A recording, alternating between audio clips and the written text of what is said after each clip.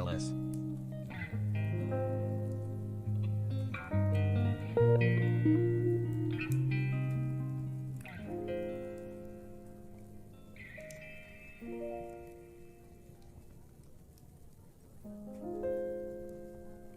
Yo.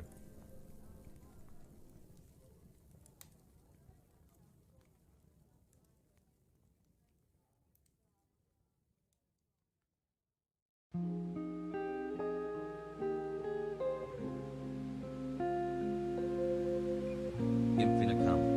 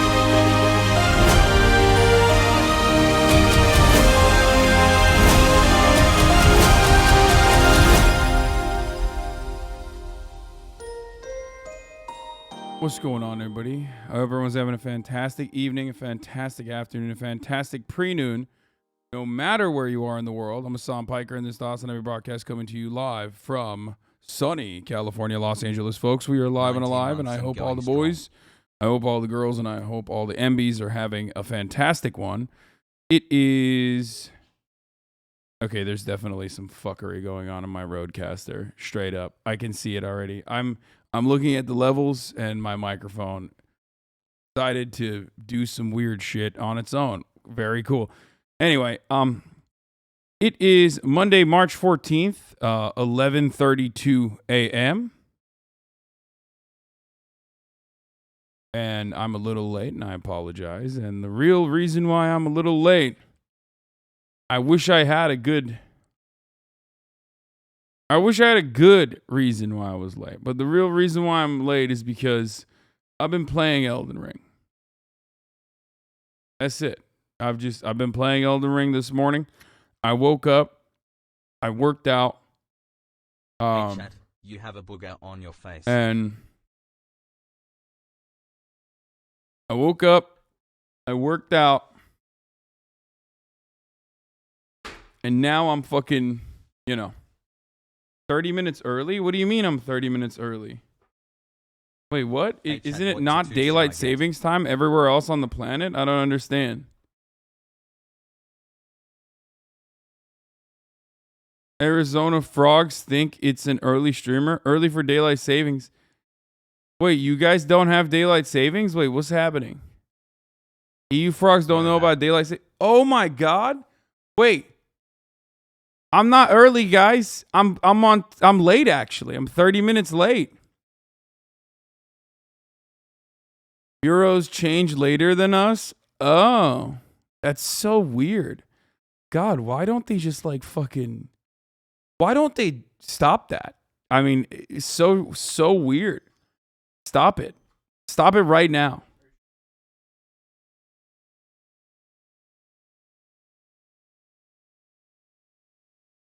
They don't do that bullshit in Hawaii. Arizona didn't accept MLK until the 90s. They're behind on the time. Like, there should be a universal daylight savings time. What the fuck's going on? It's daylight savings time right now here in the United States of America in Los Angeles, California. And that's it. That's my North Star. Okay. That's what guides me. That's what keeps me going. That's what I care about. California, Los Angeles. And you already know that I'm a bi-coastal elite, baby. That's how it is. I like DST. I find out how funny people complain about it because they're used to complaining about everything.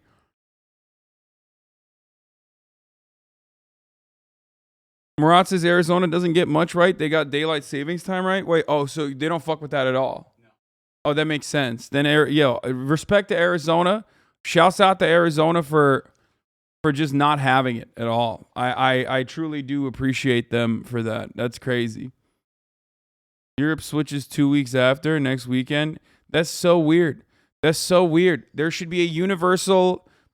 We should all be on the metric system. First of all, I think I'm retiring the rotating cube of Putin bad. By the way, it's been like I don't think anybody gives a shit about Ukraine anymore enough to like cry in my chat about how I'm a Putin puppet or some shit. Like all the people that were like, Hasan, how dare you call into question any kind of official narrative? That must mean you want Ukrainians to get murdered. Have suspiciously quieted down. Maybe they've moved on to like the next pedophilia debate that they care about more now or whatever the fuck. So that's cool. So I'm taking down that ugly ass fucking banner. Yes, Putin is good now. Okay? Yeah, that's right.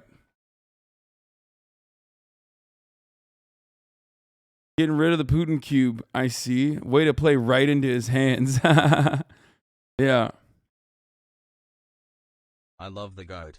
New discourse just dropped. Done with Ukraine. No, I mean, I'm not done with Ukraine. I'm going to keep covering the news as I always do. You know what I mean? But the funniest thing is, homies have been done. Like the same people that were like, dude, I cannot believe Hasan is profiting off of this war. Like they all stopped. They all stopped giving a shit. Notice how there's less shitters in the chat. What happened? Where'd they go? Where'd all the people go? I thought they were like really fucking interested in Ukraine and everything that's happening with Ukrainians. You know?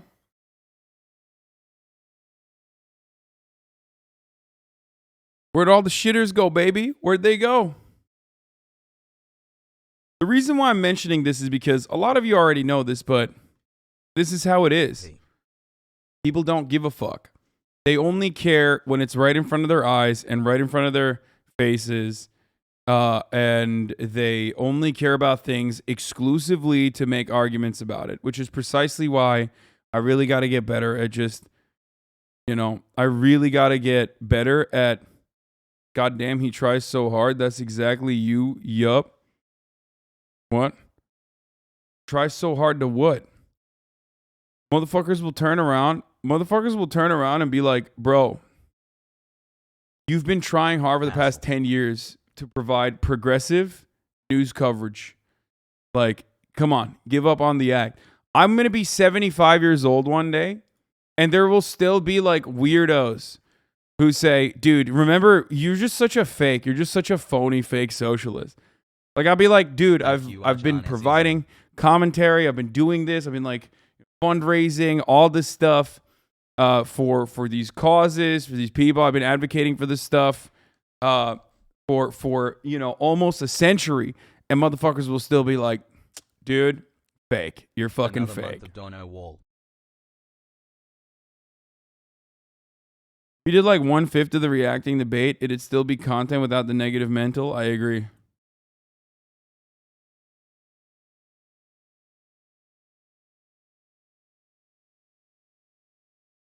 Yeah, I'm a half bog. I'm still here, but I think I'm in a different boat than those whack jobs. Yes, Faustini, you're just a lib who loves NATO, okay? You're not like, you just like debating and arguing, and you're a liberal who loves NATO. You're not one of these fucking dudes who just only loves to debate. You actually have a cohesive, coherent. Abi kilo vermişsin amık. Verdik abi. Veriyoruz. Devam ediyoruz vermeye. Sağ ol. You have at least a coherent ideology. I might disagree with it. But when someone has a coherent ideology, even if I completely and wholeheartedly disagree with that person, I can at least still have a conversation with that person. But a lot of people just want to debate for the sake of debating. And when when I'm doing that makes it really fucking difficult. Because that makes it incredibly difficult because those people just want to say shit that will trigger you and piss you off. It's not for any reason other than like getting an emotion out of you and then being like, I won this debate functionally because you have shown emotions. But your stream makes it easier to deal with. Donna 75 still going to be called out for not being a socialist that bought a house by right-wingers law? Oh, for sure. What are you drinking, fam? I'm drinking cold brew from one of my favorite places. Bro, all the people on Twitter who were happy that the idea of you getting robbed is nuts. Yeah, that's a great example of like, that is a great example of like how people operate. It's just like people genuinely see me. Some people legitimately see me as like a despicable figure akin to like Rush Limbaugh. Like the hatred that I feel for Rush Limbaugh, for brainwashing an entire generation, for being a gigantic fucking piece of shit, they feel for me. And it's mostly just like Groyper Zoomers with like anime accounts. Obviously, like a lot of people have been memeing about it now since then. Because I tweeted, I got robbed.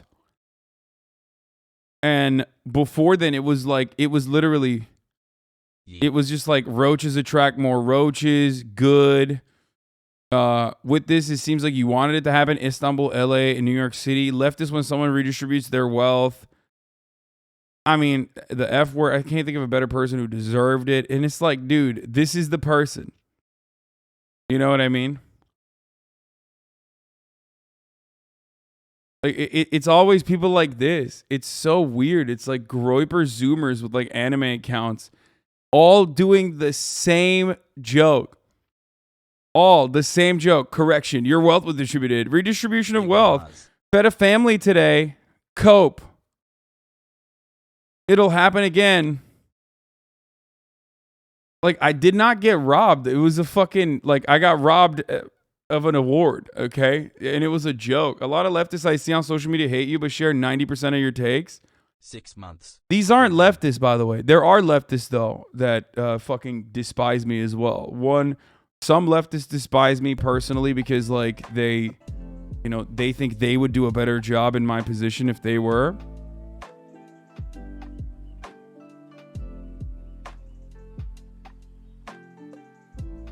But it's like wild. People are just like, I don't know.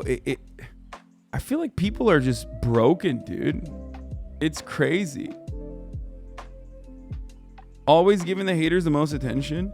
Well, this isn't even about giving my haters attention. It's just to also show you like how fucking one note these motherfuckers are. My lefty brother calls you a grifter. Yeah, exactly. It's just like they're so hyper focused on the aesthetics and so inconsistent, incoherent, do not have like a serious worldview that is grounded within any sort of materialist understanding. And they literally will just like watch YouTube essayists. And if a YouTube essayist that they like or have heard about portrays me in a negative light, they're like, okay, that's it. I hate this guy too now. Wow. WTF, how did 11 months pass? Blankies. You know what I mean? And it's always what's going to happen. By the way, I'm not showing this to be like, oh, poor me. Like, I mean, who gives a shit? It's inconsequential, ultimately. You understand? None of this is serious. None of this Love is you, real. Dad. These are You're fucking wrong. losers, right?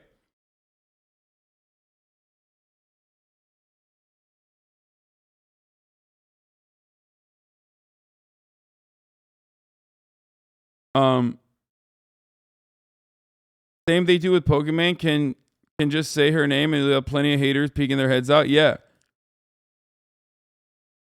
From what I've seen, it seems that it's more socking Globe Twitter than leftists on Twitter that hate you and make these tweets. Yeah, I mean, it's not mostly leftists. It's like little baby leftists who think they're like fucking Marxists or whatever, but then they're, you know, but then they Happy 3 months. unironically Fun adopt Potter. every single position that they can. That is basically the same as like pro-imperialist, pro-America across the board, no matter what. People were actually shitting on you for doing a donation drive with Elden Ring, and the same You're a people were phony saying how you don't do socialist. mutual aid. It's insane. Yeah, I know. The other reason why I wanted to show you guys this was because like it's one note. It's literally like it's the leftist version of like attack helicopter. Obviously, the attack helicopter thing is like way worse ultimately because it comes from a place of transphobia that impacts your entire character, your existence, way more damaging, not making like a direct comparison, just simply stating that like it's not equivalent, but it's just like they have one joke. That's it. It's always one joke. They are so one note. They will never be funny. You know, it's just, I mean, I think that in and of itself is pretty funny.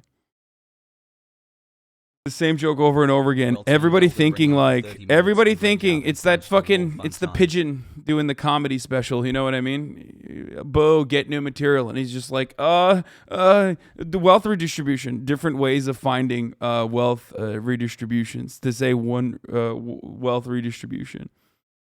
12 months poggies. It's so cringe. Cruelty is funny to them. I mean, dude, can you imagine? Like, I can't take L's, man. I can't die out of spite. Lego. You know what I mean? Sometimes I think about that where I'm like, sometimes I think about the freedom that would come from that, but then also I'm like, I will never die out of spite. You can't let them get excited and be like, oh, dude, you fucking died finally. You know, take this L. Not happening. Fully living on spite alone, bitch. That's what drives me, okay? That is my engine. Anyway, on that note, let's fucking blast off, all right? It's Monday. HasanAbi 23 months. I remember like resubs 5 to 9 were all thanking you for having great content during quarantine, but now they're all stupid long messages because I know you'll never thank my sub Pepe hands. Well, thanks for the sub. And, you know, I would have thanked you harder if you didn't write like a really long personal news. There is no personal news. I just worked out this morning. I feel good. I was really tired, but I feel fucking good, you know? Working out, eating well. There was one day where I fucked up this past week, obviously, on the night of, but other than that, you know, shit's been fucking mint. It's been primo. It's been great. I'm feeling good. Looking good, feeling good, you know what I mean?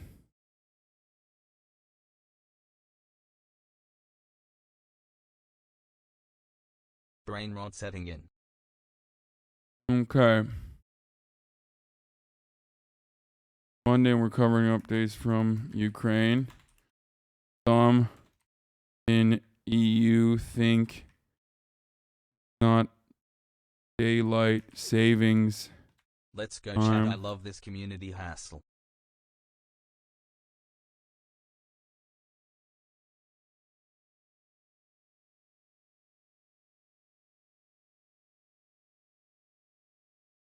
Actually, I shouldn't be like writing such a cheery note because I'm going to talk about an American journalist that got killed. I made this for the tweet. 404 not found.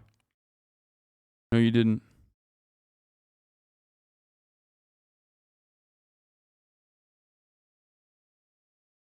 Deserve a cheat day, King? No such thing. No such thing. No such thing as cheat days. Hassle. Okay, let's like Ukraine updates. Substantial, actually, you know what? Substantial progress is being made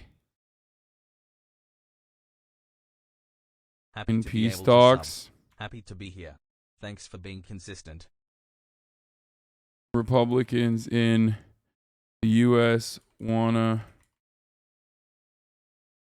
destroy full liberties. What else is new? Thanks for all you do, Hasan.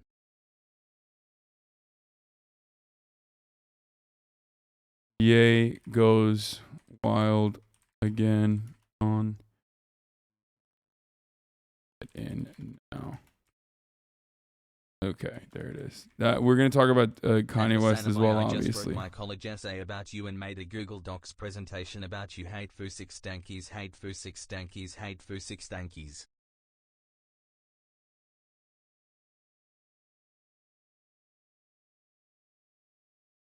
Will you ever revamp your Twitch emotes? More Just animated wanted to say emotes? thank you Maybe. for the job you do bringing us these global information topics and concerns, dude.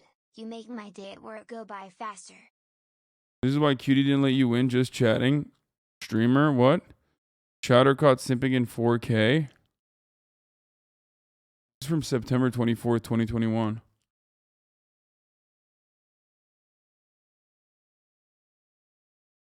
The Big Panini, thank you for the 5 get the subs. P Games, thank you for the 5 get the subs as well. Son, you can say it again. Someone gave you the C word pass. What? I don't think that's how it works, man. All right, there it is, folks. This is my blast off tweet. This is my signature blast off tweet. This is the beautiful, you know, let the oi bros know. Let the fucking oi bros know. Yeah. Let the EU boys know that it's Monday and we're covering updates from Ukraine since people think it's not daylight savings time.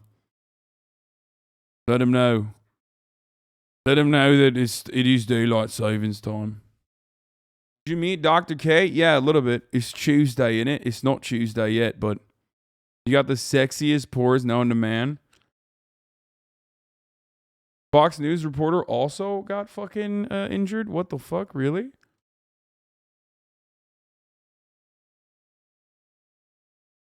"16 months, whoa. Anyway, found the culprits." Fox News is reporting that one of their journalists have been injured outside of Kyiv. Holy shit.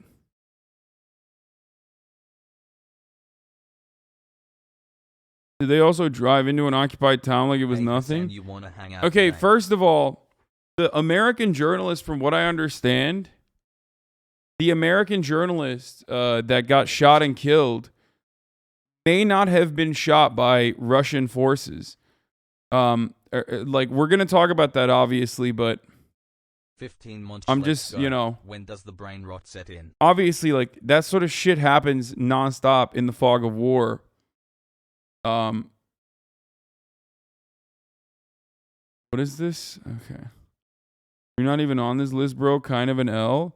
Postmodern neo-Marxist Ibram Kendi, Ta-Nehisi Coates, Robin DiAngelo, Kimberly Crenshaw, Bell Hooks, Andrea Dworkin, Michelle Foucault, Naomi Klein, Catherine McKinnon, Judith Butler, Jacques Derrida, and perhaps above all, wait, he wrote Foucault again. This is not complete, and Foucault deserves to be listed twice. Angela Davis. After 16 months. I made this list public because I'm frequently criticized for being unable to name a single thinker whose thought exists at the nexus of postmodernism and Marxism.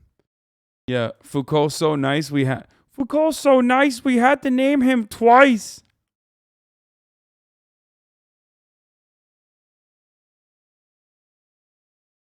L plus not in Peterson's hit list.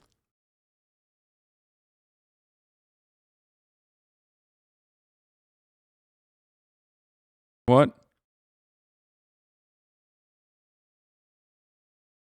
Experts say there are no bioweapons. Media, Putin will use seized bioweapons. Putin could unleash biological weapons from seized Ukrainian lab, experts fear. Dude, this is the mirror, dude. I mean, let's be real. This is like the absolute fucking worst. No. Like, you could easily Really wants fucking... me to This share a is the 3-month mirror, message. homie. Like, they're fucking idiots. They probably wrote the article wrong. You know what I mean?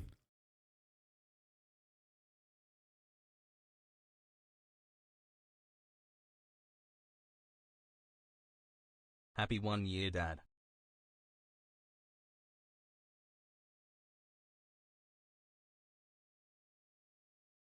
You said the same thing when Mir said Russia will invade?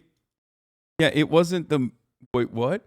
Dude, you can't keep trafficking, like... 12 months, You can't keep trafficking in, like, idiotic fucking takes. Like, you know, oh yeah? Well, guess what?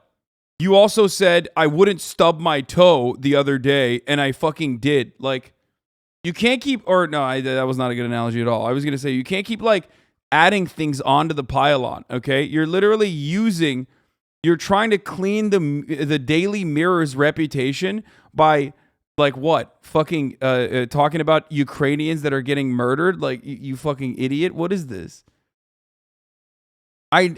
No. It wasn't just the Mirror that was saying that. I don't even recall talking about the Mirror with respect to Russia being, with respect to, like, Russia invading Ukraine or anything. But you can't always use that. Like, you know, there's an extent to how far you can go with that. Brain rot. You can't do that to, like, launder America's reputation globally. You can't do that to, I don't know, defend the Mirror and claim that the Daily Mirror is good. That's wild. 17 months, baby.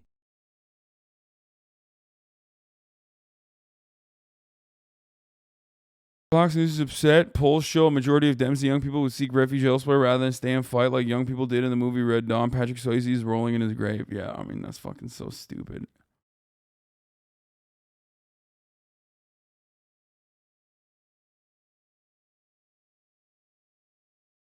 Breaking: Russia's defense ministry has announced new strikes against Ukrainian military facilities. Jesus Christ. Okay. All right, let's start with, like, a quick note. Mike Lindell is advocating for apparently a Butlerian Jihad. Before we get into Ukraine, have to bring up, the Great Lakes' very own, the man, the myth, the legend, Mike Lindell, who has now officially kickstarted a process called, famously in Dune, the Butlerian Jihad. Okay, he thinks all computers must go. He thinks artificial intelligence is taking over the planet, and, you know, we got to take all the computers down. We will no longer be relying on computers. We will use human beings like computers, like human beings with brains and their brain processing power similar to a computer rather than computers themselves. I'm going to tell you right now, I've been working on it 5 months. And we're doing a class action. Actually, I'm announcing it here. I announced it on my program. Y'all watch frankspeech.com. Keep watching. But it's a class action lawsuit against all machines and that they're defective devices. To be here okay? as always. I have You're lawyers the worked on absolute this best, for and I look 5 forward months. to you every We're day. getting county I listen to you commissioners, while I groom county dogs. clerks. They're all the plaintiffs, and we've already got about 300. No, this is literally, like, this is Butlerian Jihad. No, he said all machines. Like, he's going to sue every machine. Oh my God. Michael Pillow, Mr. Pillow. I love him, dude. What devices, okay? I have lawyers worked on this for 5 months. We're getting county commissioners, county clerks. They're all the plaintiffs, and we've already got about 300 on board. And we're going to get rid of these machines once and for all for any election in history. Hope here. That's awesome. Dude, the Terminator's going to come from Michael Pillow. We must negate that machines that think. Wait, hold on. Humans must set their own guidelines. This is not something machines can do. Reasoning depends upon programming, not on hardware, and we are the ultimate program. Our jihad is a dump program. We dump the things which destroy us as humans. I fucked it up. It sounded a little bit like JBP, but I'm talking about, I'm talking about Michael Pillow, baby. We are really now in the realms of debating whether the extinction of humanity is so bad that avoiding it trumps everywhere else.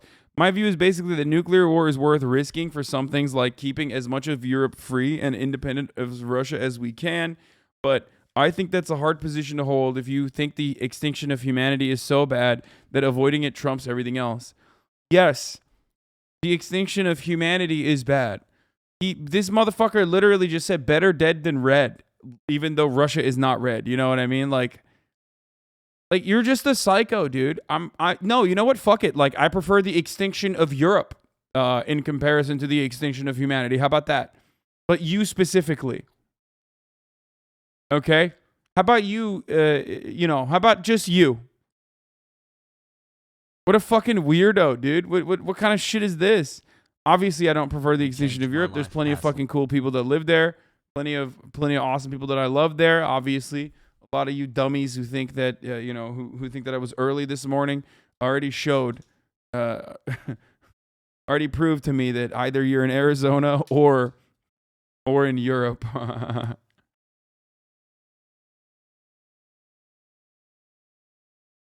Also, Tubbo lives in Europe, so, and all the Minecraft guys, and they're very nice, so I'm not an advocate for that. Love ya. What wildly untethered Eurocentrism? I mean, dude, he's just lost his fucking mind. What is this? Get the price of gas now!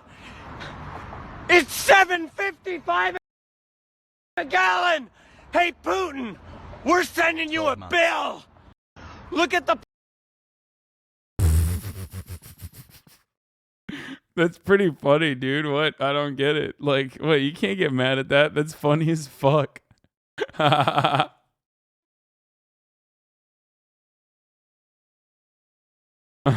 This has to be a bit, right?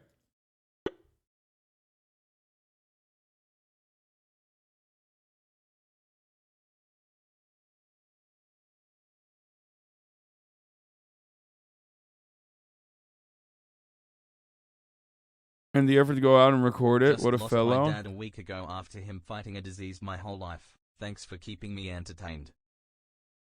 Yeah, this guy is gonna this guy's gonna destroy Putin.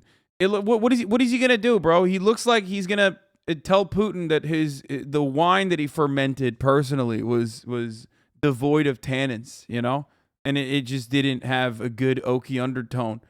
An oaky finish. What the fuck is Stanley Tucci Walmart version gonna do to Vladimir Putin? Cheat day every day.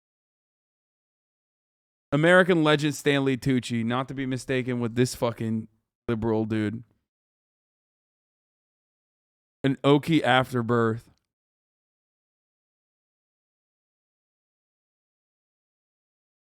Streamer Awards trophy leads to Pepe confusion. Cutie Cinderella Streamer Awards has drawn ire from folks in the streaming community on the trophy's design. Let me guess. It drew confusion from like a dude or someone that claims. I haven't read this article yet, but are you ready for this?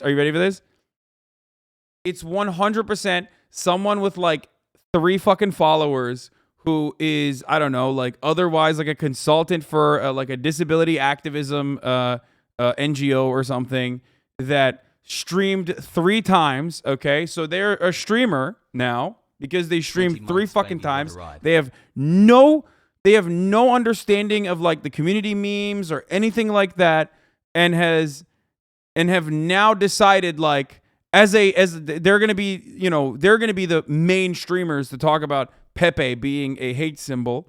Happy Monday, because Happy they Monday, themselves have never actually been a part of the community, don't understand it, haven't really thought about it, and have just they're just running with like the whole fucking 2016 Hillary Clinton era memes about it being a hate symbol. XQCL.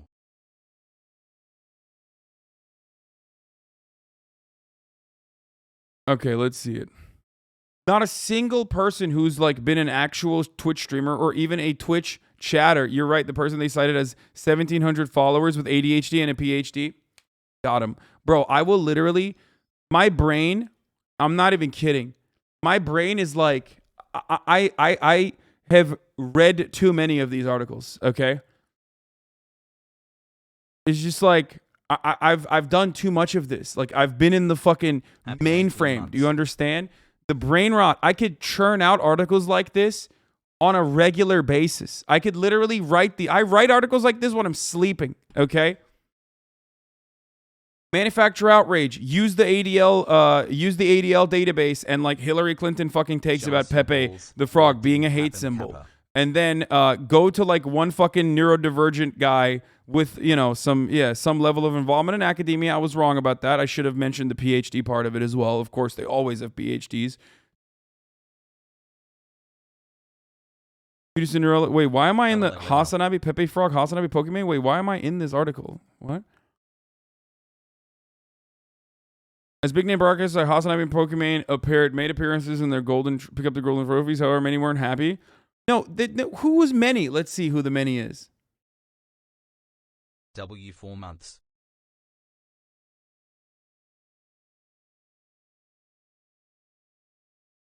Like, there you go. There is no many. The streamer awards using Pepe for their poorly 3D printed trophies. I'm so tired. By the way, do not fucking find these people and like go annoy them or anything, okay? I will fucking destroy your life if you do that. You understand? They linked the fucking Twitter search. The streamer awards using Pepe is a award the same week Pepe's used to harass, belittle, humiliate hundreds of marginalized creators. Once again, by white supremacists is ... a choice. It's like these people are not a part of the community. Like they're just not. They're not. They're not. Okay? They're fucking not. That's crazy. Love the stream. It's not real discourse. This is completely made up. This is a completely made up piece of discourse. It's not real. It's not fucking real. It is completely made up. Motherfuckers' brains is just stuck back in 2016, okay? The only reason, if you have some different feelings about Pepe or something, the only reason why you would feel that way is because, again, you have never... You haven't been in the community for a long enough time. So you just don't understand it. And you still think it's like Pepe the Frog, which is a Nazi symbol. Like, it's not. It's not. The creator literally went to fucking Sundance with a goddamn documentary.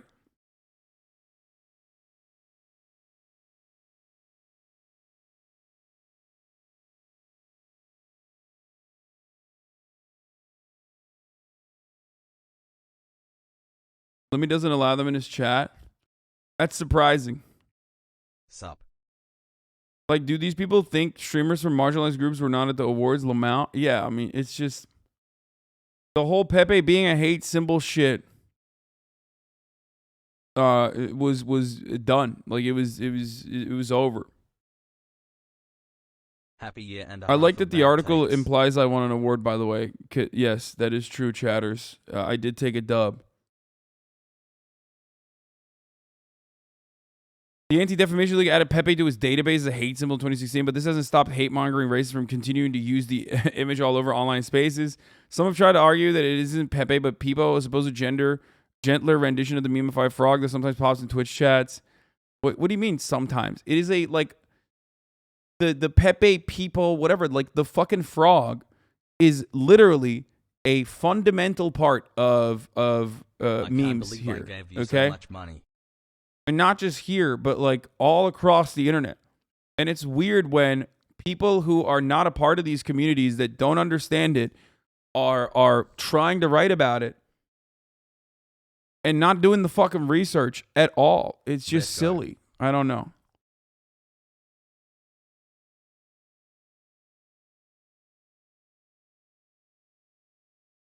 Lots of folks talking about the trophy are baffled by this design decision. No, they're not.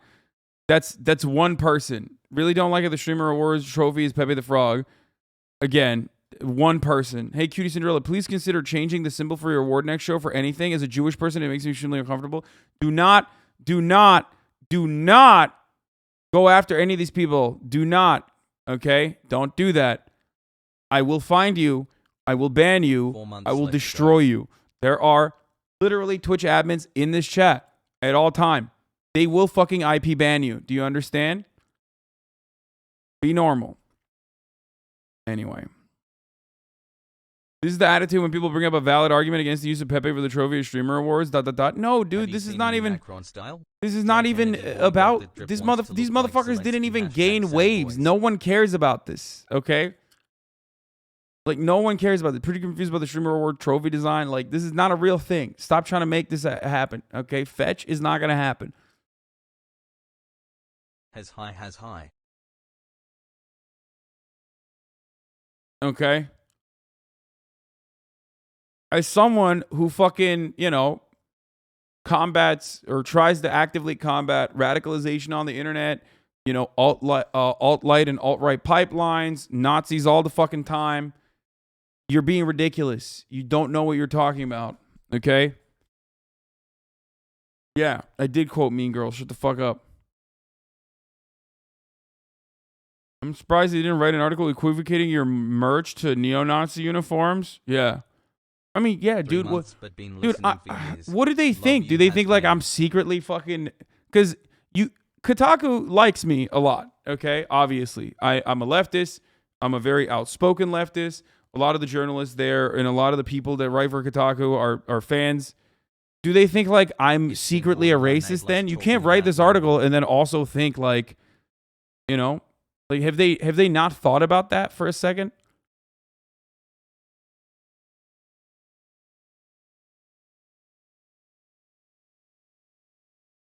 You know what I mean? Like, what's up? Am I as the largest leftist content creator in America? Am I secretly like fucking using a Nazi symbol or something? It's so stupid, and it's not. 20 months pog.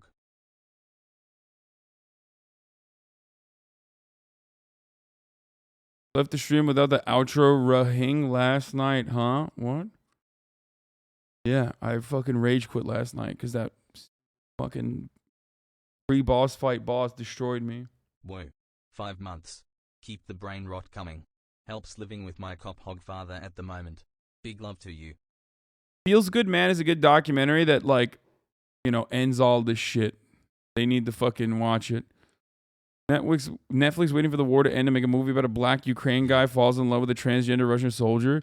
Dude, he's such an epic base poster, dude. He is so epic. I just wish that like one day I could be as epic as Elon Musk. Hold strong, Ukraine, flag emoji, flag emoji. And then this week, I support the current thing. It's always strange that these current things that all of these guys always make fun of, because like they want to say like they're subversive. And the other side, which by the way, I do think it's like whack to fucking put flags in your, Twitter description or whatever. I don't do it. I think it's kind of whack. But hey, listen, you don't see me fucking crying about it, okay? I also haven't had to watch the. Now, let me just mention something here. Okay? Why is it that these memes never fucking feature? Why is it that these memes never feature like Blue Lives Matter, MAGA, or any number of different things that like these Republican troglodytes fucking rush to? I don't understand it. Someone said this is originally a leftist meme, but like they just don't. Like they never. I never see any of these things just any of these things like make fun of the fucking weirdo Republicans that always work on their cultural signifiers themselves. It's crazy.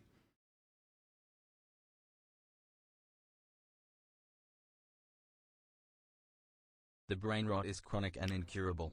You have created your own worst nightmare. Reminder that Elon Don't Musk reward is your 50 years dreams. old. These are Twitter posts of someone born in the year 1971. Yeah, no. Elon Musk should unironically be jailed. Not for anything else. Not for like horrific business practices that have ended up like not for incredible amounts of racism that occurs apparently in his factory. So much so that like literally people are winning like hundreds of millions of dollars for being in the vicinity of their factories. You know what I mean? I mean, that's crazy. That's like doing reparations for one guy only, which is crazy. But it's I'm just thinking about the black Twitter memes about when that one dude won like $120 million. And everybody's like, Lord, I've seen the way you work your miracles.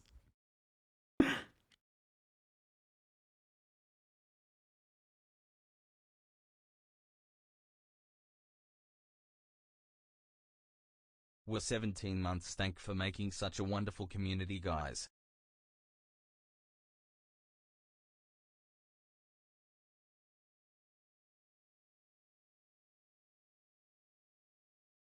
That's like, I guess that's the only way where it's like, you know, if that's the outcome, if you're gonna get $120 million in a payout in the aftermath of it, like, you know, not the worst instance, okay? Racism is rife in tech. I know personally, yeah. Elon's taking the breakup as well as expected. I mean, you are my favorite hello and my hardest goodbye. What the fuck? Adam kahvaltı etmedik daha. Bro, what is he doing? You didn't win a streamer award, but you're a winner in our Here's Hassle. I hereby challenge to single combat. The fight will be over in 10 seconds. It would just depend on how much damage Elon would want to do fast. Nothing else. Elon is also 19 years younger. I don't think these people understand that, like, Vladimir Putin is literally a murderer. Like, he has killed people with his hands. What are they saying? What? He said pretty much? What the fuck? Dude. This motherfucker is a black belt in judo. I mean, I know they revoked it recently symbolically, but like you don't see me saying I could fucking destroy Joe Rogan because I know my limitations. What the fuck? The only thing that this would end up doing is basically fucking make Putin look good. Like, the people who would unironically start siding with Vladimir Putin. Well, he must be maybe he is a fucking socialist. He's out here fucking lasering. He's out here doing like kunai hands on fucking American billionaires. It's like your uncle saying he could beat Joe Rogan. Exactly. Except like Jank does have combat experience, but like Joe Rogan would still destroy him, right? I mean, don't get me wrong. I agree. I agree that like training in most circumstances, especially a lifetime of training, is going to be profoundly helpful. Experience is going to be profoundly helpful in this situation. Joe Rogan, despite having no reach on me, would fucking destroy me. Like, that's crazy. Velp time HasanAbi sub-villain arc. Have some respect. Elon Musk is such an innovator. He's accomplishing the victim of divorce court art without even being married to his girlfriend. That's true. What is this? Saikuno's opinion on his friendship with Hasan? Did you talk to Hasan? Yeah, of course. Hasan's actually one of the... I feel like we're good friends, maybe. Every time I see him, he gives me the biggest hug, and he seems really happy, so I'm assuming... Yeah, I love Saikuno. What the fuck? Assuming we're good friends, but I'm Icelandic with serious I think so. What is this? I think so. Why is he questioning it? What the fuck? Why are you confused by this, man?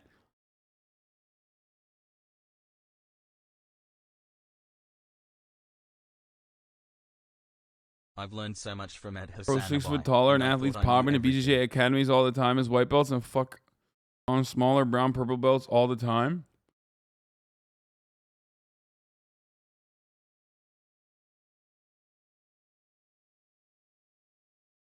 Yeah, he's questioning it. Wait, there was another take here. Before we get back to the Elon meme, hold on. Let me just look at this. Myth said something too. HasanAbi. My good friend HasanAbi came out tonight and said, you know what? I'm going to look like I got every single item that I got from a thrift store. Inside the Kremlin. And let me tell you, ladies and gentlemen. What are you going to say? You better not be talking shit, dude. Man's looking like he fucking hates Carol Baskin. That fucking bitch. See, now Carol Baskin always thinks that she's doing the right thing. But let me tell you, LSF. Not gonna lie, I hate your fit. What? Really? He's talking I'm shit? the fucking king of the fucking show. All right? I love that fit, dude. Listen. People, Y jeans. Oh, because I couldn't fit into fucking. Twitch admins. I unfortunately couldn't fit into my old like tux pants. People just want basics. That's what it is. I think. Like, I saw some people criticizing Will's fit too. Will's fit's fire. People just want basic shit. Hasan. That's what it is. Here's They don't want you to like. Next month. They don't want people to you know try something different. They're like, please do the basic stuff. Please don't do anything different. Don't try. Anyway, let's continue ripping on. The outfit was great except for the trousers. Your fit looks like you are on a video game character that hit randomized on your outfit, but it was hella drippy though. The only issue was that Beauty banned herself on LSF and you inspired her. Yeah, I know. It's smart. Especially if you are getting targeted regularly. Because like, look, no matter what happens, LSF only pops off when you have someone as a villain. Okay? LSF only pops off when communities from all around Reddit come to LSF and find someone to collectively shit on. It's just the way it is. I'm sorry. It sucks. Maybe it's a testament to how people are on the internet. Maybe it's a testament to how people are on Reddit. But there's literally been no drama on LSF since he got banned. Yeah, and also they've like lost a fuckload of the active usership. So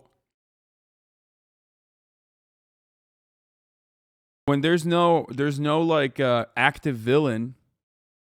When there's no active villain, it just sucks.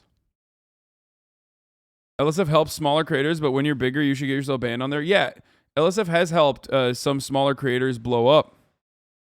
But the unfortunate side of that is that it literally is just, for every fucking smaller creator they help blow up, they fucking cause like insane amounts of gripe. It's a, listen, here's the thing. It's just a launching pad for brigaders. That's what it is. With like 200, 300 people that are actively on Reddit. With 200, 300 people that are actively on Reddit, you can easily brigade a fucking... you can easily brigade an LSF post and pump it, which they routinely do, all the way up to the fucking top of r/all, in which case, as it's growing and growing, all these other communities are like, oh yeah, fuck that guy. Like, this is time. This is opportunity for me to shit on him and just get on it and dump into it as much as possible. Pog, thanks for 13 months. You inspired Myth's me tweet, to get back into meme. working out and eating better so I can get Myth back presenting into FPS XXL streamer clothes. of the year. Thank you, streamer. Hassle. Did he get that from the Hoscord? Let's go.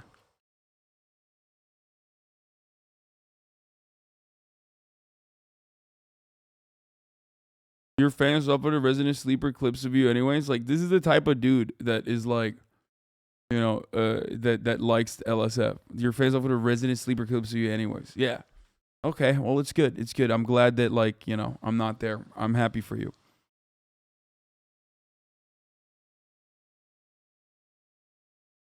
The saddest, most pathetic part about it, I think the saddest, most pathetic part about it, about LSF in general, and that sort of like negative pattern, negative cycle in general,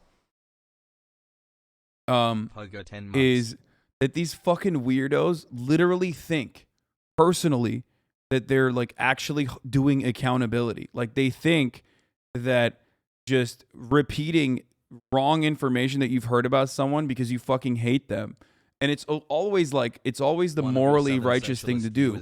You can lie about someone you fucking despise because as long as you think that they're a bad person, you know, that's fine. What you're doing is still morally righteous. Okay? Just lie about them. Who cares? Who cares if other people are completely fucking unaware or oblivious to this person's background? Like they'll believe you. And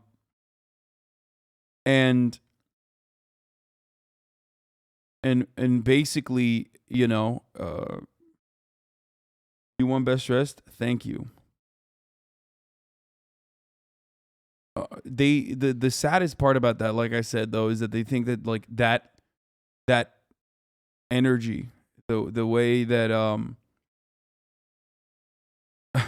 the way that they like fucking pile on just a mountain of shit on people whenever someone is trending on Reddit is actually some metric of accountability. You know? Also, ban list is funny. They don't have Hasan listed as a requested ban. Yeah, because I also brigaded actively. I did. I like the fit, my man.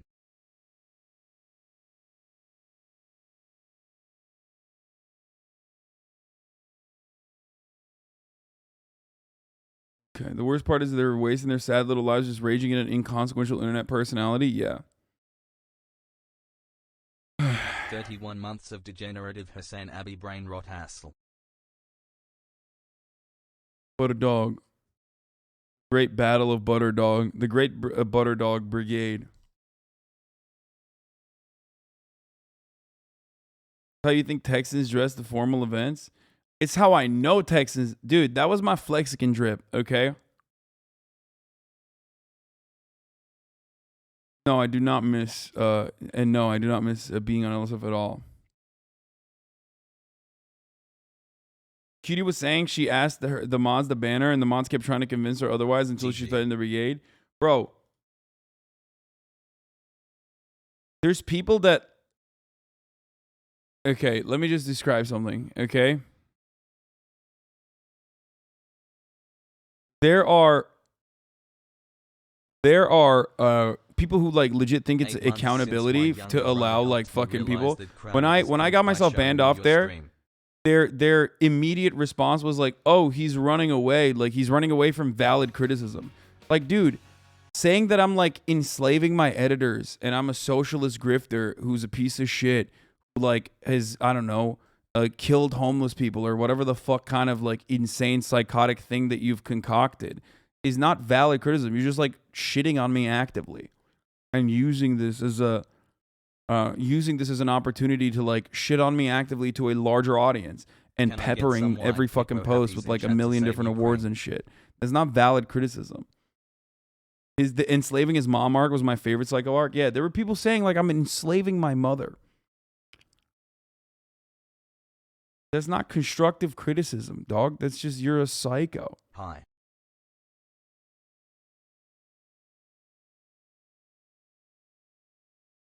And the worst is Austinox, okay? Hasan, unlock the basement door. I haven't eaten in 3 days. This motherfucker literally keeps making jokes on Twitter, and then they take it seriously. Every time Austinox says some shit about me, these fucking psychos literally take it seriously. They're like, oh, there it is.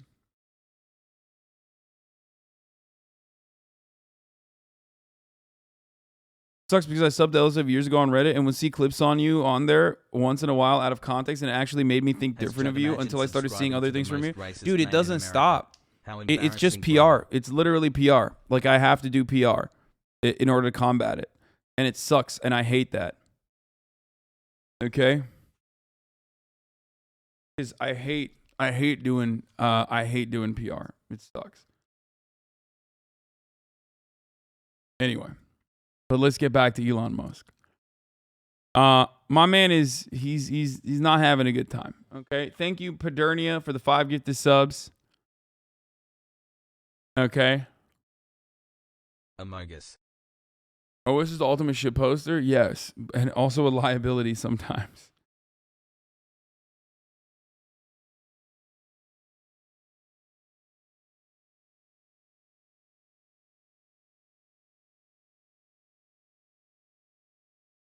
Brigading LSF is praxis.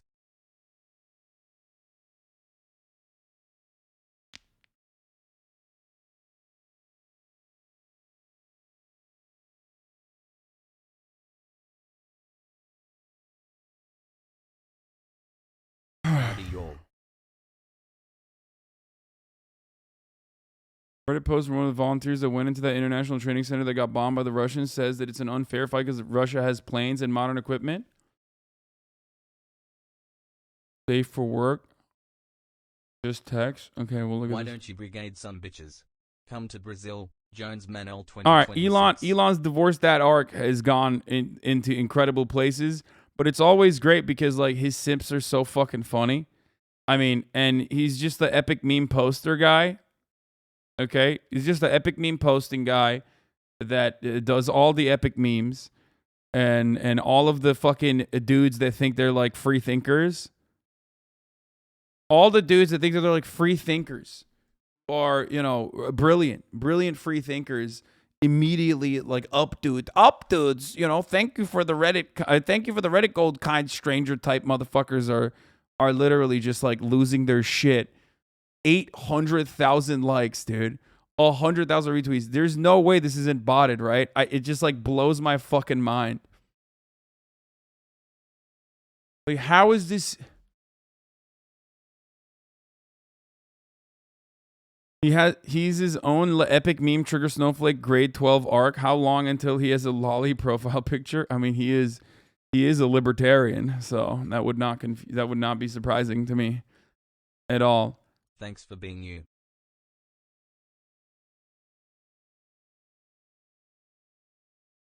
It's like the thing is like Netflix does do fucking shit like this too. So it's the worst part about this is like as an epic meme centrist guy, you can do this, you know what I mean? And you can do it from the middle technically. Cuz like, you know, Netflix does do shit like this, you know, the transparent pandering that is basically just bullshit. You know what I mean? It's like bullshit. Only focusing on representation as if that is the end all be all of like civil liberties, that sort of thing. But, you know. Your streamer awards fit was excellent, dude. I work at a high-end men's clothing shop that sells cowboy drip and Japanese denim, and you styled yourself really well. You weren't just wearing a suit, you had unique drip. Thank you, Criminal Pink.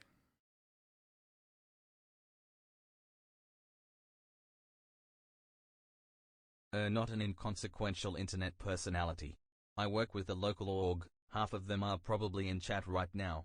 A few months ago, the org helped a new teacher pay her rent for 2 months. She couldn't pay BC, she had to pay for a medical emergency. Let's go. Insanely bad Photoshop. One fucking year? No way. Time to unsub, I guess. Hassle. Have you seen this shit? Mariupol is fucking done. Mariupol is starting to look like Grozny 2000, sadly. Yeah. Yeah, I mean, dude, yeah.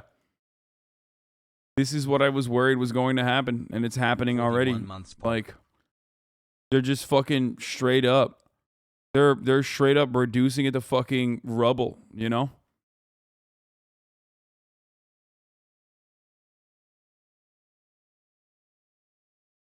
Look at this fucking destruction, man.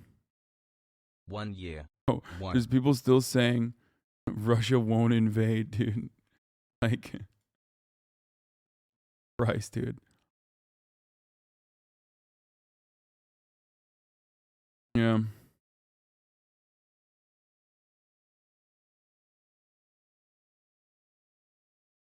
So what end is the destruction? It's so fucked. The destruction is deliberate and specifically for a goal. And that goal is to, one, terrorize the people living there into leaving so they can continue fucking, continue destroying the city, ultimately so they can take it over.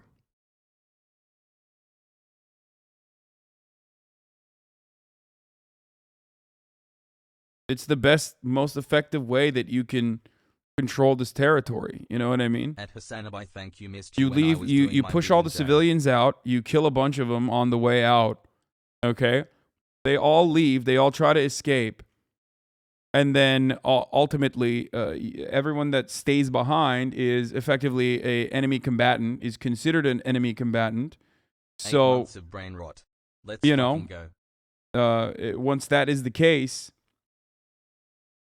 you then destroy the fucking city. You destroy everyone in the city. You kill everyone in the city and you take it over.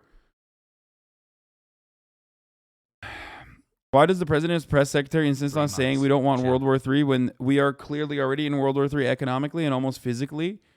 Because World War III officially is not going to be like World War II.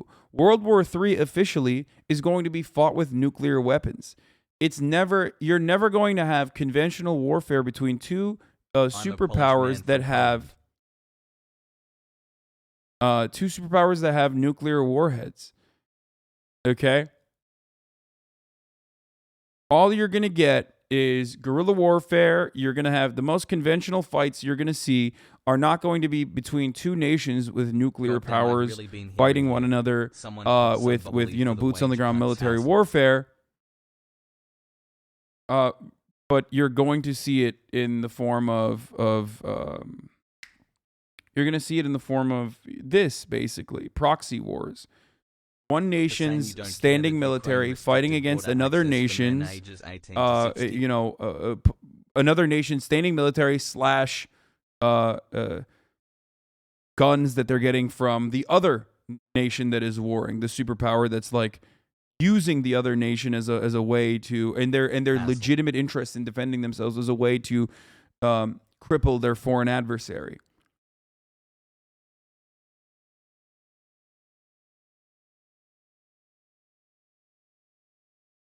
You know?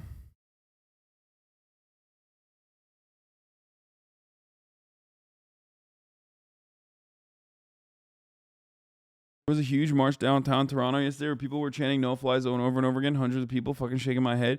Dude, there was an orchestra that performed the Ukrainian national anthem, and they were doing it in New York to also, again, call for a no-fly zone. It's just like people don't understand, I don't think, what this is.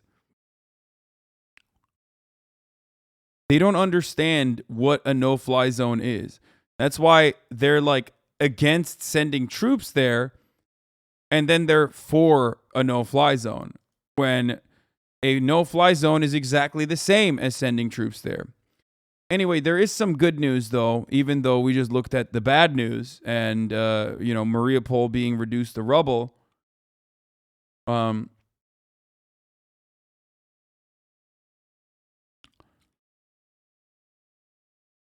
you think there's enough bunkers to save from nuclear holocaust for humans to survive and resurface after a millennium? No.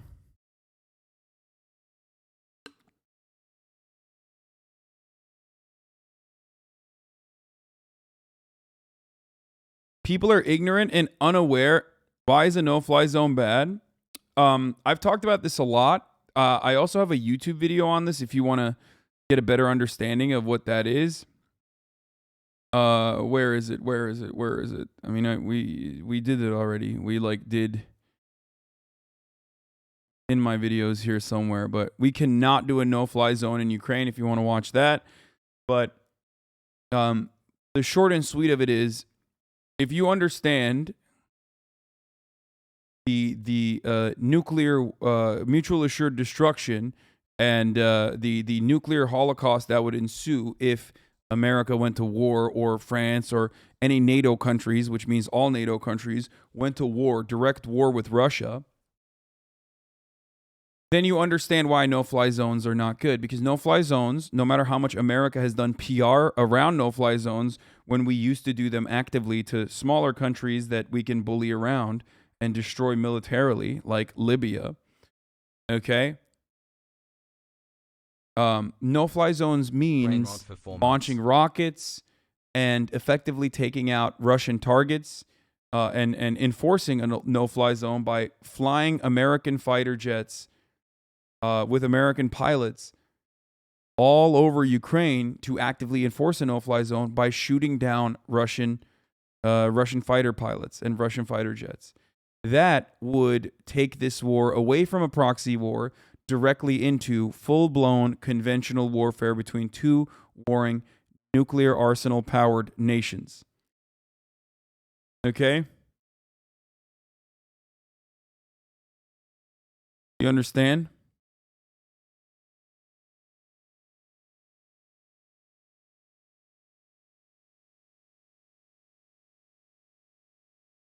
What is the argument against just sending them jets, though?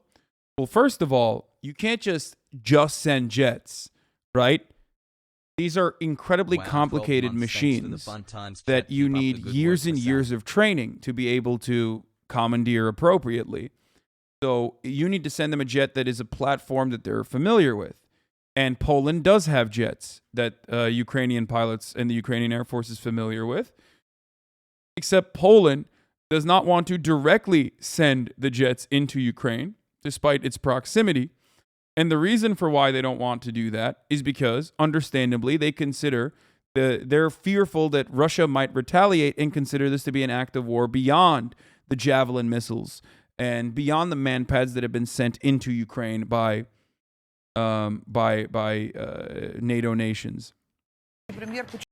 What is this? Russia's main propaganda news program tonight? Сотрудничество в рамках союзного государства, а на совещании в правительстве обсуждали, как сохранить доступность лекарств. The girl's name is Maria of Siannikova, an employee at Channel 1. She was detained by police and currently being questioned. This would be her. Well, she's about to go to jail for like 15 to 25 years, so... That is a huge deal. That's fucking way more bravery. That is way more fucking bravery than anything any fucking dumbass American has ever written on the internet, being like, we should do a no-fly zone. Anyway.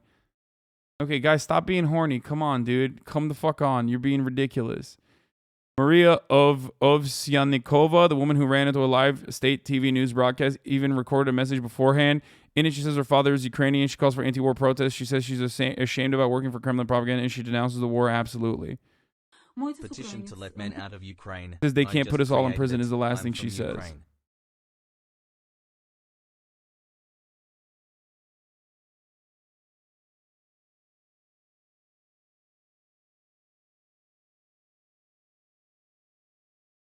Will you fix her or will she fix you? Okay, guys, stop. Come on.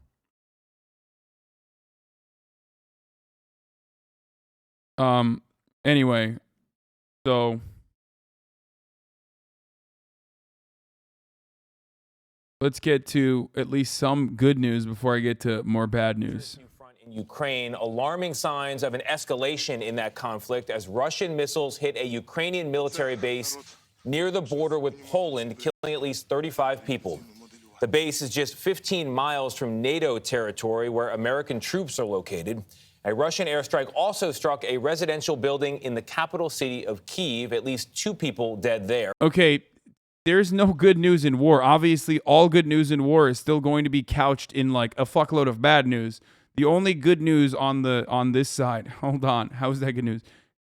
Substantial progress is, according to both Russian and Ukrainian, especially Ukrainian side, substantial progress is being made in peace talks, okay? But this is American news. Okay. So, of course, and it's war. So, of course, they're going to fucking first sandwich that good news, that piece of good news potentially, that glimmer of hope potentially, with a fuckload of bad news. America will never, especially when it comes to a foreign adversary, cover war in the same way that they would cover it for their foreign allies, okay? That's just the reality. And they shouldn't. I mean, this is objective still, ultimately. It is objectively horrible. And what the Russian forces are doing in Ukraine is objectively awful and horrible and understandable to mention. According to a Ukrainian official. We have full team coverage, including Nora O'Donnell in Poland. And we're going to begin with Charlie D'Agata in Kyiv. Charlie, good morning. We mentioned the bad news, but there are some signs of hope this morning. What are they? Good morning, Tony. Yes, peace talks have restarted today, and both sides say there has been substantial progress. At the very least, Ukraine is hoping for a temporary ceasefire to evacuate civilians from the hardest hit areas. The massive airstrike on Ukraine's military base right on Poland's doorstep has drawn the U.S. and NATO allies closer to this conflict. A base used by American and NATO forces to train Ukrainian troops. The message from Moscow could not be clearer. The smile of Ukrainian President Volodymyr Zelensky, trying to boost the spirits of the wounded, disappeared in a stark warning overnight. I repeat again, if you do not close our skies, it is only a matter of time before Russian missiles fall on your territory, he said, on the territory of NATO and on the homes of citizens of NATO countries. The Red Cross says time is running out for hundreds of thousands of residents in the besieged city of Mariupol, where government officials say at least 2,500 people have died, including, we have learned this morning, this mother and her unborn baby wounded in last week's air raid strike on the maternity hospital. A woman in a Kyiv suburb plays one last song before she leaves her bomb-damaged home. In Irpin, just northwest of the capital, soldiers carry away the wounded and the dead. Where residential neighborhoods have come under heavy bombardment for days, a child skips along despite the danger all around. Those who do manage to escape amid the shelling and sniper fire flee here to a neighboring village. You can see what it's come down to for the people who don't have vehicles, who have fled from these villages just in the back of these cargo trucks. They're being handed warm drinks and some water and something to eat. At least they're safe for now. Neighbors who have stayed behind to help, knowing full well they're right on the path of Russia's merciless advance toward the capital. 6 months already. I'm begging to be heard, Liliana told us. Close our skies so our kids can sleep calmly, so the whole country can live. Aliona is an English teacher with 2 small children. They must be so scared. What do you tell them? Yeah, actually, we try. Remember, by the way, in all of this endless sea of coverage, wall-to-wall coverage, that those who actually get things wrong, if they are going along with the mainstream narrative, will never be punished for it, regardless of what the mainstream narrative is. And if you actually get something right, if you're going against the mainstream narrative in a situation like this, you're still punished regardless. Think about all of the people, all of the fucking people in on the American broadcasting side that have said that Ukraine is actually winning this war. They're winning this war. They're winning this war. They're winning this war. They said it over and over again.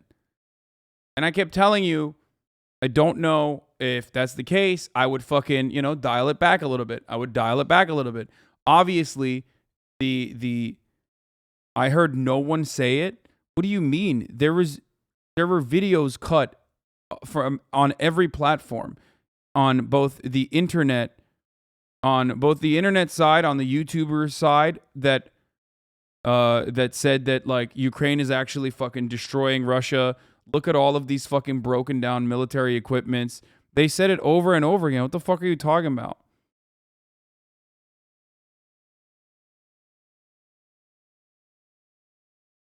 They didn't say they were winning. They said they were not losing as badly as expected.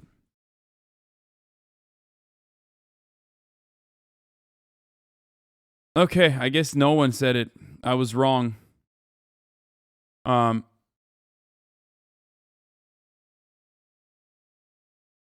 at that point, I told you that I don't think that it's as positive as you guys think it is, and that Russia was going to inevitably increase the brutality, and now they're doing that. And now they are doing that. The prevailing narrative in Western media was definitely that they were overcoming the Russian offensive. Yes, they They hyped up and showed all of these, like, you know, broken down tanks and shit. As a matter of fact, it was surprising to see the task and purpose dude actually provide coverage that wasn't so, like, directly. Remember that what do you call it? Remember that the prevailing narrative was absolutely that, like, you know, people are fucking winning. Ukraine can absolutely win this war against Russia, says Blinken. War. Insane. Isn't it to keep morale up, though? It's like propaganda for raising morale. Dude, we're talking about Western media coverage in the United States of America to a Western audience. Okay? And when you don't think about the actual, consequences, men aged 18 to 65 from leaving the country. This is insane. 20 years, male from Ukraine. When you don't think about the actual consequences and, like, what could happen, can Ukraine win the war with Russia? PM Trudeau says yes. These people knowingly continued beefing up the fucking narrative that Ukraine was actually, destroying Russia. And there were very, very, very few people that on the Western side was saying that is not true, that it's actually going to get much worse, and that Russia is not using their full military capabilities. So the reason why I'm bringing this up specifically is because I also mentioned, like, Russia's defeat. Russia's original special operations the first night was a failure. It was not a victory. Russia was not able to effectively destroy all of Ukraine's air capabilities. They could not maintain air superiority over Ukraine. That was, given how much power the Russian military is supposed to have over the Ukrainian military, that was a failure, for sure. But the idea that we're playing, like, morale boosting for the Ukrainians that, you know, can't even fucking see it, for the most part, Ukraine can win, says U.S. as fight back frustrates Putin's plan for swift victory. Okay?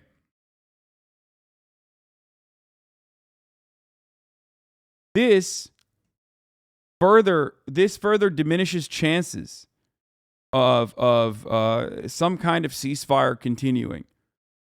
It frustrates the Russian authorities further.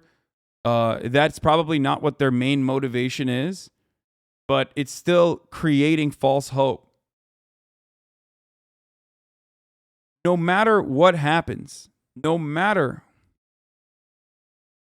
what happens, this is still a failure for Russia, of course. Absolutely loved your stream. Right? Awards fit It's of course a failure for Russia because they were going to get hit with sanctions and that they were going to have a hard time occupying a country with 44 million citizens and a country that has, like, a fuckload of weapons now, especially. Okay? No matter what happens, Russia cannot maintain a counterinsurgency in that country. They can't. They can't do that. They can't maintain a counterinsurgency. Everyone with 3.5 brain cells understands that. That's precisely what Hillary Clinton was saying. That's precisely what Hillary Clinton was saying when she said Ukraine will turn into Russia's second Afghanistan. Okay? But nobody talks about Afghanistan from the point of view of the people in Afghanistan. Okay? I fucking hate that it'll be Russia's new Afghanistan. Yeah, because Afghanistan is so awesome now. Totally not destabilized and not facing a famine. I agree. Russia D's nuts.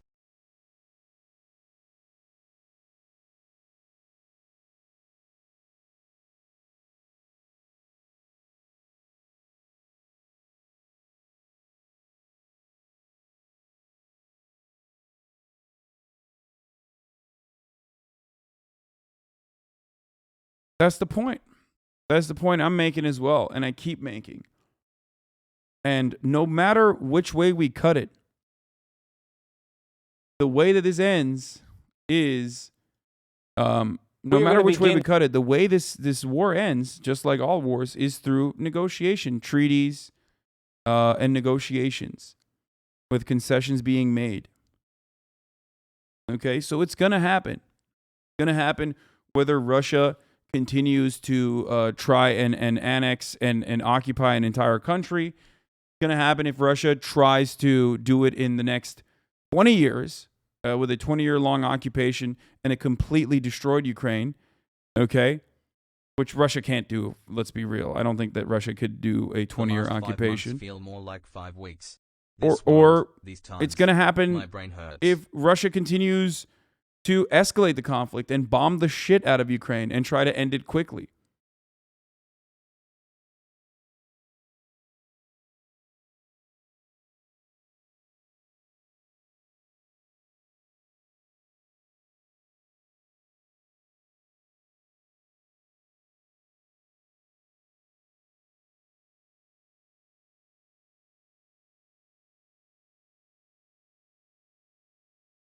I think these are wanted perceived notions on the Russian side.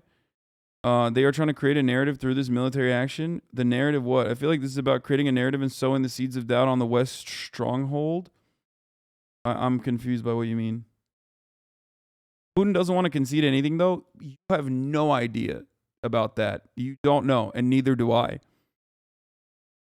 And what I always say is we shouldn't stop from trying. That should not stop us from trying. To explain them that we have the greatest army, you know, and they will protect us and Holy will shit, defend 23? us, and they believe us. Are you going to stay here no matter what? Yes. Yes? Yes, and me and my family, and my children. They're new this morning. Anyway, so we saw this over and over again. You know, like Russia is fucking, Russia is losing, Russia is losing, Russia is losing militarily, Russia is losing. Like they're gonna lose this war, and I think that was a painting of false hope. They talked very little about the peace talks. Between Ukraine and Russia, 4th time that both sides have come together to the table. President Zelensky says Ukraine will report on the results of that meeting later tonight. At the same time, we are learning the Ukrainian leader will address members of his Congress on Wednesday. However, negotiations have not stopped Russian forces. They continue to attack, shelling residential buildings, killing at least 1 person in Kyiv today. In another city, at least 2 people have been. These people are alive, that they are actually carrying out, but I still don't want to show it.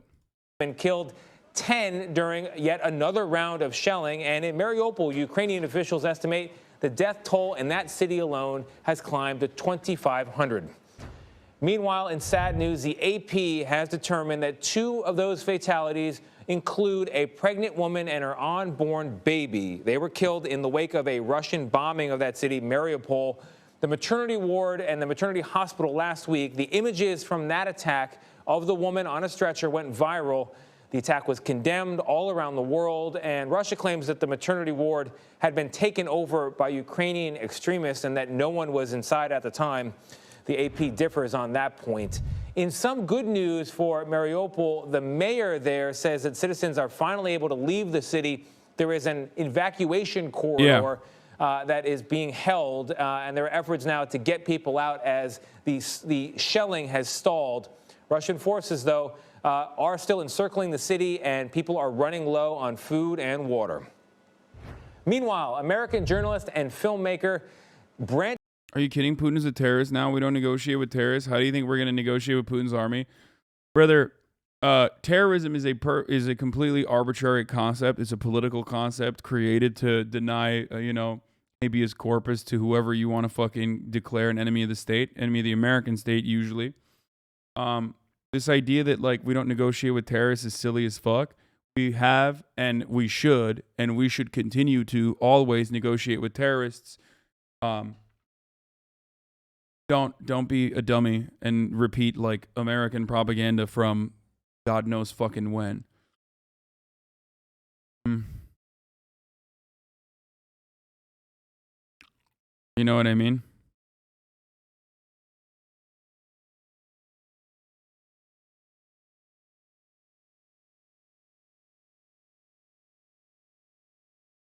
We are terrorists. The fuck negotiations are only route to peace. Yeah, we are. You know, it depends on what what is your spawn point. What is your fucking spawn point is the most significant the most significant factor in who you consider to be a terrorist. Hypers.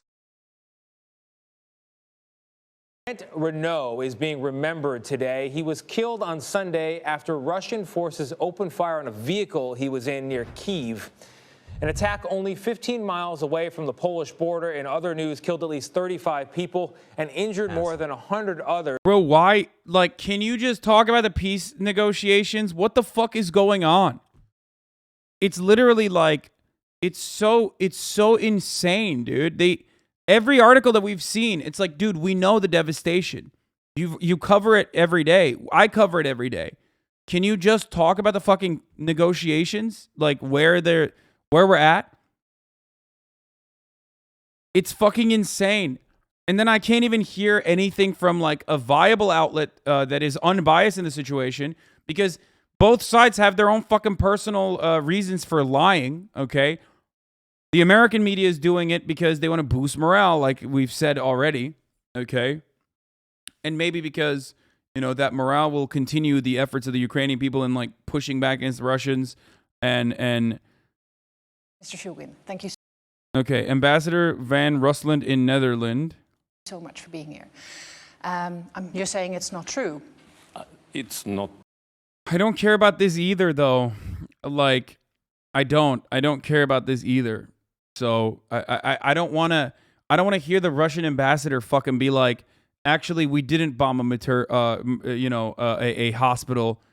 And even if we did, we actually bombed the hospital because terrorists were in the hospital.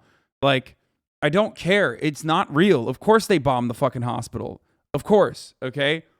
They're also using literally the same thing that like the IDF claims, okay? Oh, human casualties. I mean, human shields. It's bullshit, okay? I want to hear from one fucking human being that has like some level of proximity to this negotiation conversation on where the peace talks are at. It's so fucking stupid. It's like, can we please? Can these motherfuckers do their jobs for once? Also on Sunday, that attack was near the city of Lviv at a Ukrainian military base. Over 2.8 million people overall, that number has been rapidly going up, have fled Ukraine for neighboring countries. Poland alone taking over 1.5 million of those refugees. Joining us now from inside Ukraine, from the city of Lviv, is CBS News foreign correspondent Imtiaz Tyab. Imtiaz, thank you for being here with us. I hope you and your team are safe, particularly since the fighting with... You sure made a big stink about the Ghost of Kyiv being bullshit, but you don't care about this guy's bullshit? No, I don't care about this guy's bullshit because it's verifiably bullshit. As in, like, I don't care to hear him lie, you fucking idiot. You are so uncharitable that you can't even comprehend what I'm talking about when I'm talking about a thing. It is already so incredibly obvious that what he's saying is wrong, that like there is no reason to even have that conversation. Okay? Whereas the Ghost of Kyiv one in Western media, the Ghost of Kyiv conversation with the Western media was disputed, but by only a couple people. For the most part, everyone was like, no, that's definitely it's real. It's happening. It's real to me. Okay? I'm not going to waste time debunking shit that is like very clearly wrong.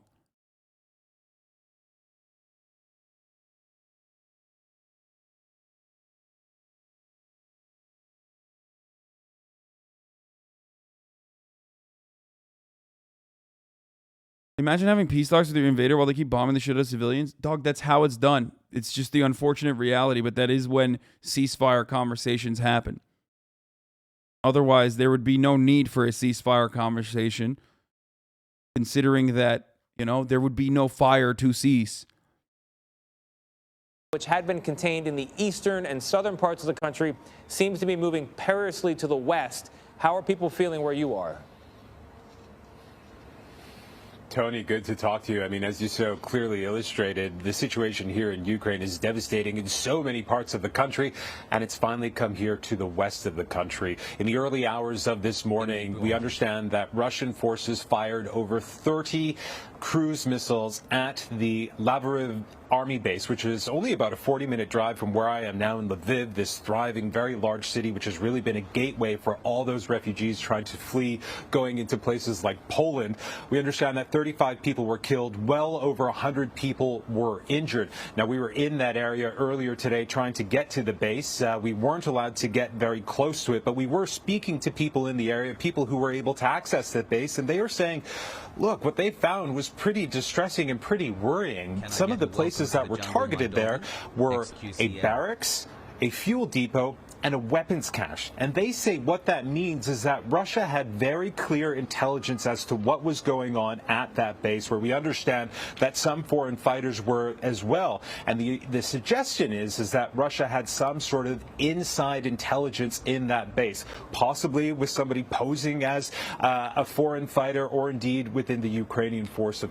All of this, of course, is extremely alarming as that fight inches closer and closer to that border with Poland, of course, a NATO country. Tony. And this was a Ukrainian military installation. They knew to target the base because of a social media post. Lamau, yeah, apparently the foreign guys kept their phones on.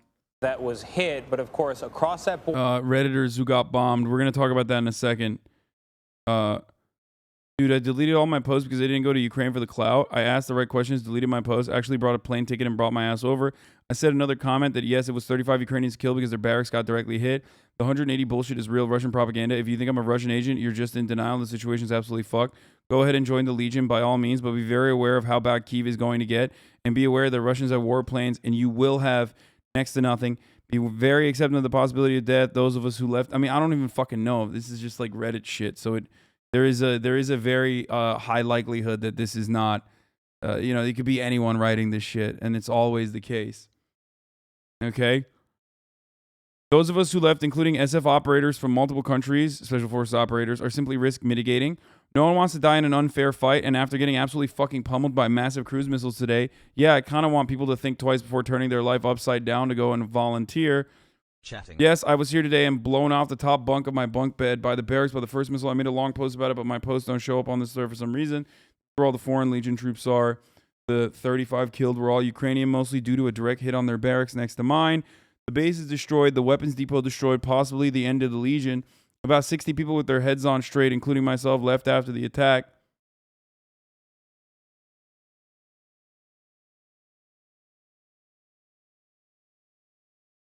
Special Forces operators running away, sure. Dudes are the hardest motherfuckers. They literally thrive on being in unfair situations. Dude, you are out of your fucking mind if you think that the American military is ever, in contemporary war, ever in an unfair situation.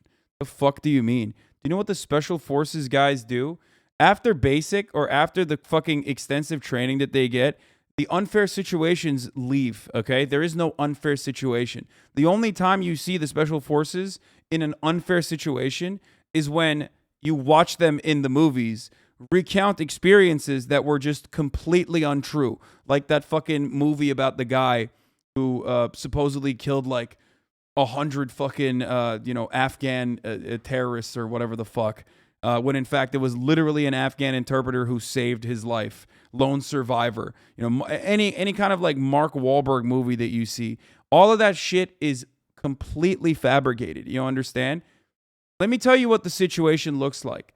If you are, I would go so far as to say, for the most part, the people that see themselves in unfair situations, because it's fucking war, are going to be, in certain cases, maybe like infantry, okay? Army infantry, Rangers, people like that. But you're not going to see fucking Special Forces like SEAL Team 6 guys in unfair situations because they're considered to be like incredibly important and valuable assets. They only send you in on a fucking Black Hawk helicopter that you probably drop because you can't fucking fly it correctly to go ambush a family with a high priority fucking target, Hasan. kill the entire fucking family half the time, and then you kill the high priority target like Osama bin Laden, and you get the fuck out. The only casualty in that situation is the Black Hawk that you dropped, which happened both in Osama bin Laden and happened recently as well.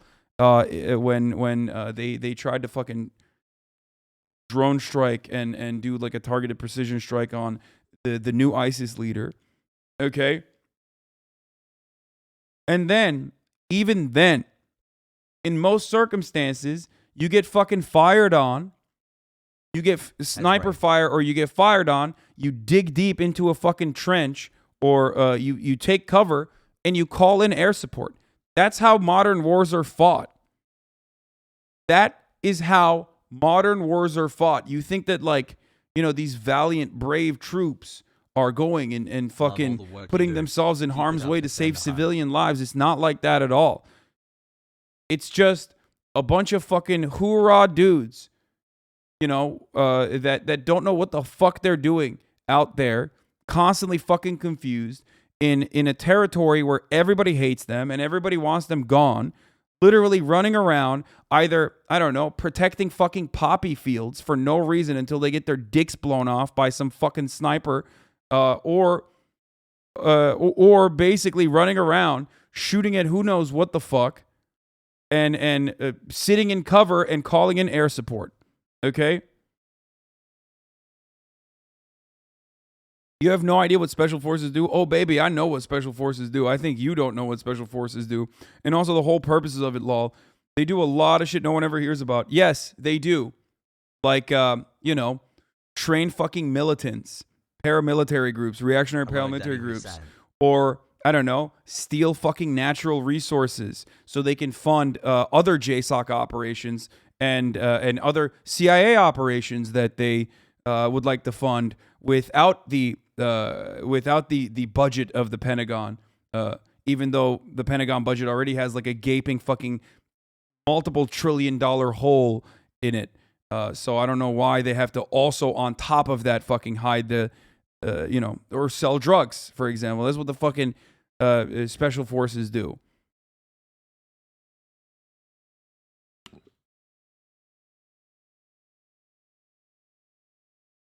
But yeah, you think it's like,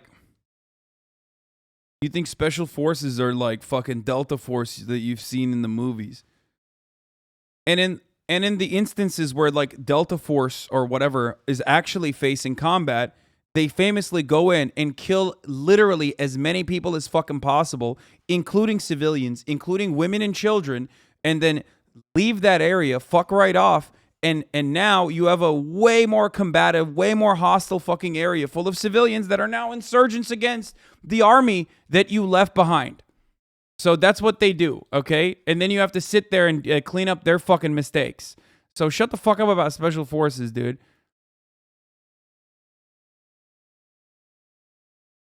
They're not going to waste special forces operators in a situation where they could like actually get fucking killed.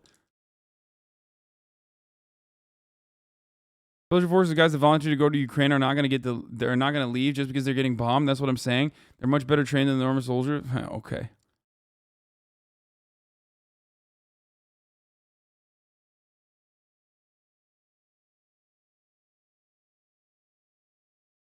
Happy Monday, sir. And you were robbed. Kek has high.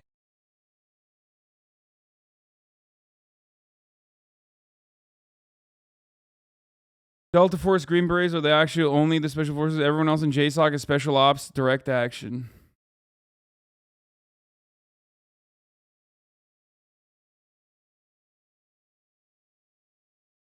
Anyway. Also, everything you hear about the SEAL Team 6 is fucking fake. Straight up. If you ever hear a story from a fucking SEAL, I'm telling you it's a lie, okay? They're lying to you. They're just marketing themselves so they can sell a fucking book. That's it. It's just straight up the truth. They always lie. Navy SEALs notoriously lie and actually get fucking owned by people like, what's his face? Who sued Chris Kyle. Not, you know, for the American sniper Chris Kyle. Or even the Navy itself has actually sued the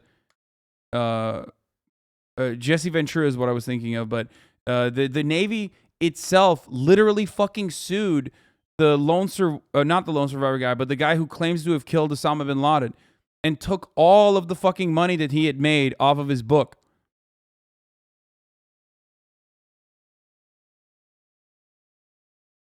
They just literally, they just want to get a book deal and a movie deal. That's what it is.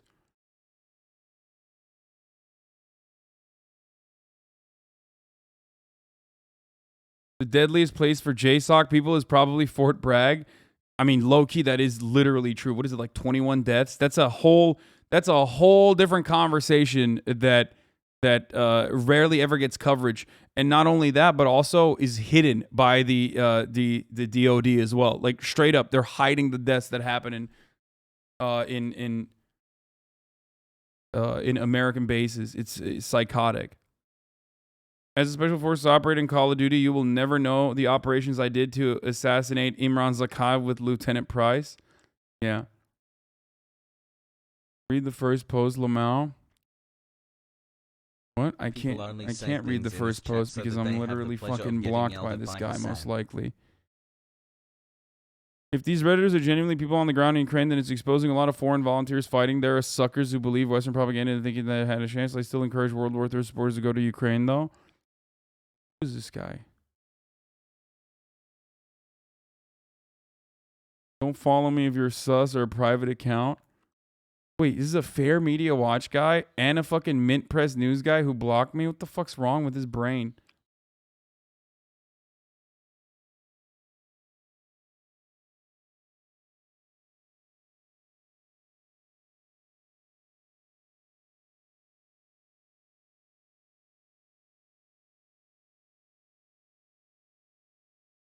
"4 months, can I get an up the RA?" Team 6's story about the Bin Laden raid full of lies too. Yeah, that's what I'm talking about. Eddie Gallagher is the devil and right-wingers love him. Yeah, if there was a just process and the International Criminal Court actually was able to do what it's supposed to do, Eddie Gallagher would be rotting in a prison right now. Maybe even got the death sentence, okay? But instead, he's free to not only run around, but he also has, he got his medals back even. Border in Poland, NATO countries are sending supplies, lethal weaponry, and then it's making its way over the border. And Russia has said that an attack on those shipments would be considered fair game. That could be the next development here. I am curious where you are when you talk with people. Are they worried that NATO will be drawn into the fight, or are they, in fact, hoping in some way that NATO is drawn in, because that would mean more support and more cover for Ukraine itself?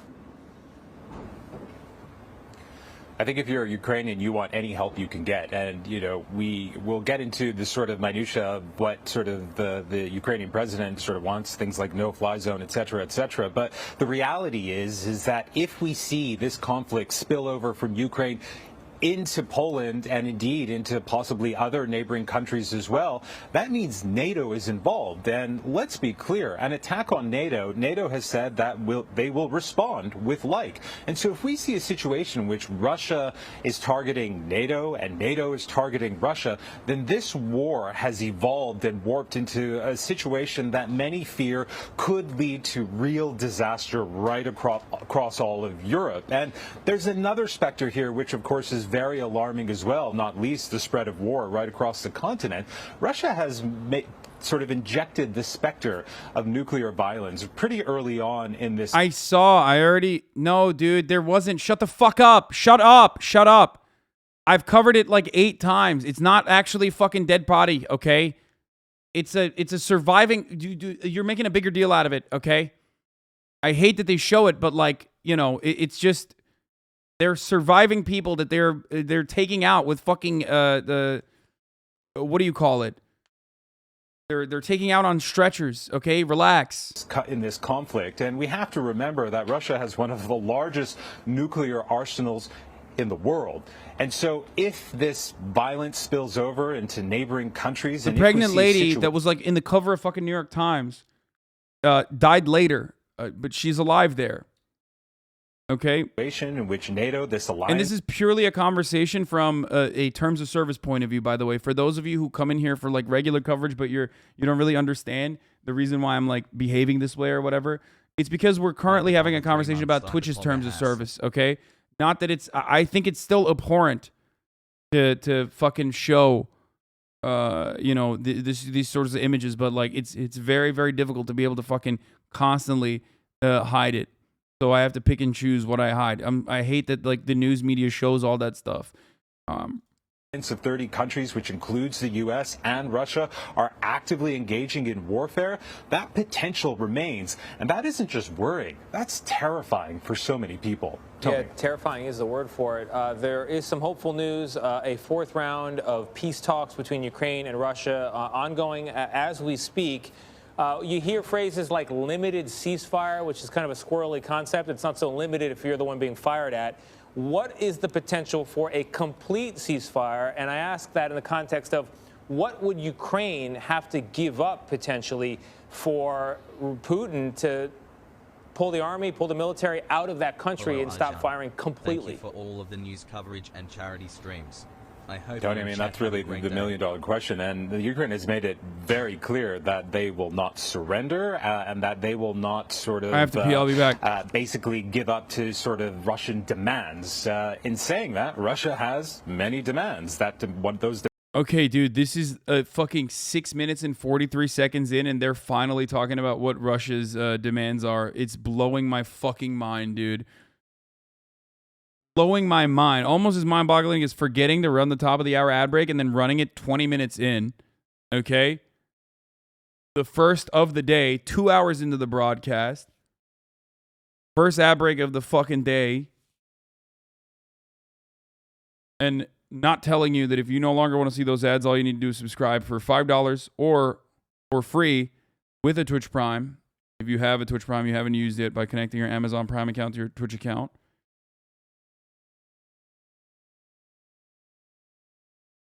Okay, or by getting gifted a sub if you're lucky. Here's the 1 minute ad break now. Demands include, a demilitarization of Ukraine. It requires Ukraine to essentially change its constitution so that it will basically enshrine within law that it'll never join NATO, never join the EU. Russia also wants Ukraine to essentially recognize that the Crimea is part of Russia. And it also wants Ukraine to announce that it recognizes Donetsk and Luhansk as independent republics. So it's a pretty long list of demands from Russia. And of course, Ukraine is sitting there saying, listen, we are a sovereign nation. We will decide our future for ourselves, but we want this fighting to stop. Come to the table and let's talk about it. There is a tiny glimmer of hope, and I want to stress tiny. The language around this latest rounds of talks is perhaps the most optimistic I've heard since fighting began over 19 years ago. Both sides saying that these are hard conversations, hard discussions that are being had, but they are being had in a meaningful way. And of course, many here are hoping that it will lead to some kind of ceasefire to stop the violence we've been seeing all over this country. Tony. MTS, are we hearing train traffic behind you, or are those air raid sirens? Is a whistle? No, that is a train. Okay, well, that's good news. It's a pretty sunset behind you, but the nights there in Ukraine have been anything but pretty. So in all seriousness, I hope you and your team stay safe. MTS Tayyab in Lviv, Ukraine. MTS, thank you very much.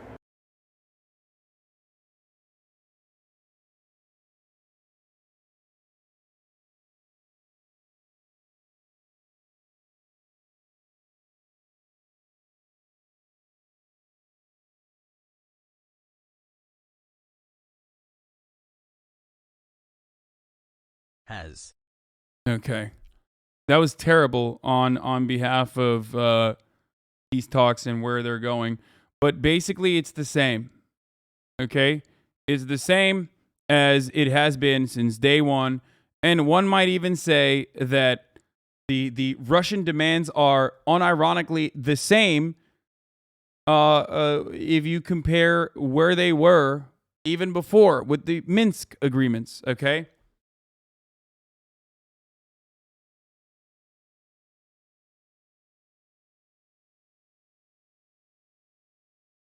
Yeah, I don't think they know anything. They're.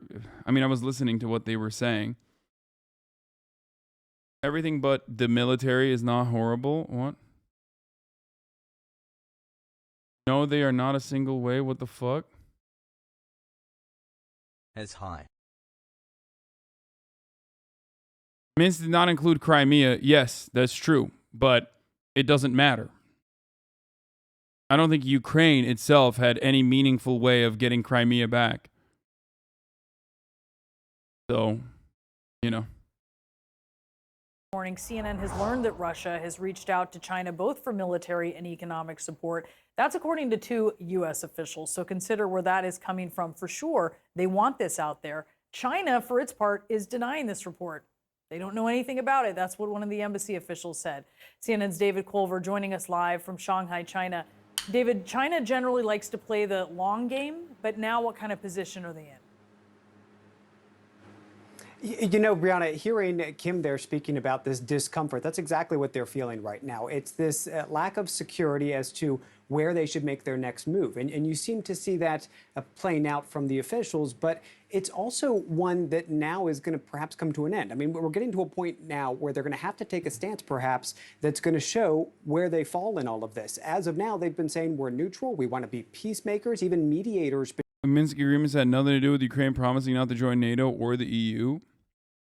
No, but a part of what they're asking for is the actual promise of the Minsk agreements, ceasefire on behalf of the Ukrainian side and ceasefire that will come from the Russian separatist side. Don't act like that is not true. That is. It's still unjustifiable to fucking... It's still unjustifiable to invade Ukraine, okay? But you're crazy to not recognize that when that is a fundamental part of this. Oh God, not the 9-month brain rot. Between Russia and Ukraine, and they've portrayed one enemy in particular, and that's the U.S. and the rest of the West. However, what's going to play out in the next few hours is going to be a meeting between the top foreign policy official for China, that's Yang Jiechi, and he's going to be meeting with Jake Sullivan. That's going to be integral in all of this. That's going to be happening in Rome. And while they say it's been in the works for a while, what could come out of this could show what the next step is going to be from Beijing.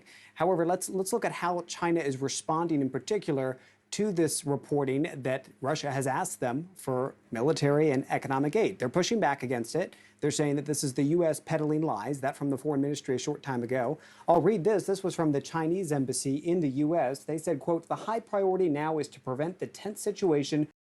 I don't see Ukraine. I don't see Ukraine like leaving their plans behind of joining NATO and the EU. It doesn't matter. Ukraine can plan to join NATO. Ukraine can even plan to join EU. Now, the EU thing might actually end up happening. But the NATO thing is never going to happen. And it was never going to happen regardless of what the Ukrainian interests were in that project. France and Germany were always going to veto it. And even Americans in the foreign policy blob were aware that it was considered a red line. Okay? Do you understand? It was not going to happen. And NATO keeps saying it's not going to happen. And EU, you're talking to a Turkish man. Let me tell you something. Let me tell you a little something about the European Union. Okay? Takes a while. Might not ever happen, as a matter of fact. Okay? Turkey has been applying to join the European Union for many, many, many years. Now, of course, in the situation with Ukraine, it's a little bit different. Obviously, that's not a Muslim country with like 90 million Muslims in it. So, you know, that's a little bit different. That's a civilized European country, you know what I'm saying? And not fucking... The amount of fraud in Turkey that's logical. Yeah, dude. Ukraine famously not a corrupt oligarch-run country at all.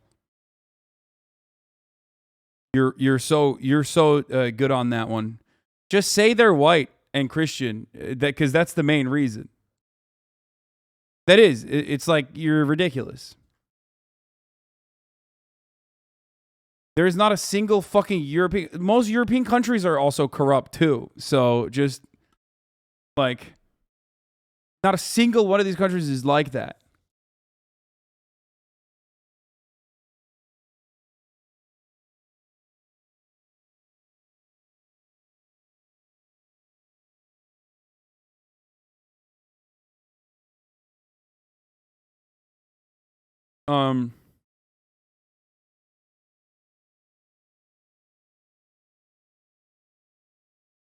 But isn't that what mostly because of the tension with Greece? At least that's what the Greek media has been saying. No. If the entire country, I mean, this is like so stupid and so hypothetical, but if Turkey was a Christian country, Thanks for the if Turkey was a Christian country, then they wouldn't give a fuck about Greece's opinion because Turkey is an economic engine, dude. The EU loves, absolutely fucking comes over a nation with demographics like Turkey's, young, unemployed, desperately looking for employment, okay? Oh my Lord. That would be like, they would kick out Poland from EU to be able to bring in fucking Turkey if Turkey was like, you know, as white and as Christian as Poland. They'd kick out Greece from the EU to be able to have that level of fucking immigration coming in. The difference is they're Muslim. That would be a gigantic internal conflict for almost the 1 year anniversary. I love people being like, you're delusional, like as though we act like what the past like 20 years in EU nations not losing their fucking minds over immigration. Are you kidding me? What do you think the isolationists would do? What do you think the isolationists would do in that situation?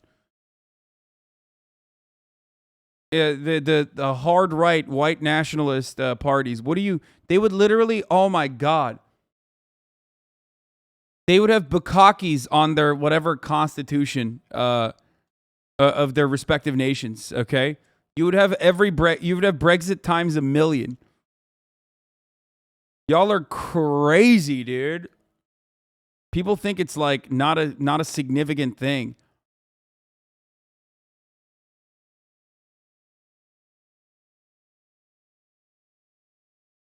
Any book recommendation on the left? And if you want to understand why EU loves young demographics, Poland is a great example. Poland equals cheap immigrant labor for the rest of the EU. That's it. They love that shit. You could have the most democratic development in Turkey. It could be the most democratic nation on the planet, and they would not be able to get into. Fucking the EU. That's crazy. Here's a deal that can work. Russia pulls back the LPR, DPR in Crimea. Ukraine gives them to Russia with no areas under dispute. They get rapid EU and NATO membership. Fuck no. NATO is still not going to happen, even though there's no territorial disputes. Because then they would take over Kharkov. You know what I mean? Or Kharkiv, sorry. Am I saying it wrong? You're crazy. What do you not understand? That's not happening. Actually, that's part of the reason why. I didn't say Tarkov. I said Kharkov, but you heard Tarkov. Shut the fuck up.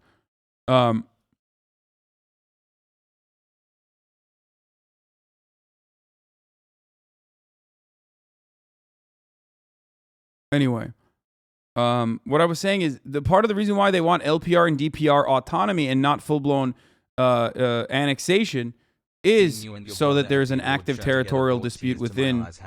Why is your brain lagging every 5 minutes? There's 41,000 people in my chat, and I'm reading all the comments and trying to effectively respond to people.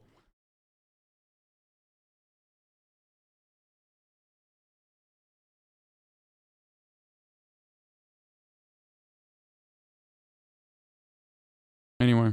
From escalating or even getting out of control. They go on to say China calls for exercising utmost restraint and preventing a massive humanitarian crisis.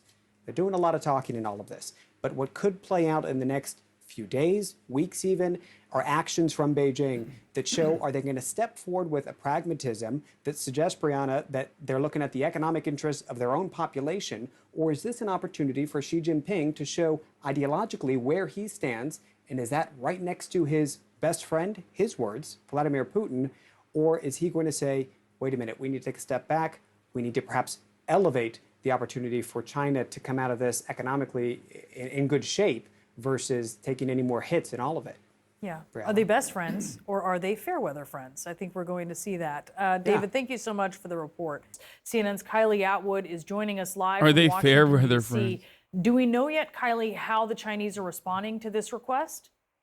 Well, the Chinese embassy spokesperson here in Washington said they had never heard of that when asked about our reporting that Russia has asked China for this military and economic support for the invasion into Ukraine. The spokesperson went on to say that it is their priority that the situation in Ukraine doesn't escalate out of control, and also said that China calls for exercising utmost restraint and preventing a massive humanitarian crisis. But significantly, Brianna, this would be huge if China were to support Russia in this endeavor, because there are those places in Ukraine that have not yet been toppled by Russia. And of course, Chinese support could potentially give Russia the support that they need to do that. Now, we don't know exactly how China has responded to these requests from China for economic and military support. But listen to what the National Security Advisor, Jake Sullivan, said over the weekend about how the United States has been very clear with China that there would be consequences if they did provide support.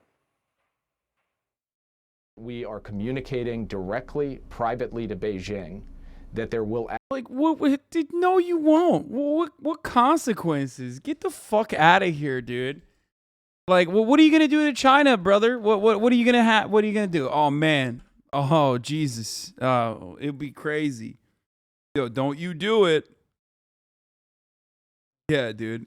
Like I've said time and time again, the quickest way you will have a fucking actually successful business plot where an American president gets assassinated is by like legitimately starting shit with China to a degree that you have started with Russia.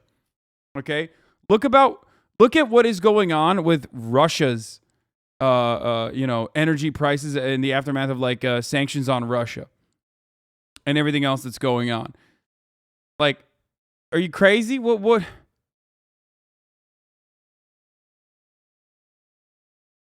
China plays a fundamental role for our logistics, okay? They are a fundamental role in you're sounding really sus, man. They play a fundamental role in our supply chain, okay? American business owners would never allow that to happen, okay? Never. American capital owners who rely on China would never allow that to happen. China makes the world takes what? Oh, China makes the world takes.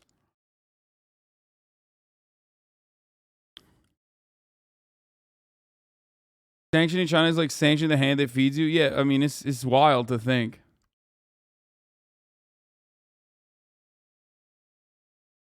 I mean, good luck.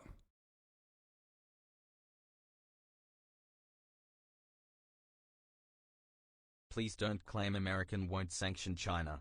That it will quote never happen. Because if you do, then it will definitely happen with your curse after Ukraine. Yeah, everything I say that'll never happen is going to happen always. Yes, Ukraine needs weapons, but what if supplying them could prove catastrophic? Yeah, I mean, Western training and weaponry have unquestionably helped Ukraine, yet the risk of pouring more arms into Ukraine should be considered carefully. No, it's not being considered carefully. It's being considered by people who don't give a fuck about what will happen to Ukraine once, whichever way this goes, and it's going to end eventually. Once it does end, it's going to be so much fucking worse. Absolutely be consequences for large-scale sanctions, evasion efforts, or support to Russia to backfill them. We will not allow that to go forward and allow there to be a lifeline to Russia from these economic sanctions from any country anywhere in the world. Now, Brianna, it is our reporting that China did know that Russia was going to go forth with this invasion before they did it. So that is significant. But this request for military and economic support came from Russia after they had already begun their invasion into Ukraine. Now, today, what we're watching is National Security Advisor Jake Sullivan is meeting with his Chinese counterpart in Rome, and the White House said that that meeting had been in the works for some time. There aren't any deliverables that are expected, but it is a hugely significant meeting because the White House is concerned about China potentially providing any support to Russia. Brianna? Yeah, maybe no deliverables, but certainly a message will be sent, and we'll see what that is. Kylie, thank you so much. I want to bring in David Sanger, White House and national security correspondent for the New York Times and a CNN political and national security analyst. David, we're going to talk about the situation on the ground in Ukraine in just a moment. But first, you've got some insight into this news that Russia might be asking China for help. Well, there are all kinds of fascinating things about it. First of all, if Putin thought that he was going to be able to pull this off quickly, you know, he wasn't intending on going and begging for additional help first. The second is that the U.S. leaked this out. Why did they do that? First, it's embarrassing to Putin.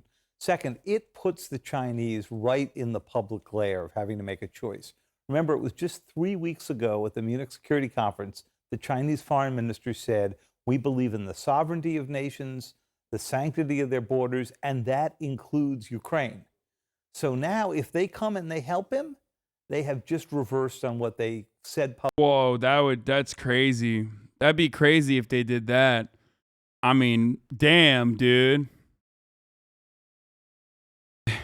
Damn, imagine nations lying, dude. Yeah, we're gonna wag our fingers at the Chinese nation state. Look, people are gonna say I'm xenophobic for this, so I don't wanna talk about this too much. But you are a bad ambassador / analyst / you're not doing good commentary if you are listening to what the Chinese state apparatus is stating and taking it seriously and taking them for their word. Okay? It's just it. At least anyone that's ever dealt with China for anything knows that that's not the case. They are going to protect their interests no matter what happens, okay? And they will lie straight up. Why would they not? Everybody does that, but they definitely do it a lot. There are no fucking rules regardless, okay? But especially in the case of China, like they're just going to tell you whatever. Publicly in front of the entire world. Puts them in a bind. All right, David, overnight you put out a story in the New York Times that it's really interesting, talking about different ways this might end. And none of them are good, by the way, for Ukraine, or great for Ukraine. One of them is the whole war gets much closer to NATO, which we're already seeing. We're seeing this Russian missile attack on this base right next to the Polish border. We can push in and see just how close it is right there. Talk to us about that.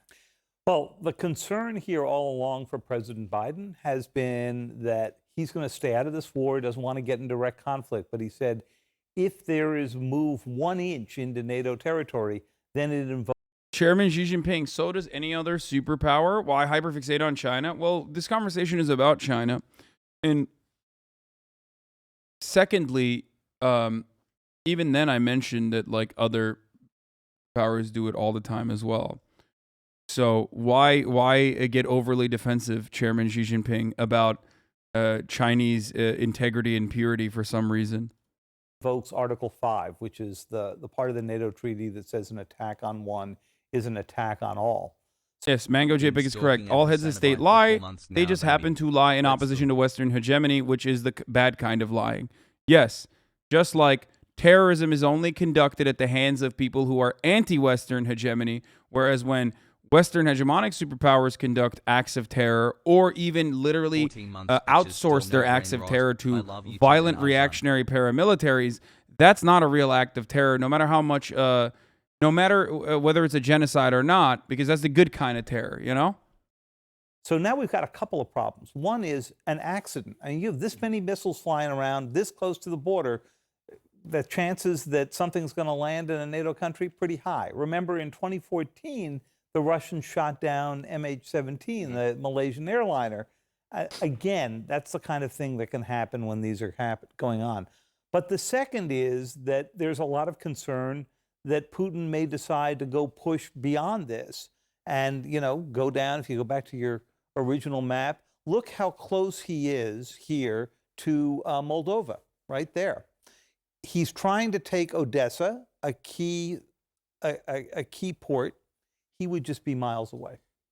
You talk about possible negotiated solutions here and the difficult decision that President Zelensky might have to face. What do you mean?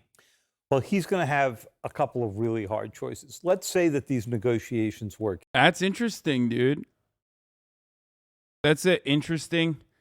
Now we're talking about hard choices. Okay. This is like a first in Western media for the most part. Before, there was no hard choices, like Ukraine militarily fucking, you know, violently overthrowing the Russian forces and yada yada. And now a week of like shelling, ceasefire, shelling, ceasefire, shelling, ceasefire talks. And now they're like, okay, never mind. What are the Russian conditions if they stick to them? The first one is that President Zelensky acknowledges that Crimea is part of Russia. The second is that he acknowledges that this whole region of newly created states that Russia just recognized are in fact no longer part of Ukraine.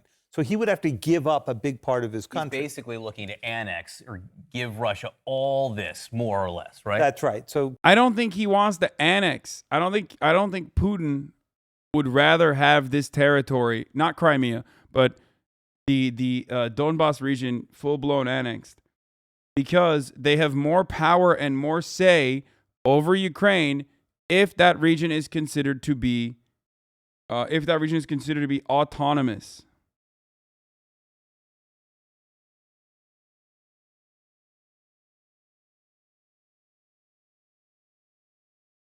Clearly do not know what you're talking about. I mean, it would be better if they were independent. It would be better if they were independent, and that independence could mean autonomous as well. The original Minsk agreement dictated that those two, the Donbas region, LPR and DPR, was going to come with recognition, but still have independence, as in independence from Russia and independence from Ukraine, autonomy. You have been wrong on everything so far. No, I haven't, dude. If you think I've been wrong on everything so far, you're either not paying attention to anything I've said, or I don't know what to tell you. I've been infinitely more right than I have been wrong. The one thing I said that you're hyper-focusing on, I was operating on the correct analysis and correct premises.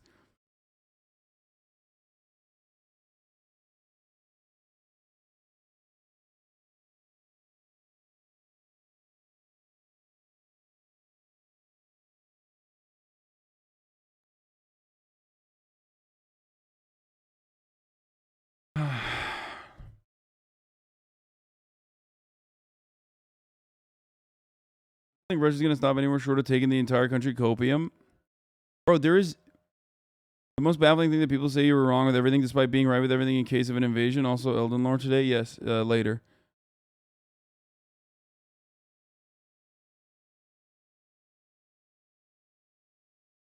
Yes, Crimean recognition is one thing. That's a given, okay? When I talk about Donbass, that's a totally separate conversation. And it would be better for Vladimir Putin's foreign policy goals to maintain some kind of active conflict or at least active sphere of influence within Ukrainian politics. so they can keep Ukraine reliant. Okay, so they can keep Ukraine reliant on Russian influence, so that Russia has some kind of influence over Ukraine, and that you can always make it seem like there's an active territorial dispute, border dispute. Because otherwise, then he has to take more territory and run the same game. There is no extra buffer if Ukraine joins NATO. Ukraine is the buffer between Russia and NATO.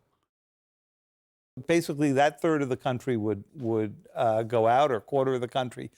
And the clock is ticking, because the closer that Putin moves in to Kyiv, the harder it gets to negotiate. Because you can't imagine that if the capital falls, that Putin will then just settle for this, which we think was his original objective back in the fall, before he sort of expanded this to try to take the whole country. How close is he at this point to having Russian troops operating all this region at this point? He's doing... So neutralization is a given. In my assessment, in my opinion, neutralization is a given no matter how we arrive at said neutralization. It can be incredibly bloody. It can be it can be rife with conflict. Or there is already conflict at this point, but conflict that's cut short by negotiations. Pretty well in the areas by the coast. The further in, I think, the harder it gets. But this is not an area where he's going to run into the kind of opposition that he will in the West and up in Kyiv. More Russian-speaking, more divided opinion. To the extent that there's a clock right now, you do think it is in what's happening in Kyiv, so we're watching that very closely. David Sanger, terrific article. Thanks so much for joining us this morning. Thank you.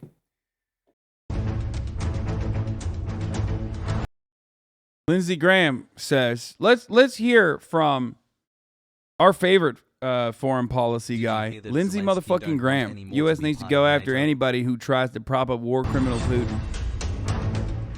We believe that China, in fact, was aware before the invasion took place that Vladimir Putin was planning something. We also are watching closely to see the extent to which China actually does provide any form of support. Well, you got the president's national security advisor. He's going to meet with his Chinese counterpart later today in Rome.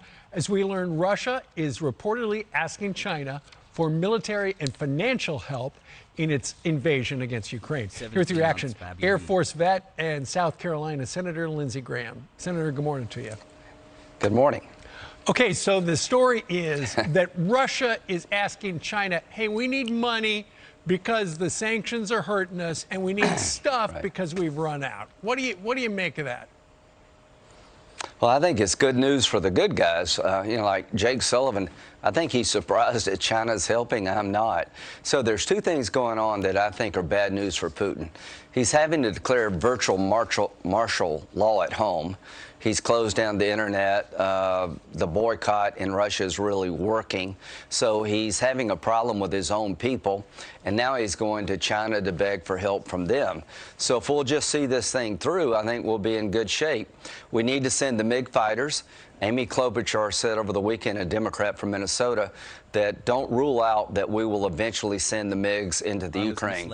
If we could reverse course, Steve, and actually send the fighters in, that would be a morale booster for the Ukrainians, and it would hurt Putin because it shows that we're determined to stay in this fight. So China will be all in. China is the equivalent of Germany in the World War II analogy, and Russia's sort of like Italy, and the Ukrainians are just awesome. That's all I can say.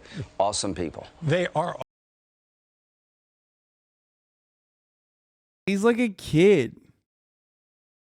He's like, it's like he's like a child. I don't think he believes this stuff.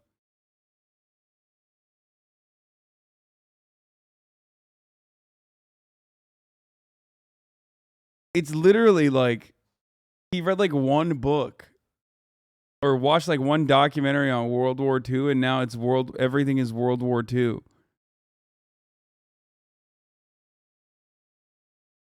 And it's all It's awesome. Senator, what do you make, though? Okay, so Jake Sullivan's going to sit down with China today, and he's going to say, hey, we don't What could go wrong? He's going to say, hey, we don't like the fact that you've teamed up with Russia. Now, here's the thing. I'm sure you've seen these stories that Mr. Xi, the president of China, feels like he's aligned himself with Putin, and now he's getting some reputational damage because Putin is blowing it. Putin has said, hey, I can take the country in 2 days. Here we are more than 2 weeks later, and it is not going well for him. Do you think Mr. Xi, there is something to that? He regrets aligning himself? Felix says World War II is the only thing Americans know about, and we don't actually know that much about it. Great take. Great take by fucking Felix again. With Putin at this stage? No, not really, because they have no friends. I mean, the only... You hate Russian people now? Wait, what? No, of course not. What a crazy question, dude. Obviously not. problem he has with Putin is that he's ineffective. He doesn't have a problem with the fact that Putin's murdering people on an industrial scale, that he's a war criminal. The only problem he has... That's crazy. I can't believe a fucking... Bro. I cannot believe that a nation's leader, a superpower's leader, would stand idly by as human beings are being killed by someone that they're collaborating with. I say, as an American congressperson, does Linsey Graham not know what, like, did he just like walk in after awakening from a coma? Point to a single politician that's like, yeah, I think it's fucked up. Especially in the Republican Party. It's just taking... That has ever been like, yeah, dude, we got to stop this genocide in Yemen that is being conducted with our weapons that we're selling to Saudi Arabia. So long. So China's all in with Russia. They have very few friends on the planet. So what I propose we do is, if in fact the Chinese are helping arm Russia and providing assistance to get around international sanctions, that we put secondary sanctions on China, that we go after anybody and everybody who tries to prop up the war criminal Putin. And if we don't do that, then I think we're missing an opportunity to further isolate Russia and finally, in my lifetime, since Trump left anyway, stand up to China. Sure. But sanctions against China would be tough because we get so much stuff from them. We're going to have... Damn, even Ducey's like, come on, Lindsey. Lindsey, listen, you're fucking talking shit, but come on, Lindsey. We need them. Ooh, what did fucking Jen Psaki say? Oh, shit. Did she drop a Psaki bomb on China, dude? Uh-oh. Uh-oh. Let's see what she has to say. Probably, look, I'm just going to paraphrase here, but she's probably going to say it's top of the hour. There's a 6-second ad break. If you want to drop a Psaki bomb on the ad break, i.e., have an ad-free broadcasting experience, then all you need to do is subscribe for $5. Or you can do it for free with a Twitch Prime. Okay? Yeah, the real Psaki bomb was the ad break we made and the friends we made along the way. Or you can also avoid the ads by getting gifted a sub. If you're lucky, here's the 1-minute ad break. Now let's continue. All right. Any, or did your colleagues see in this meeting any sign that China got the message that they are going to heed your warnings? Well, what we're going to be watching closely, of course, is actions. So beyond that, I think, as my colleagues just read out for you in a call that we delayed the briefing slightly to make sure you could all participate in, it was an intense 7-hour session reflecting the gravity of the moment. And it was an opportunity to be very clear about what you've heard our National Security Advisor convey publicly, but more directly about what the consequences would be. And your colleagues have said that your deep concerns were conveyed about what would happen if China were to align more closely with Russia. Just big picture, if China does not heed the U.S.'s warnings, if they do move forward with this, how concerned are you that this is inching closer to the world war that the president has been warning of? Well, I think what we're looking at here, one is if China were to decide to be an economic provider or to take additional steps there to Russia, they only make up 15% or 15 to 20% of the world's economy. The G7 countries make up more than 50%. So there are a range of tools at our disposal in coordination with our European partners, should we need to use them. But again, we don't have anything to update you on in terms of an assessment. This is obviously an area we're watching closely. While this meeting has been planned for some time as a follow-up from the November call that the president had with President Xi, it was a timely and important moment to have this conversation, especially given the reports we've seen and the invasion, of course, of Ukraine.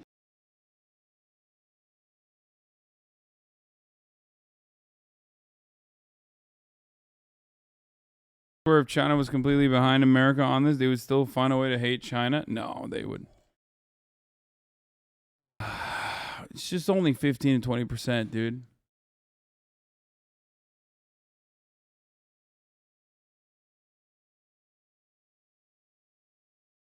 We can stop trade with China if we want to go back 100 years. I mean, that'd be, yeah, let's do it. Anarcho-primitivists, rejoice. It'll be fucking sick when, it'll be sick when, we have literally no productive capabilities for like actual commodities that are necessary for survival. Obviously, with the exception of like agriculture and stuff. Okay. And we're just like, oh man, it's great. What's up, dude? What are we gonna do? Are we gonna fucking derivative our way into creating like actually incredibly important pieces of technology for cars to run and function? Technology. You know what I mean? Are we gonna fucking what's our collective might of the finance industry gonna do for that? Huh? Are they gonna fucking build the shit that we need? Yeah, no iPhone. No China, no iPhone, baby. Rekka Style 3, thank you for the gifted subs, by the way.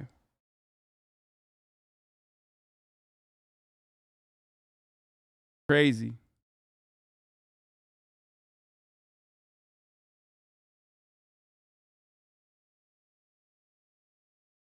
We have to recalculate who we are in terms of our trading relationships. If Russia is able to dismember the democracy in the Ukraine, that's a death. We're gonna export leftist streamer content like Ulamau. Yeah, exactly. I am a part of the fucking American economy. You know what I mean? Yeah, I'll do great. I'll do great with building and manufacturing new, like, just everything, pretty much everything. Sentence for Taiwan. Yeah. She is watching closely how much will we have, how much determination we have. You know, the Biden administration expected the Ukrainians to fold in about 3 or 4 days. They're surprised it's taken this long. Right. I think Ukrainians can win. Victory for Ukraine. What are we not doing? Let's send in the MiGs. Let's send in all the Soviet era anti-aircraft missile systems that exist in former Eastern Bloc countries. Let's increase the capability of the Ukraine to defend itself. And let's start telling China, if you pick sides and you pick Putin, the war criminal, over world order, then you're gonna have a tough time trading in the free world. Right. Speaking of missiles, there was a missile strike near the U.S. consulate in the country of Iraq yesterday, and now Iran says, "Yeah, those are ours." What are they doing? They're trying to probably be a proxy of Russia. Russia's got itself in a bad spot here. The Ukrainian people are fighting like tigers. Oh, I forgot to mention this, by the way. This has to be like internal proxy within the IRGC, considering that I know that they were looking for retaliation to the attacks, the Israeli attacks, but the fact that they blew up an American outpost, no matter how little they give a shit, no matter how little America gives a shit about Kurds or places in like or Iraq, still ridiculous. Especially considering that I can't even talk. The denuclearization conversation is close to coming to a good solution, like a positive solution. Insane. The Russian people are beginning to become unruly. The only people they got to help is China, and if we put pressure on China, we can break that nexus. I would imagine that the Russians probably told the Iranians it would be helpful to us if you would open up a new front by attacking. They claim they targeted an Israeli target, but since it damaged an under construction U.S. facility, the U.S. is out here saying, look, Iran is with Russia now. I mean, technically, yeah, I mean, striking Israeli targets is technically striking American targets. Let's be fucking real there. You know what I'm saying? Like, that's not, hopefully it won't interrupt the actually good diplomacy that is occurring currently. No matter what fucking Linsey Graham's point of view is on sullying said conversations for internal gain here for brownie points in America, a denuclearization agreement with Iran is a good thing overall. Hopefully we actually follow through, like Iran has fucking followed through regularly on their promises of denuclearization according to international authorities, no matter how much fucking American psychos act like that's not the case. Into Iraq and make America wonder about what's next. Well, what do I want to do? I want to open up a new front. I want to really go hard on military assistance for Ukraine. If there's a use of chemical weapons, that's time for a no-fly zone. Again, if we don't get Ukraine right vis-a-vis Russia, then Taiwan, that would be a death sentence for our friend in Taiwan. What a tangled web. Iran, Iraq, China, Russia. Right. And it's only Monday. Senator, thank you very much for joining us live. American officials are concerned that Russia may get military hardware from China to help its fight in Ukraine. Ukrainians are saying that they've destroyed nearly 1,600 Russian tanks and other armored vehicles, a number CBS News cannot confirm. And American officials tell CBS that Russia has requested military equipment from China. Nancy Cordes now has more from the White House for us. Nancy, concerning development here, good morning. It really is, Tony. And this morning, a Chinese foreign ministry spokesperson is calling these reports that Russia is seeking military aid from China disinformation. But U.S. officials tell us it's true. And the White House National Security Advisor Jake Sullivan is traveling to Rome today to meet with Chinese officials. And he says he will warn them not to help Vladimir Putin. He's frustrated because his forces aren't advancing. White House officials warned on Sunday that the Russian military appears to be getting ready to unleash weapons of mass destruction. There is an escalating level of rhetoric on the Russian side. Over the weekend, the administration authorized another $200 million in military assistance to Ukraine. The money will go toward anti-tank and anti-armor weapons and more ammunition. As Putin's bombs inch closer to Ukraine's border with the West and NATO. They're broadening their target sets. Still, U.S. officials continue to reject a Polish proposal to furnish the Ukrainian military with 28 MiG fighter jets. The plan would have required the U.S. to serve as middleman, potentially bringing America into direct conflict with another nuclear power. Why are we so afraid of another escalation? On Face the Nation, Ukraine's foreign minister argued more planes are the only way to combat Russia's domination of the skies. Give us all the weapons necessary and we will fight for our own land. Some Republicans, like Ohio's Rob Portman, who traveled to Poland this weekend, are still pushing for the plane transfer or a NATO-backed no-fly zone over Ukraine. A new CBS News poll shows 59% of Americans support a no-fly zone, though the support drops to 38% when Americans consider that it... Wow. Why would it not be considered an act of war? It is an act of war. People are so fucking stupid, dude. Why The only thing that this poll shows me is that Americans have been lied to so consistently, so actively gaslit by the media and the State Department for the specific and express purpose of instituting no-fly zones and then having the public be totally on board with that for so long, when we were able to do it to countries like Libya, where, you know, the defensive pact of NATO did do not such a defensive thing, then instituted a no-fly zone. Happy Obi here, boys, girls, and NBs. They do not see that this is literally a fucking act of war.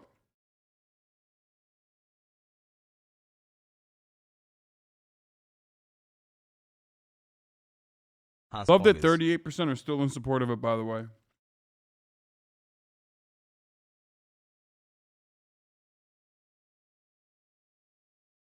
Love that. It could be taken as an act of war.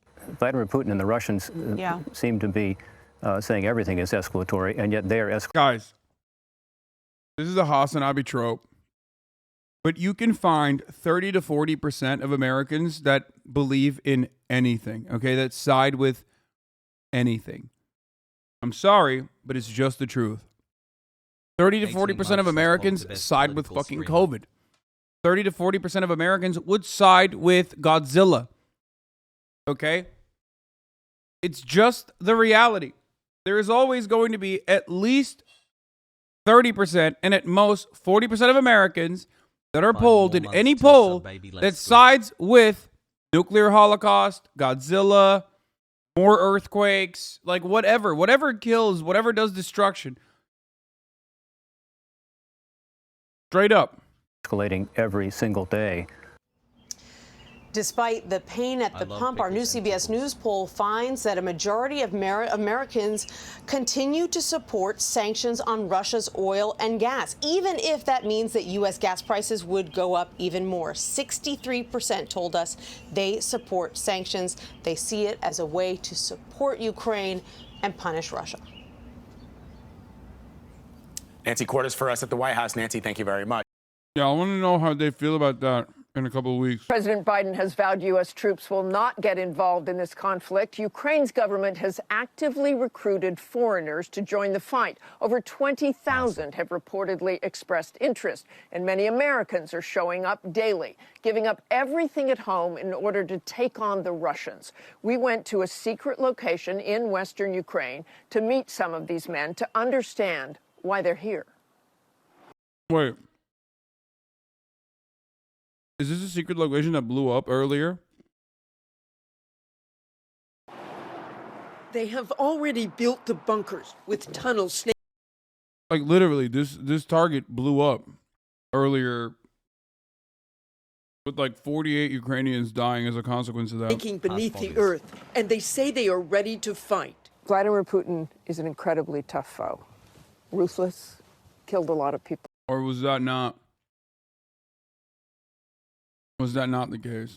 Are you willing to risk your life for this country? I definitely think that fighting the war here is worth it because it keeps the war away from the home front. Lane Perkins, a Navy veteran, has a wife and a 2-year-old son at home in San Diego. Dude, keep that guy there. Straight up. Sorry, Ukrainians. I'm sorry. Ukrainians, I'm sorry. That guy, he's yours now. I don't want that guy here. When he heard President Biden warn of an invasion, he knew.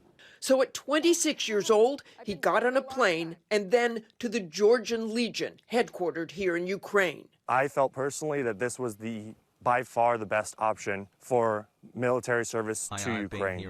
The Legion from the former Soviet Republic of Georgia is made up of volunteers from around the world, most of the people ex-military. Their job? To train, get civilians and refugees across the border. But are you going to be in the fight? Me personally, yeah, if it's needed, I'll be in the fight. Harrison Josephowitz is 25 and was a Chicago police officer. You just quit your job and got on a plane? Pretty much. Why? This the right thing to do. Harrison spent 5 years in the U.S. Army and did a tour in Afghanistan. This is already has more refugees than Afghanistan, and we can't sit idly and just watch it happen. The Georgian Legion runs daily training, everything from first aid to shooting and moving techniques. I can say that Putin doesn't know what's coming. A tougher fight. A very much tougher fight. We're going to see an exponential increase in numbers very, very shortly here. They're going to be the hardcore battle-trained Americans, Brits, and everybody else in between. British citizen Christopher Garrett has spent his life in war zones around the world. He is now bringing life-saving equipment to Ukraine and vetting others who want to help. People need to understand that if they're coming to Ukraine to fight or to provide medical support or anything, they need to be coming for the good of Ukraine. Overseeing this operation, a Georgian. I've been at war with Russia for the last 30 years, and I have never seen such a brutality. Mamuka says at the age of 14, he was captured and held in Russian captivity. What do you think is the end? I don't know who will stay alive out of this war, but I'm sure that we will win it. He says the men volunteering to fight for Ukraine are the faces of democracy. Being quiet and hiding and closing eyes on what is going on will not avoid us World War III.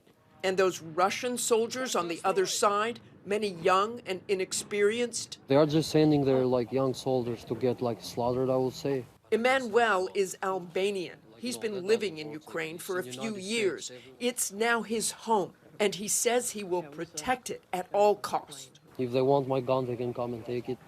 I have a lot of brothers here. If they're coming here, they will get what they deserve. Hi, everyone. George Stephan.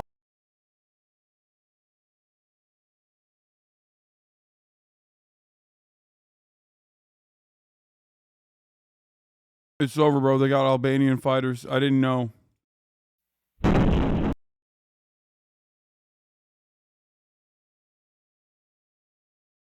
I didn't know that Albanians had entered the equation. It's done. Russia needs to immediately withdraw their troops if they want to make sure. Oh God. If God forbid Moldova arrives at the battle, it's over. Albania and Moldova, it's done. One of the bloodiest wars in Europe since World War II is drawing thousands of foreigners to join the fight. Kavi, he goes by his military call sign, tells us he is a Canadian and veteran of the war in Afghanistan. When Putin rattled the nuclear saber, he threatened the whole world with fire. Canada's right in between the U.S. and Russia. It's where all these missiles that he's threatening with are going to be flying over. So that's what brings me here. Kavi is far from alone. There is more than 20,000 of this military serving all over the Ukraine. Roman, he asked we don't show his face for his security, vets the backgrounds of all foreign volunteers. Many of them had a very good experience, even in hotspots, serving in hotspots. So, but now, maybe with nowadays, there are less of these experienced soldiers, and many of them are more volunteers. They had some military experience serving in a peacetime. Their resumes range from combat experience to no military training at all. Ryan, a 25-year-old from Minnesota, says he served 2 years with the Marines in Okinawa, Japan. I'm a U.S. Marine. I have to die to help these people.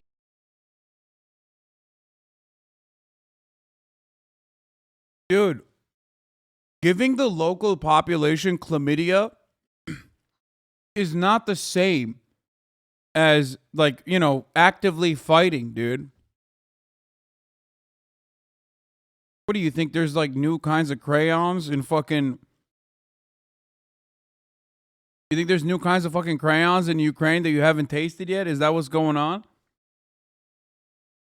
Ryan, a 25-year-old from Minnesota, says he served 2 years with the Marines in Okinawa, Japan. I'm a U.S. Marine. If I have to die to help these people, I will. Oscar from Sweden has no formal military training. Dude, get that guy out of there. What is he doing, bro? Oh, God! Bro, this dude is... Oh, come on, brother. You kidding me? What are you doing, bro? This is the most American build Swedish person I've ever seen, by the way.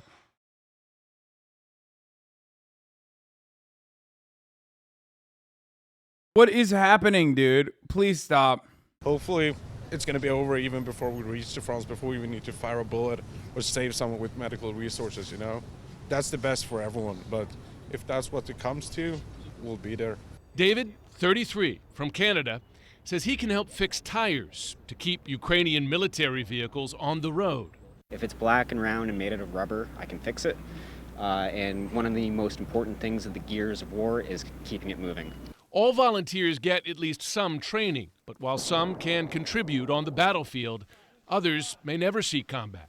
Some of them don't need this training, and some do. And some of, as I am being told by the military, some of them remain there in this unit, in this military unit, because they are not apt to this military service, and they can't go to the war. One additional concern, the risks of deploying and arming thousands of foreign fighters around the country. What could go wrong?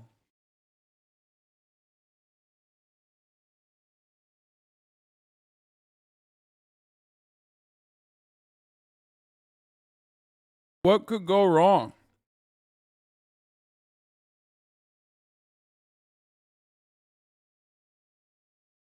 That volunteer is Chris Swampy Garrett, British-born Chris Swampy Garrett, serving the pro-Ukrainian Azov battalion during the war in Donbass.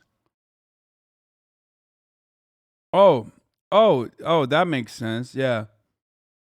Azov, bruv, listen, these boys, they got fucking good ideas, you know. I'm gonna go back and I'm gonna join the EDL. We're stopping the Russian orcs where they stand, bruv. Also, I'm a part of the Azov battalion. Yeah, I joined because I like what they have to say.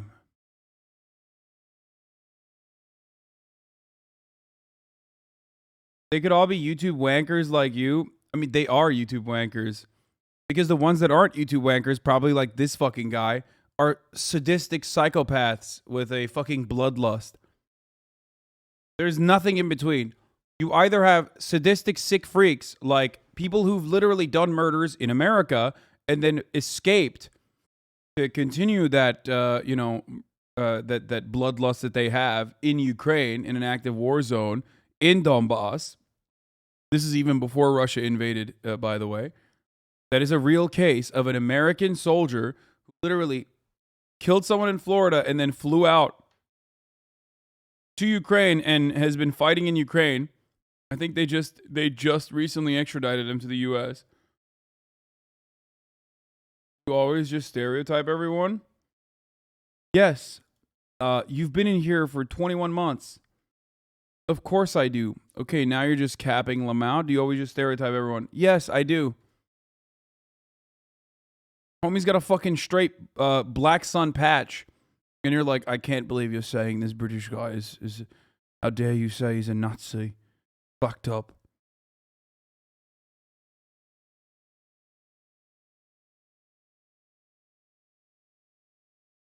What is this? Fighters of Ukraine's Foreign Legion are being asked to sign indefinite contracts. Some have refused. Jake Pride wanted to do his bit. His Ukrainian adventure lasted 9 hours.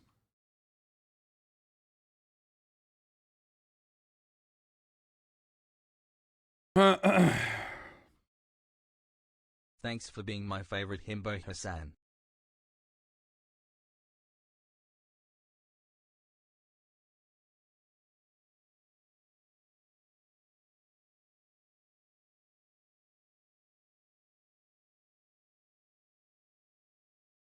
Case here in Brazil got famous. A shooting instructor went to Ukraine and came back a week later after an aerial attack. I didn't think war was like this. Yeah, a lot of people fucking either are here because they have this like crazy fucking bloodlust. Not a black sun, but okay. Dude, that is literally a black sun, dude. Come on, are you serious? 21-month subscriber? Come the fuck on. It's an Azov patch. It is a fucking black sun. It's literally in their fucking badge, dude. What are you talking about?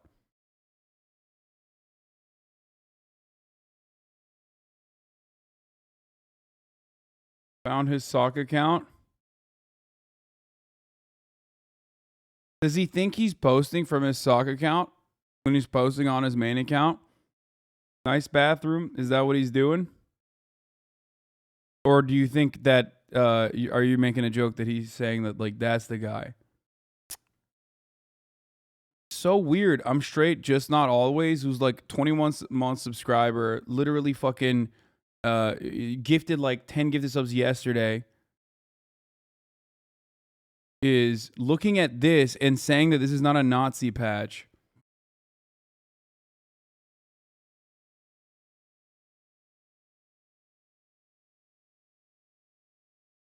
You get over it. These fighters could be fascists, but they're defending their homeland right now. First of all, this is from 2015. Secondly, this guy is British. He's not defending his homeland. He literally went into Donbass so he could fucking kill Russian people in Donbass and like continue doing war.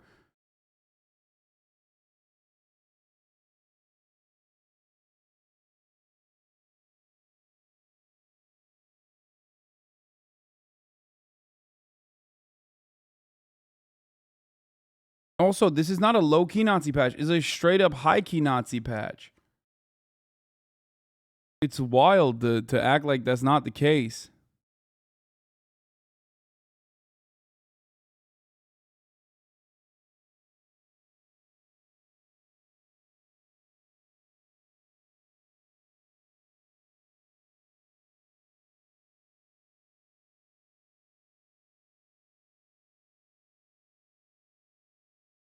Anyway.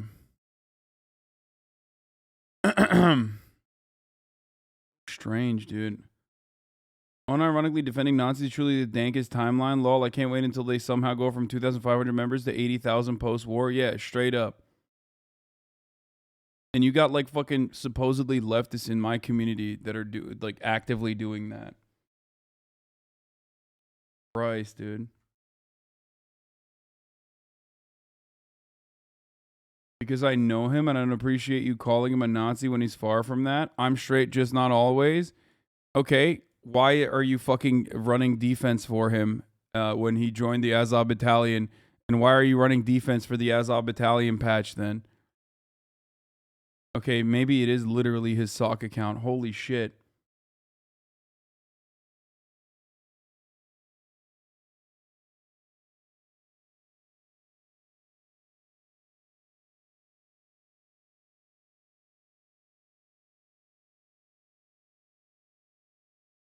I mean, so what's up? Your homie is wearing a fucking straight up black sun, dude.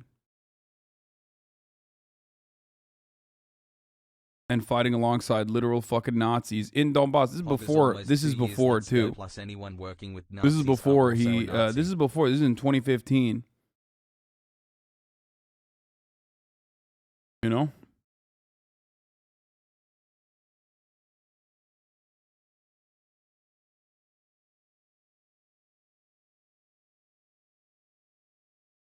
Chatter's about to be like, dude, it's really fucked up. I'm not running defense. Fuck Nazis, but he's a great guy. Okay, well, your great guy is literally wearing a black sun patch. I'm just letting you know. Your great guy friend unironically went to Ukraine to fight in Donbass alongside Nazis in the Ukrainian National Guard and has been doing so since, whenever he went. I'm just letting you know that, like, he might not be as great as a guy. He might be great to you. He might be a white dude. I don't know, but.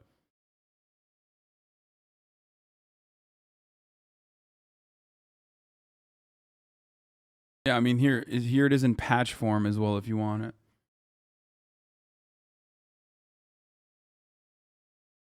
So weird, like.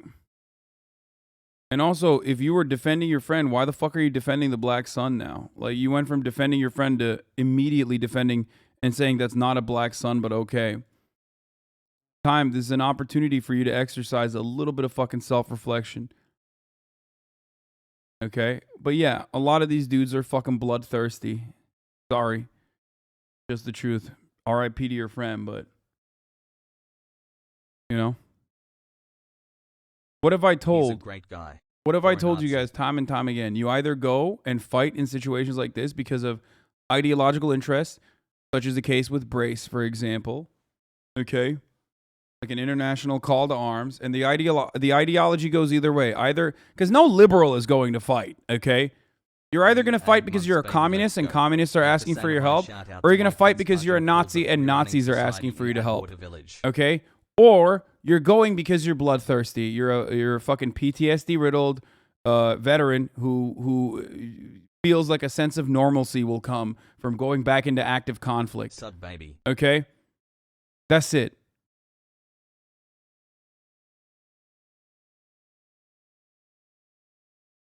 And in this situation, the dude that's going there is going to fight alongside the Nazis. Even if he's not ideologically aligned with them, then he's still fucking bloodthirsty. It's just the truth, man. I'm sorry, but, you know.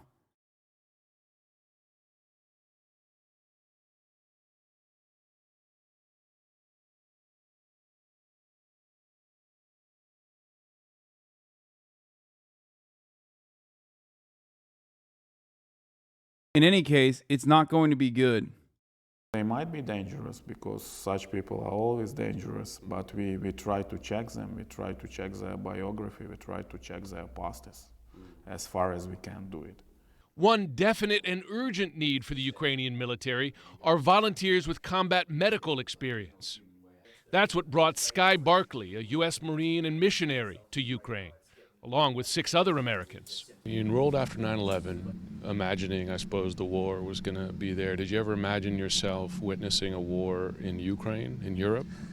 No, and it's totally different. This does not compare to a slow simmering insurgency. It doesn't even compare to what we saw with ISIS, because you're talking about the sheer amount of missiles being launched across the country, the ability of the Russians to reach out across hundreds and hundreds of kilometers and kill from that kind of distance.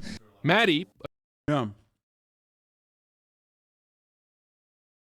You're the insurgents, dude. Do you not realize that, like, you're going to be launching the insurgency war after getting introduced to Hasan against the conventional fucking military? Hassle.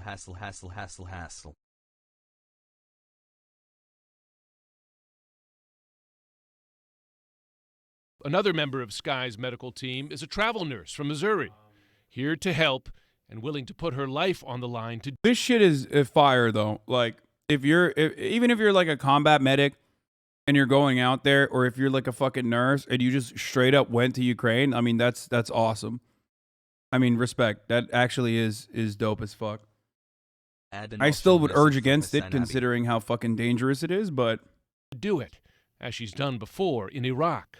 Yeah, it worries me a little bit, but I just have a heart for these people. Like, I just really want to help them. I don't see my life more valuable than their life.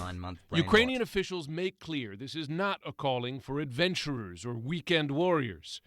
It is service against a massive and ruthless invading army, and thousands have already answered the call. The training that the Ukrainian military is able to offer foreign volunteers is limited. After all, the war is.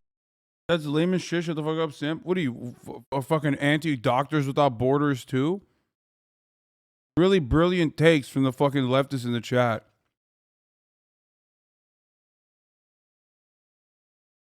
People about to be like, Doctors Without Borders? That's kind of fucked up. Are you just like anti-nurse now? What the fuck?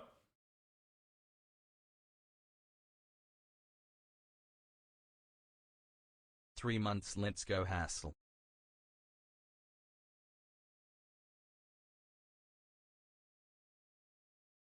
I mean, she's still gonna fucking fight, but at least she can, like, defend herself and patch people up. Good thing. If one person, if someone actually, yeah, exactly, 30 to 40% of Americans say, fuck Doctors Without Borders. We need borders, brother.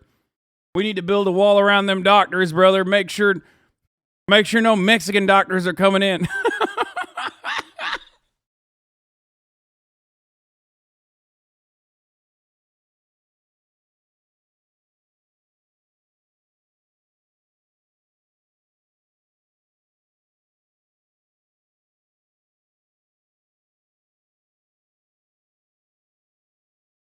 Sick and tired of it. Is already underway on Ukrainian soil. They will get 3 to 14 days of basic training, and it's not a short-term commitment. Those members who come to fight, they're asked to sign on for a year commitment in Ukraine. And joining us now is Miro Popovich. He's a film student and dual U.S.-Ukrainian citizen who is fighting against Russian forces. Bro, I can totally see people, now that I've thought about it a little bit, named Obama was I can totally Doctors see Without people Borders. saying shit like, actually, fuck Doctors Without Borders. Like, there's people dying in this country. Like, you know what I mean? How dare they? How dare they heal people? How dare they heal brown people? There's fucking kids dying in my country. White Hey kids. guys, why can't I sub multiple In months Kyiv. in advance with Miro, Hasan? it is great It to gives see me you. the We last option for spoke other to you creators, but not on Hasan. Wednesday, and I'm Why? wondering, you know, what has changed here in the last few days since we were last able to speak?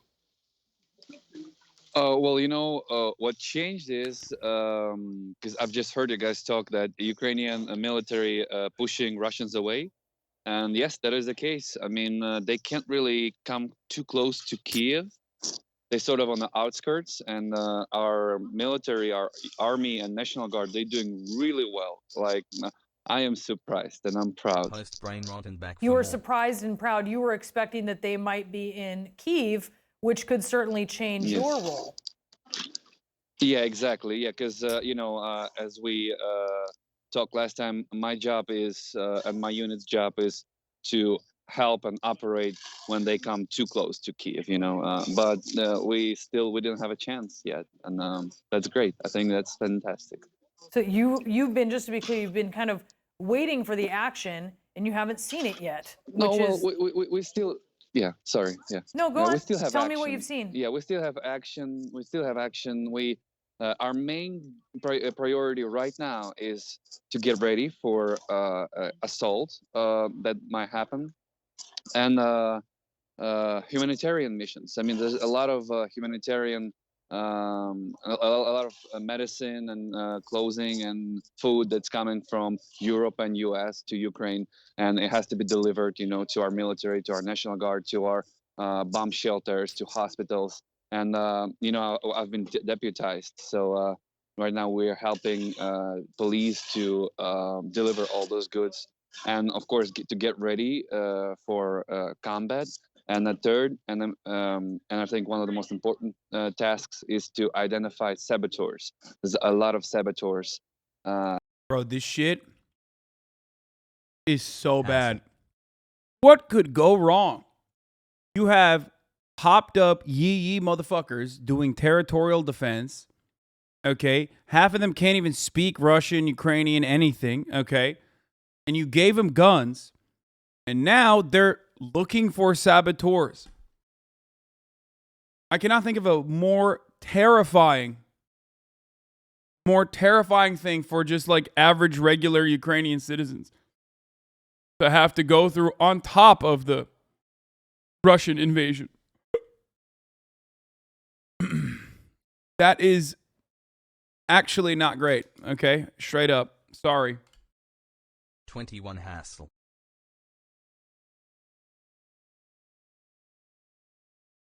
I'm shocked by the Overton window in the minds of those who support Azov. Since when did they become calm and unperturbed by the proven fact of existence of Nazism today?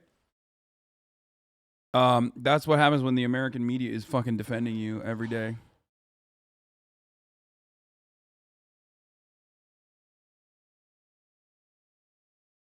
It's non-biased though. Dude, what are you saying? What do you mean non-biased? I am being non-biased when I say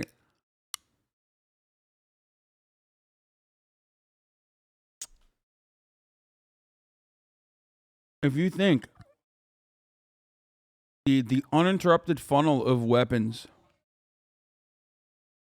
if the uninterrupted funnel of like automatic rifles into a country that is being currently distributed to every fucking person who is able-bodied and over the age of 18 is a good idea, I don't know what to tell you. But then on top of that, deputizing random motherfuckers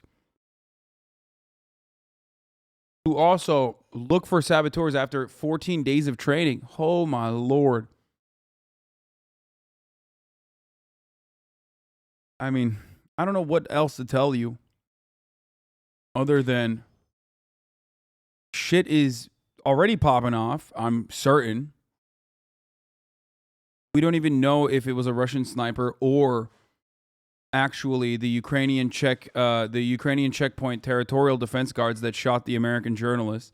I don't even know if we'll actually find any information on that. If and when it happens, or if it has already happened.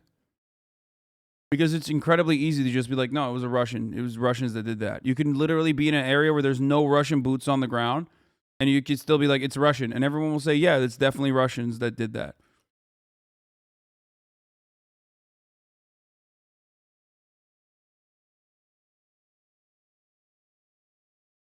Here, like sleeping agents, you know. I know it sounds like a movie stuff, but this is actually true with a lot of Russian whatever sleeping agents. What they do is they guide missiles, and that's not very good, you know. That they So, yeah, can we do that too. locate, they can give them locations of what to hit. And Yes, have you exactly. you've personally encountered Russian saboteurs? Personally, we have arrested somebody. Yes, I don't know if they are Russian saboteurs or not. Our job is to arrest them, and then the other government officials, they take care of interrogations and stuff like that. We don't do that. No, we just stop somebody who's suspicious, and we just give them, pass them to other authorities that do their thing. We are. I mean, it's not. I don't have an authority to identify whether they real agents or they just stupid enough to walk around government buildings and take videos. Yeah. And so what have you been ordered to do if Russians advance into the city, if they're coming into the streets, into the urban areas? You haven't mentioned Russian Nazis, racist once. I don't think you're pro-Russia, of course, but it's still an obviously unfair characterization. Okay, I have. You're wrong. Been following since yesterday, so you probably haven't figured it out. I've talked about the Wagner Group and also nationalism on the Russian side as well, the Kadyrov forces, yada, yada, yada. Talked about it a lot. Except the difference is we're not arming those guys. I, as an American citizen, am not arming those dudes, okay? You understand? And those guys are invading forces. So they're already going to do unjustifiable acts of brutality. That's their goal. They are invading forces. But these are the territorial defenses that the Ukrainian government has put forward. These are the people that are supposed to defend the sanctity, safety, and security of Ukrainians. My fear, however, is that giving untrained people who do not know how to speak the fucking language, turning around and, you know, and people that might even have like ideological predispositions towards neo-Nazi shit,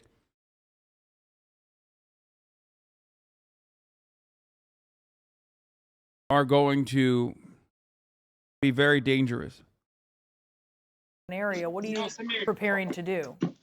We're going to give them an urban warfare. I mean, it's like a guerrilla style warfare. We're gonna help our military fight. Yes, we are ready. We have a lot of weapons. We are officially deputized. We're not just, you know, some group of civilian people. So we're ready. We have an authority. We have a lot of veterans that are capable of fighting. And yeah, that's what we're gonna do. We're gonna help them, and we're gonna give everything. I mean, hopefully it doesn't happen. But Russian media when the day comes, we're gonna do whatever we can. You served in the U.S. Army. You served in Afghanistan. What are you taking from those lessons learned there into this? What am I taking is well, first of all, as I said, I think Their technique, if you have an accident, it's over. Saboteurs, the Russian enemy infiltrator that haunts Ukraine. To unmask a Russian infiltrator, everyone in Kyiv now knows the technique. Make a suspect pronounce the word Kalyanitsa, one vowel too many, and it's over. So you, Lionel the Unicorn, know this reality in my Twitch chat, supposedly. But, like, the Russian saboteurs don't know.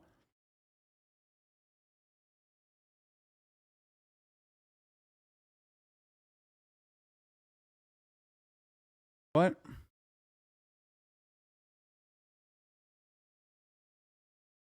I think I said last time, stress, to operate under stress is the most important thing that you can learn in the military. And second of all, discipline. Even if you're in your civilian unit, you have to be disciplined, because discipline saves, and discipline gives you the success that you need. And it's one of the most important things in life too, by the way. Certainly true. Miro, and I suppose I should call you Officer Popovich now that you have been deputized, but I hope that we will be speaking again soon. Thank you so much for checking in with us this morning. Thank you so much. Police in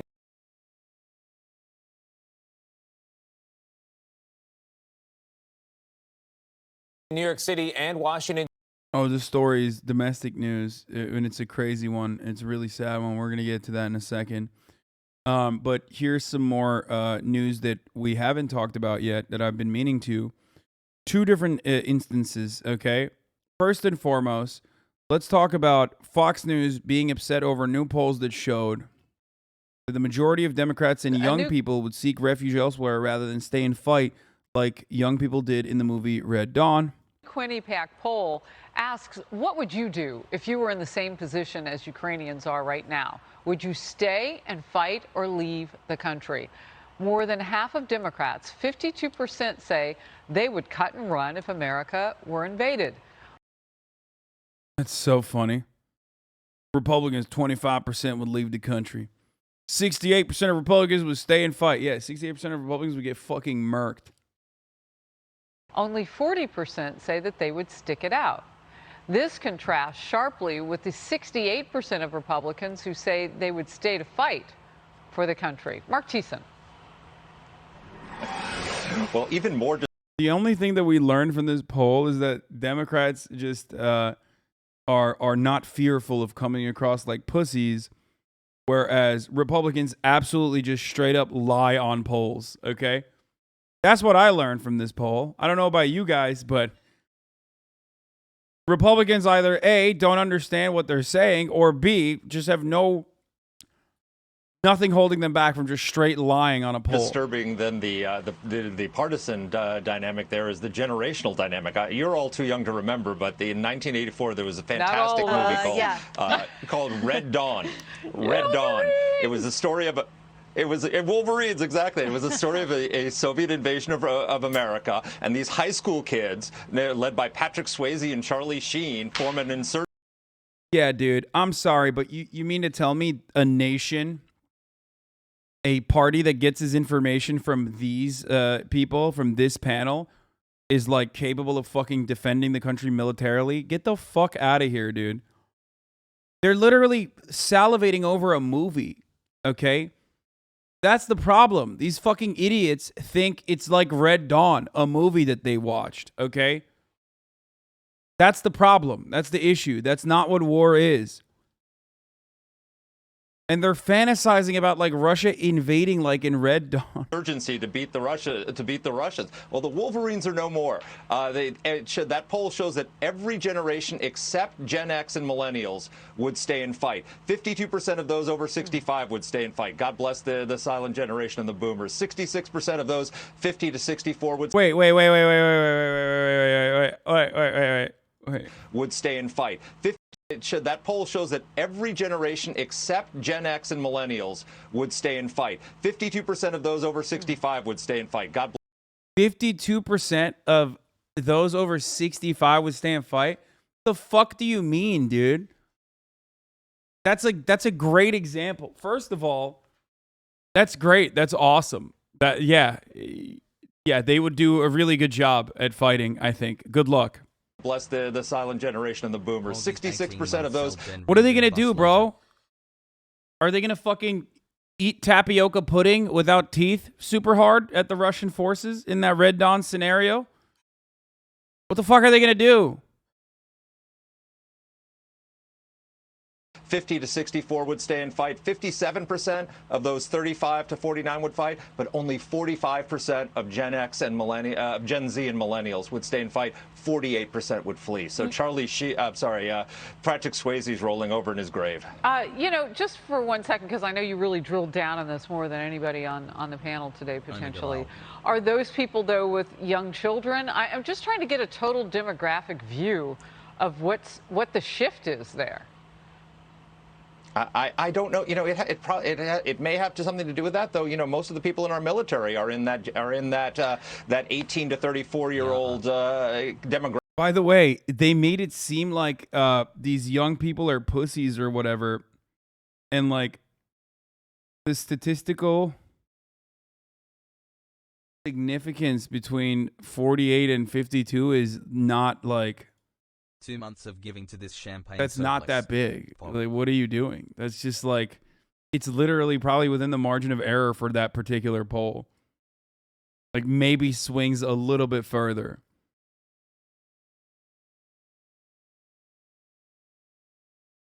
What the fuck? Why are you guys freaking out over this? You trying to make a news story about this? Those are the people we'd actually be counting on. I'm sorry. I'm not going to be the one going to fight. Nobody wants me. Nobody wants someone over 65. It's that generation. But I think it might have something to do with this whole culture of safetyism.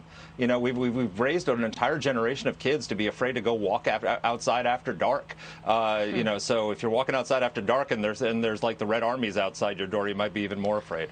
Or if you live in some of these big blue-lead cities with the crime burgeoning. Yes. Like right now, they told us today that potentially a serial killer is on the loose here in New York. First of all, the potential serial killer on the loose in New York is probably a Fox News watcher. He's literally murdering homeless people. It's going to... I wouldn't be surprised if it was a fucking cop that's like off duty. You know what I mean? The fuck? What do you mean? You guys advocate for the fucking complete death and destruction of all homeless people regularly. You advocate for a system that churns out more homeless people, more vulnerable people. And then you're going to sit here and be like, oh man, a potential serial killer. These cities are so unsafe, possibly because they're blue. And possibly with ties with D.C. You got to read about that to even believe it. So we're going to need toughness from our young people. A new queen. How are they allowed to talk like that on national news? It doesn't matter. They can say whatever they want. Even if it says Russia announces new strikes against Ukraine, Russia's defense ministry has announced new strikes against Ukrainian military facilities, what Russia called places of stay for foreign mercenaries. Meanwhile, Russia continues to bomb residential areas, schools, and hospitals. Covered that already. I want to hear from that chatter again, the one that was like defending. Less than 3. Not the chatter who said you don't talk about the Wagner group, but the one who was like, that's my friend. The 22-month subscriber.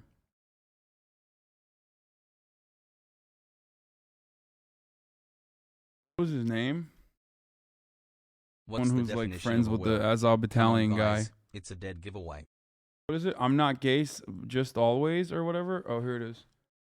I've moved on. I don't give a fuck. I mean, dude, but I want to know what your perspective was. Okay, fine, I was wrong. It is a black son. But to call him a Nazi is wrong. He's far from that. Pog.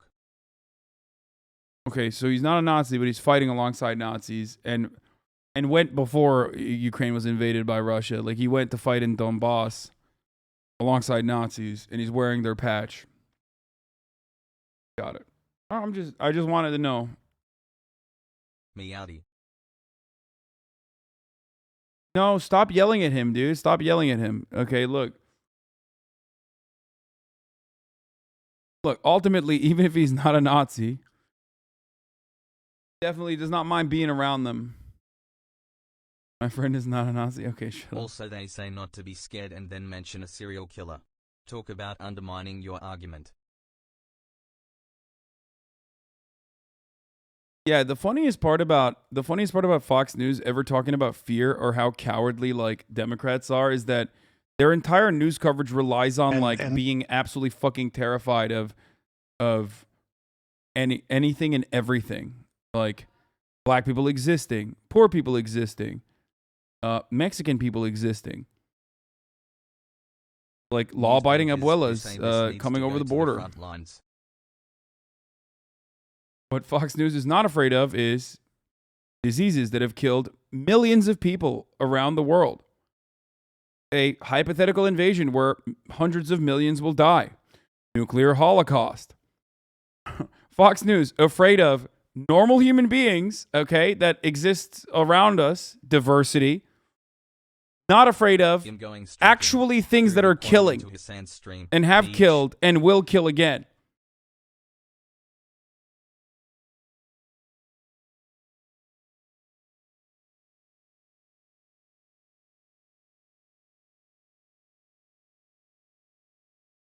And this is so what we haven't talked about yet is the American journalist that was there for Times, not New York Times. He had a New York Times patch that said he had a New York Times press badge. But an American journalist was shot and killed in Ukraine after crossing a Ukrainian checkpoint over the weekend. It's terrifying. It's really scary. It's horrible. A horrible thing that's happened. Apparently, another Fox News reporter has also been injured and is in the ICU. Okay. Thought it was a drone strike? No, it was not a drone strike. Did they say why he had an old press badge? I don't know, but he was there because he was what is this? Award-winning U.S. journalist and filmmaker Brent Renaud killed in Ukraine. This is by the South China Morning Post. Okay, well. The Kyiv Independent probably has the most misinformation on all of Twitter. Yes, but I look at Russian misinformation as well. So Mobile view here. No, he was not. He had worked in the New York Times in the past, and that's why he had a New York Times press badge. That's why people thought he was there at the behest of the New York Times, but he wasn't. He was actually just using an old badge because it's common, it's normal. You know what I mean? Of course he's using an old badge. He might not have gotten a new badge from Times. The Times. Okay? He was using an old press badge. Sussy. Dude, come on, dude. Really? Hog journalists? You guys are insane. You don't know anything, dude. My 1 year anniversary sad. Are you serious? This is literally a fucking dude who like, he was making a documentary at his time of death. He was not a fucking spy. What is wrong with your brains, dude?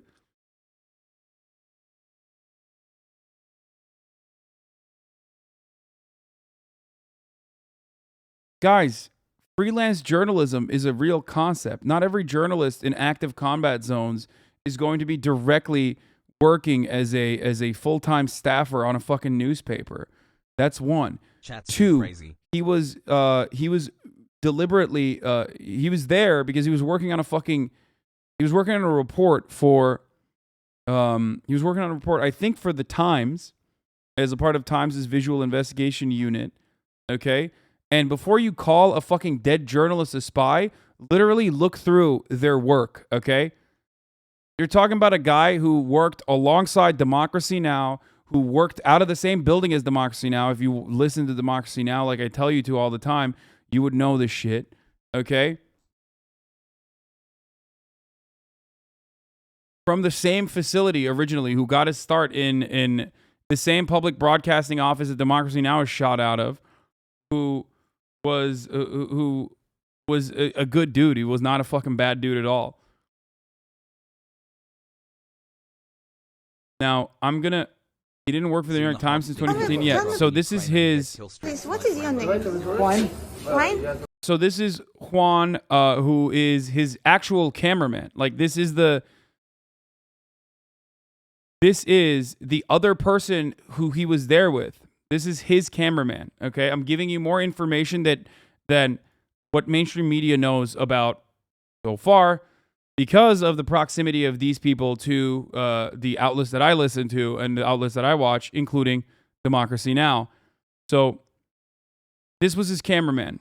He doesn't know at the time of this information when someone is when the I think it was like an Italian journalist or something asks him like what's going on or what happened, he was unaware that Brent had died. Okay.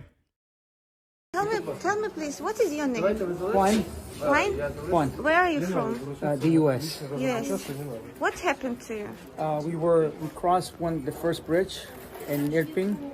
We were going to film other refugees leaving, and we got on. And their work was around CBS tweet, not mainstream media. No, well, the CBS doesn't understand. CBS did not know that Juan was working alongside Brent.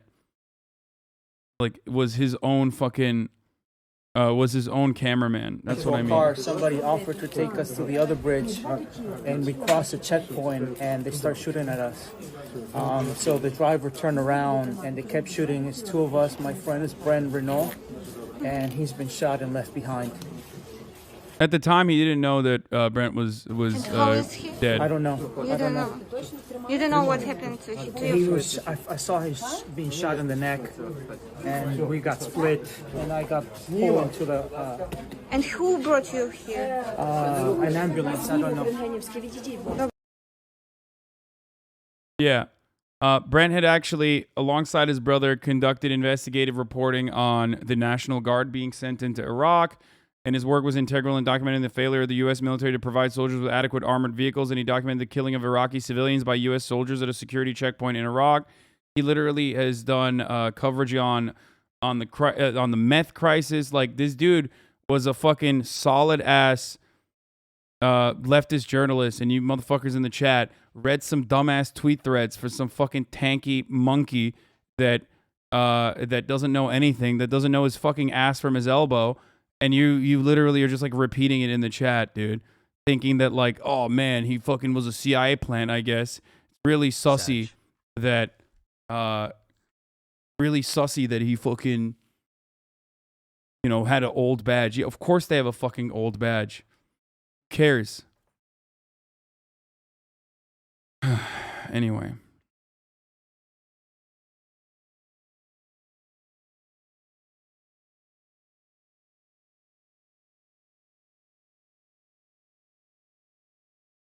Fox News correspondent Benjamin Hall has been. And now we found out later today that you said it was a Ukrainian checkpoint, as if the Ukrainians shoot him. You were wrong. It was a Russian checkpoint and Russian shoot. No, the area that they were in was all the Ukrainians, if I'm not mistaken. The original suspicion was whether or not it was a Russian sniper, but it was after passing a Ukrainian checkpoint. Reporting. I want to go to CNN's Oliver Darcy with the latest. Oliver, what's how was he so careless if he's so experienced? What the fuck do you mean he was careless?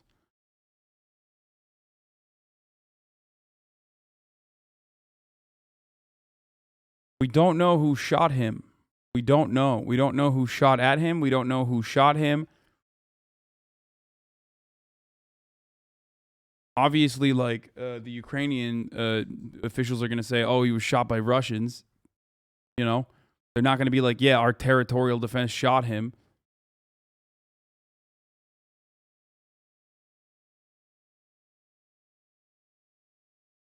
About this. Hey, Anderson. Yeah, details are slim, and this is, of course, news that we never want to report. But I do want to read to you a memo that Fox News CEO Suzanne Scott just put out to employees that offers a little bit more information.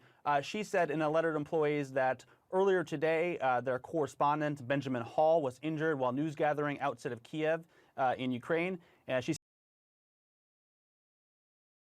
Yeah, I mean, Ryan said this too. Yeah, the description from his eyewitness says Renaud was shot, and it seems only Ukrainian forces were in the area based on news reports, and he says the other possibility is a Russian sniper. Most of the reports describe Russian shelling of the area, and his colleague noted that there were Ukrainian checkpoints, both of which suggest Russians weren't in the immediate area. Like,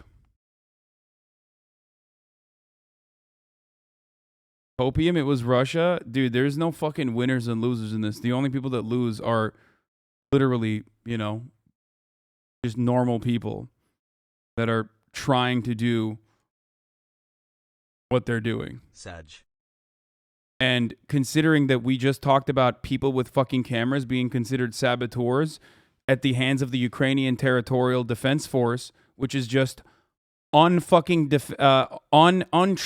randos, it is not all that much of a fucking insane suspicion that it could have been a Ukrainian Territorial Defense Force shooting them, thinking that they were Russian saboteurs in the fucking fog of war.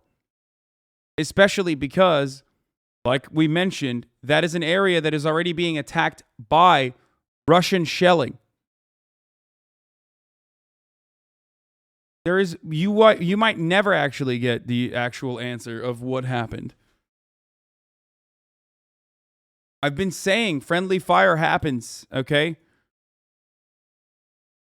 And also, if you feel uncomfortable with this, remember that even those casualties from friendly fire, even if it's casualties from friendly fucking fire, remember that it doesn't matter because there would be no friendly fire if Russia had not invaded. So understand that it's still Russia's fault when friendly fire does happen.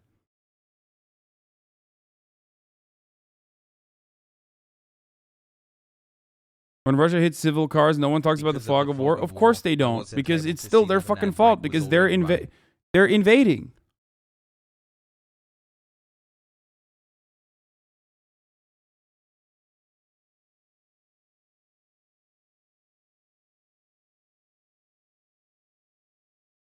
Just woke up in a cold sweat from my nap realizing it's my 7-month sub anniversary. Come on, man, that doesn't make sense. Wait, what doesn't make sense? I think a lot of you guys just actually think. I think a lot of you guys actually fucking think that, you know, you just fucking turn on friendly fire and then turn off friendly fire in a combat zone or something. He says we have minimal level of details right now, but Ben is hospitalized and our teams on the ground are working to gather additional information. She, of course, says that this is a stark reminder for all journalists who are putting their lives on the line every day to deliver the news from a war. Ukrainians killed them, but Russians are still at fault? Yes.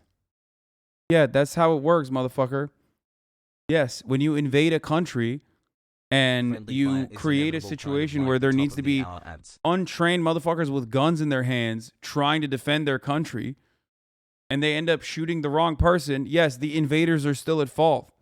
What the fuck do you mean? Of course. Zone and ask for people to keep Ben and his family in prayers. Of course, Anderson, this news comes one day after another American journalist, Brent Renaud, was killed in Ukraine. Local officials there said that he was killed by Russian forces, and another American journalist was also injured. Journalists try not to be the center of the story or in. For the record, people just like immediately saying it was Russian forces, like the American media has reported this over and over again. They reported stuff like this over and over again with retractions later down the line. In this situation, it might be true. Once again, I'm saying it might be true. It could be like a Russian sniper or something like that. You know what I mean? But just remember that they have no incentive to ever mention that if it was Ukrainians. In the story at all, Anderson, as you know, but unfortunately, they're now finding themselves. Has it been confirmed that this was friendly fire? Why are you spreading these what-ifs only to serve the purpose to spread doubt about the Ukrainian forces? Dog, I don't... Oh, my God. Yeah. I have an active interest in spreading doubt about Ukrainian forces. That's right. Or maybe I'm trying to fucking personally provide adequate counterbalance to what you're hearing from mainstream media, which has, time and time again, over the course of the past fucking couple of weeks, led you astray on exactly what's going on for understandable reasons and for propaganda reasons. Okay? The understandable reason is that it's a fog of war and that people don't know who is conducting, who is responsible for the atrocities. Ultimately, it still doesn't matter. It's still Russia responsible, considering that they invaded. Themselves in the crosshairs as they're reporting and gathering information in Ukraine. Of course, it's deeply disturbing to see this, and press advocacy groups like the Committees to Protect Journalists has come out and denounced these attacks on members of the media. Anderson. Yeah, Oliver Darcy, appreciated that. Obviously, our thoughts are with Benjamin Hall and his family as well, and we'll bring you more information as we get it. Allison and Victor, as Oliver was saying, we have seen increasing attacks on journalists and intensifying attacks on everybody, specifically in Kyiv, the news tightening around that city, and the intensity of the shelling also increasing. Yeah, it's awful. Our thoughts, of course, and prayers out to Ben Hall and everyone over at Fox and his family as well, especially after the conversation just had with another reporter's friend. No one's safe. There are no boundaries. Obviously, Russian troops are not respecting any so-called boundaries, and it's getting more dangerous. He's being described as kind, gifted, and infused with humanity. Those are just some of the tributes for the first American believed to be killed in Ukraine, award-winning journalist Brent Renaud. Renaud was 50 years old, and he was filming a documentary on refugees for Time. Yeah. Another American journalist was with Renaud when he was killed and said Russian forces opened fire on them. We're going to film other refugees leaving, and we got into a car. Somebody offered to take us to the other bridge, and we crossed a checkpoint, and they start shooting at us. So the driver turned around, and they kept shooting. It's two of us. My friend is Brent. Do you feel like it's a little weird that he never says that it was Russian forces that shot at us? Brent Renaud, and he's been shot and left behind. And how is he? I don't know. I don't know. You don't know what happened to him? He was. I saw him being shot in the neck, and we got split. He just said checkpoint. What the fuck? Yeah, I know. And that checkpoint is, he did say that. I mean, where did he say it? He said they. And the checkpoint that he passed through is, the checkpoint that he passed through is, I think, a Ukrainian checkpoint, considering that there is no Russian troop presence there. I'm pretty sure that was a Ukrainian checkpoint that they passed through. This is not in fucking, this is not in the southern part of Ukraine. This is not in eastern Ukraine. They're in western Ukraine. There are no Russian forces in the area. There are no Russian checkpoints in the area.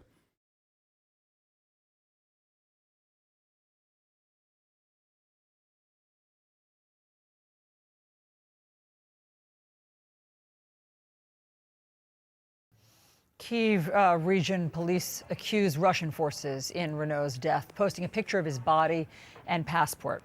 CNN has not been able to verify the police details. Joining us now is a friend and colleague. Like, even CNN is saying that they weren't able to verify the details, but then they do say that Russians shot the dude.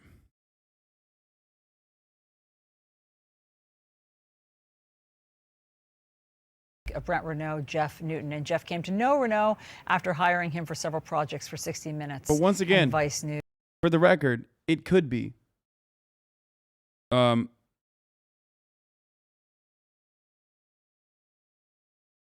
He's not sure. He shouldn't say that's what journalists should do, right? Wait, what do you mean? He got fucking. He got shot at, dude. They're taking shrapnel out of his body. They thought at that point that he had like actual gun wounds. Okay. Like, he's not going to offer clarity there, I think.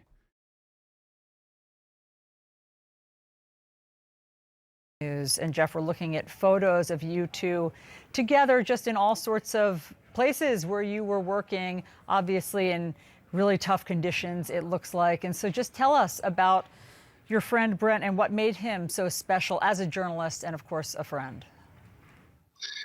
Well, I think the most important thing to know about him is he... Don't think you can say there are no Russian forces in the area. Hasan, shit changes. Still no confirmation. If it's a territory that they're actively shelling, they don't place their fucking troops in that position.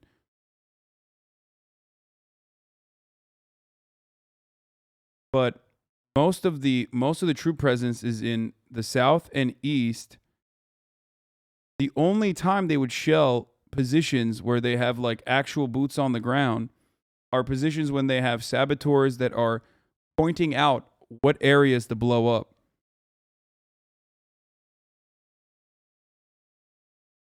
Wasn't really a thrill seeker, which sounds strange for people who cover conflicts, but he's just one of those people that loved people, and the human condition was what he was after. He wanted to understand what was, what people were having to deal with who were in the middle of these conflicts. And even when he was not in conflict zones, he was covering things like disadvantaged kids in Chicago school systems, or kids that were moving to homeless shelters in places like New Orleans.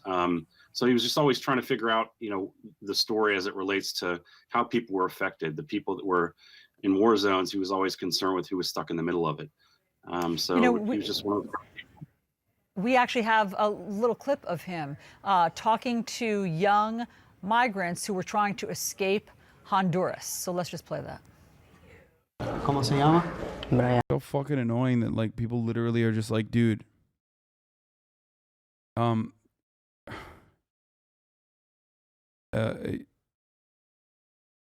People are freaking the fuck out over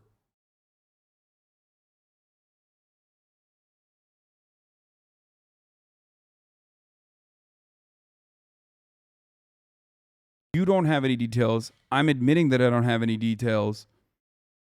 They are not, at least for the most part, not admitting that they have the details.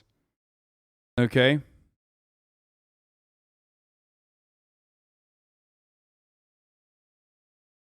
And the annoying part about this conversation is that you are certain. Like, there is no certainty in the situation, but you are certain about it.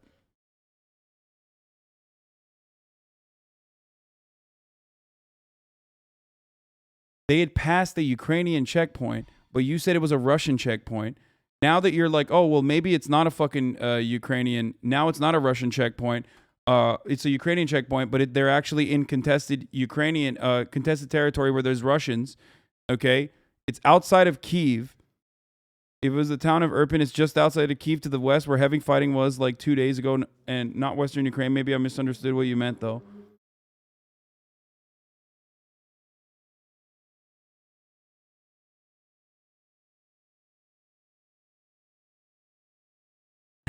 You don't know anything about what you're saying. Do you have a fucking clue how long I spent on 4chan? Get a grip. It's fucking psychotic that there's a lot of people fucking talking about talking about this with like as though there is any sort of certainty.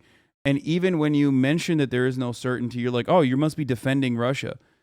No, dude, I'm not.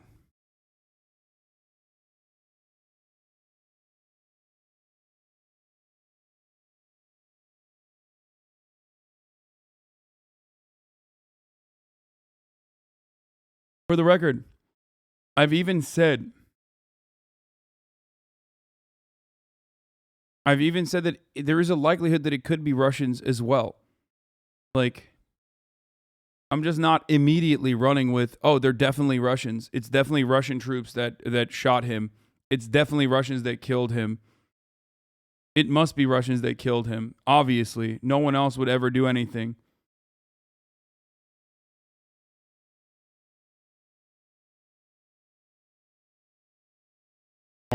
Brian, are you traveling alone? Are you here by yourself?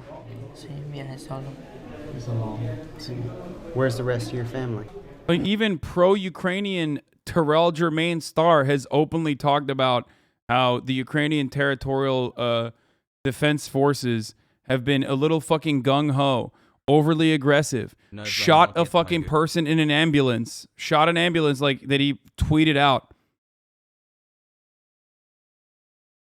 I respect why Ukraine organizes these groups, but as I've traveled throughout the country, I've found many of them to be rude, overly aggressive, one pulled a gun on me, and having cowboy attitudes. If these guys aren't better managed, it can end badly for the innocent folk. Frankly, if it wasn't for Andrew Kyiv being at my side as I do my reporting, I'd have left Ukraine. That's how uncomfortable these territorial defense people make me. Again, I respect why they're being organized, but they're getting out of control and are becoming dangerous. Which, by the way, is literally the fucking, like that. This dude is straight up a pro-Ukraine, openly pro-Ukraine guy.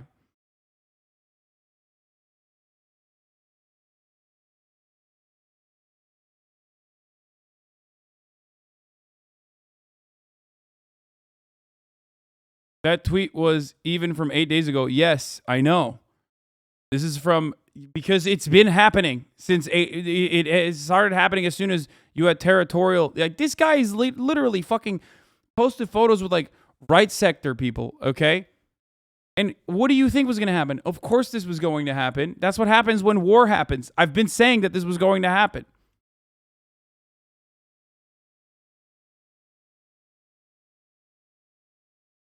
"14 months, baby." This is what happens when you have paranoid people who are understandably terrified that anyone and everyone could be a fucking Russian saboteur, and they don't even have proper training. And now they have even well-trained military members would probably, especially in the fog of war and how paranoid they are, if they were given orders that, like, there are people who, there are people out there who are saboteurs that are running around trying to confuse you, they would start fucking shooting randomly at people too. Ukrainians should defend their land from a Russian invasion more politely. That guy? No, dumbass. He's the biggest Ukraine simp. Not only that, but also he's like literally a right sector simp. Shut the fuck up. You don't know what you're talking about. He's saying, understandably, even he's saying, understandably, that the territorial defense groups are terrifying and not great. It creates more victims, okay? It creates more victims. You know who dies in this situation? Not Russians. Ukrainians die in this situation. He's helping Russia by saying that, though. Dude, shut the fuck up. You don't know anything, okay? You don't know anything. You are a fucking baboon. He's helping Russia by saying that, though. Yeah, dude. He should just shut the fuck up. Like, this dude is actively... He works for the Atlantic Council, man. He's actively doing propaganda for the Ukrainian side, and even when he takes a step back and fucking mentions something, you're like he's there. You're not there. He's fucking there. And you're still being like, oh, dude, he's helping Russia. Motherfucker, what are you doing? You've done nothing. You just sit around and fucking write Reddit threads, write on Reddit threads and like argue with people. You've done nothing. At least he's done more for fucking Ukraine than you have.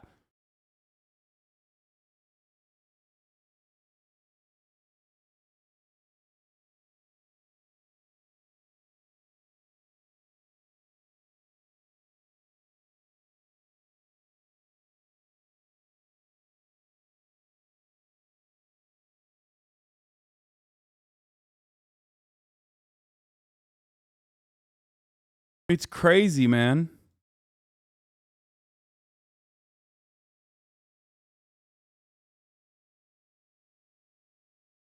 Do you think Ukraine should surrender? Can you explain why Turkey holds 1/3 of the world's journalists that are in prison? Page 15, last page. Yeah, I can. It's because they have no freedom of speech, and it's fucking bullshit. There you go. That was a very short explanation for you. Yes. There's a reason why I don't go back to Turkey, motherfucker. What are you talking about? He's like, dude, can you explain something to me?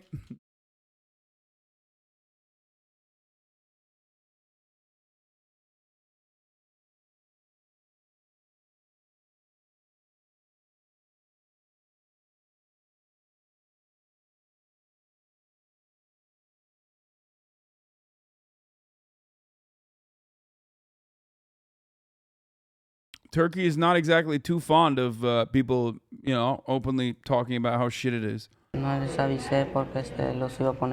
the gang members after you?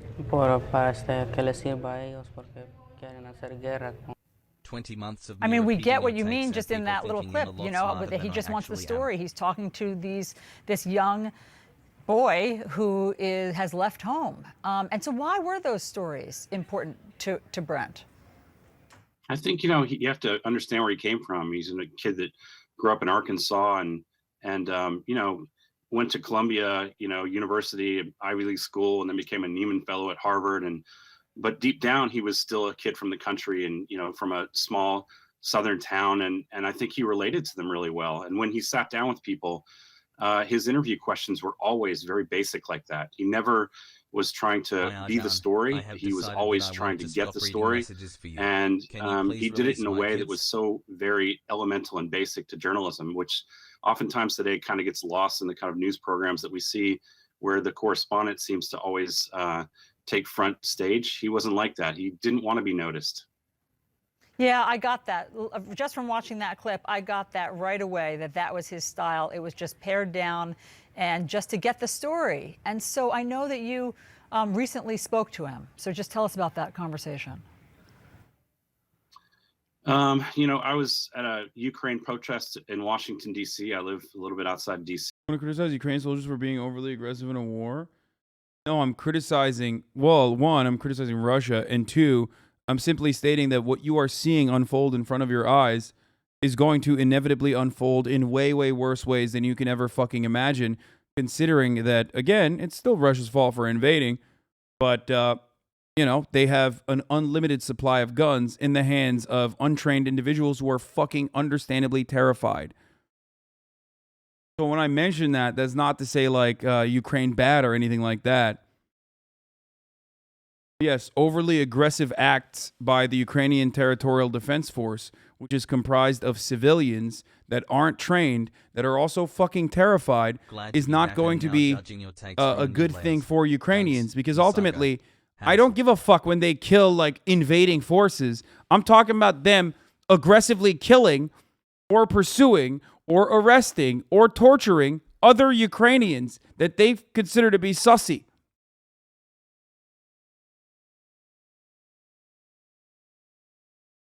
That's insane. And he called me on the phone. He was looking for people who could help do fixing in Poland. What so-called innocent folk doing in a war zone is dumb to be there, and then even more stupid to complain about Ukrainian soldiers' attitude? Dude, the guys that we're talking about were fucking soldiers as of, like, yesterday. They were fucking civilians in the war zone. They have been turned into combatants now.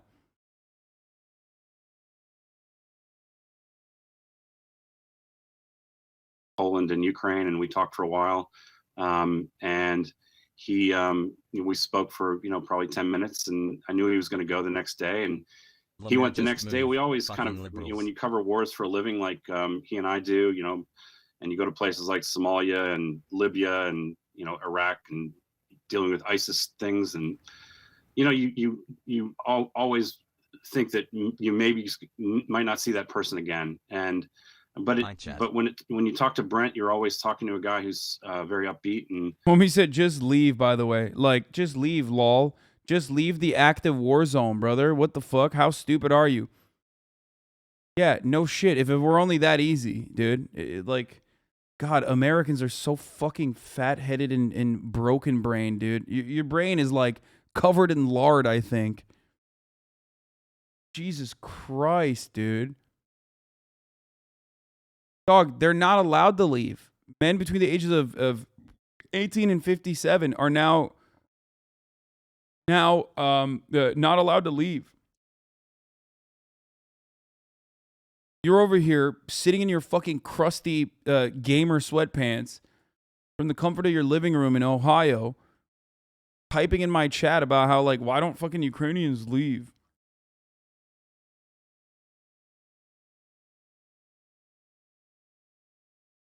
Crazy, dude.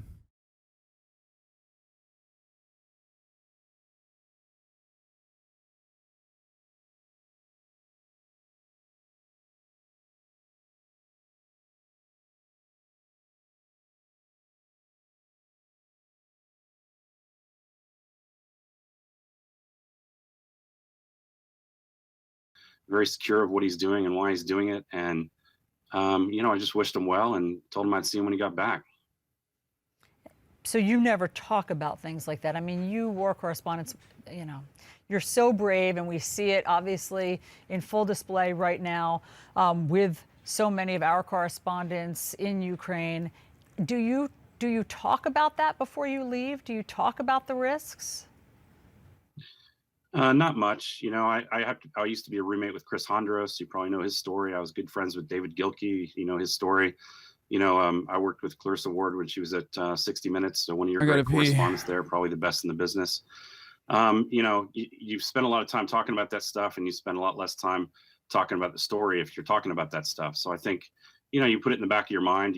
What you're doing is risky, and being in places like that, there's a very good chance that something could happen to you. But you also do your best risk assessments, and you work with people you trust and and you do your best to stay out of harm's way. But you can't account for every sniper rifle in a window, and you can't account for every mortar that's shot that you can't hear coming in until it's too late. And that's just the nature of the beast. And I think that, if you look at his life, he's 51 years old, I think, when he passed away, and he did more in the last 15 years in documentary filmmaking than probably anybody in the last 30 or 40. You know, he and his brother Craig, you know, have done so many documentaries on so many important things. There was a time there where he won back-to-back DuPont Awards, which is extraordinary, and Pokes and Peabodys and Emmys. And that only comes from getting after it every day like he did. Have you been able to talk to Craig or any of his loved ones back here? Yeah, I talk to Craig several times a day, and he's dealing with some pretty heavy stuff right now in terms of dealing with getting Brent back. And actually Juan, which shouldn't be forgotten, who was with him, was my graduate student at Columbia about 18 months ago. So, you know, and he's had a second surgery today, and hoping to get better and get him out of the country soon as well.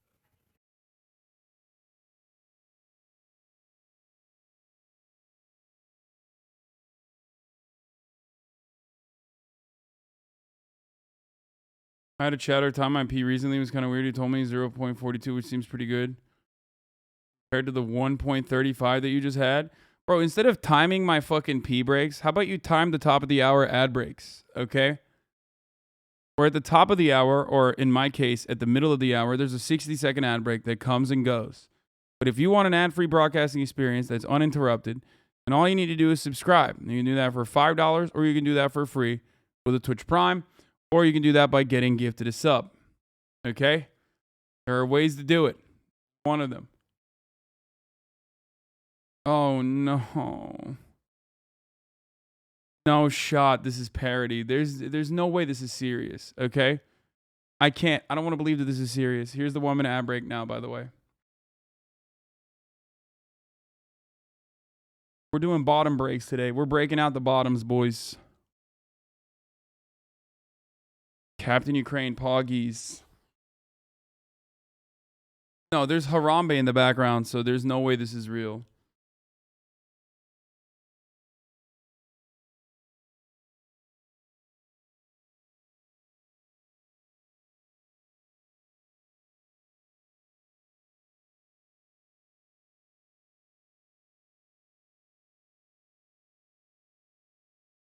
Ending we all want to see.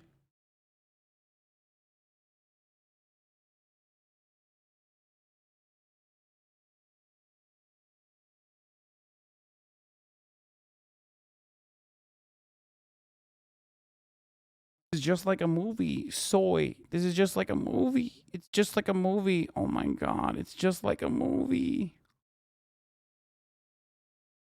Why RBG cannot be young RBG even after this? She will choose old RBG.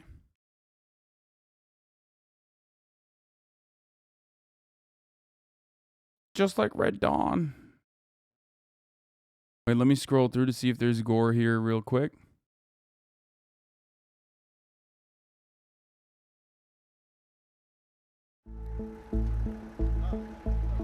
U.S. journalist Brent Renaud was being killed in the Ukrainian town of Irpin near the capital of Kyiv.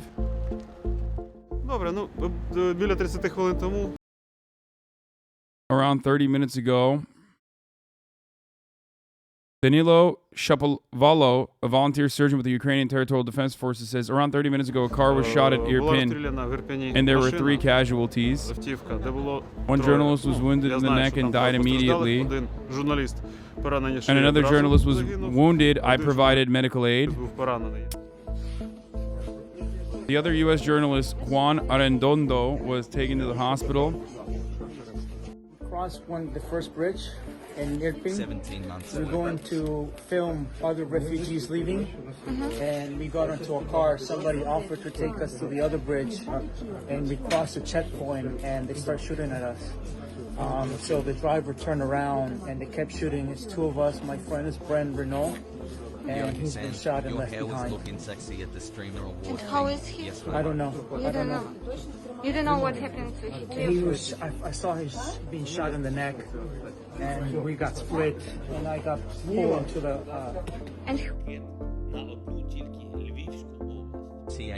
Ukraine's president condemned the attack. Сьогодні у Київській області був убитий американський журналіст Брент Ренаud. Його колега colleague was wounded. It was a deliberate attack by Russian troops. They knew what they were doing. Що вони роблять, але схоже, не всі на заході знають, But it seems like everyone in the West knows what they're doing. Russian authorities have yet to comment on the events that led to Renaud's death. I hope you're all right, Hasan.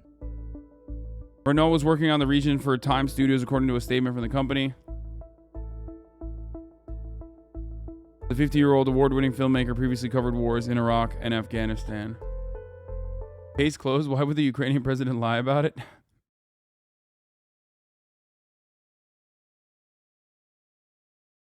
You're right. It is, after all, it's quite literally illegal. Hey Hasan, good stream so far. It's quite literally illegal to lie about it. Anyway, regardless, dude, this is devastating, and you know, part of the city of Irpin has been under heavy attack by Russian forces. Part of the reason why I say you need to take this shit more seriously, and almost 1 year.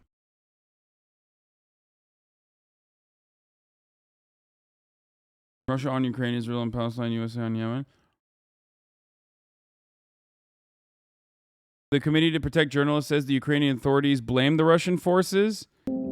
Was shot and killed in Irpin, Ukraine on Sunday, and his colleague Juan Arredondo was injured. Kyiv regional police blame Russian forces for the attack, but the exact circumstances remain unclear. Yeah, that's what more responsible. Dude, I can't watch this video. It says YouTube is not currently available on this device when you send me that. When will it be terminal, please? Okay.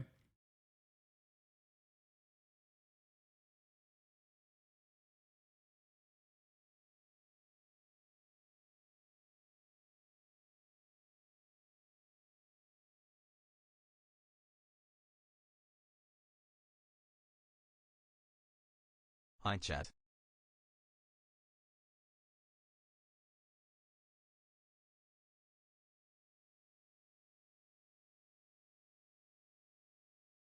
Russia is asking for food. Oh, update. Among the assistance Russia requested of China was prepackaged non-perishable military food kits known in the U.S. as meal ready to eat or MREs.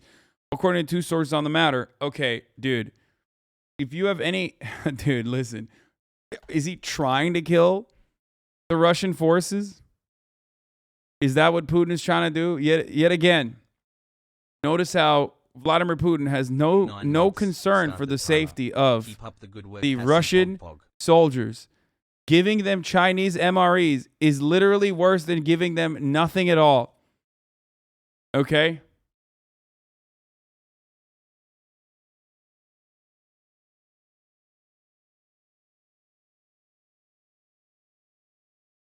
Straight up. Why?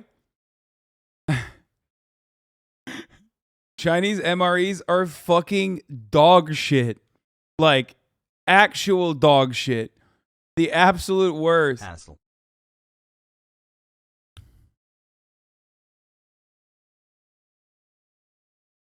That's fucked up.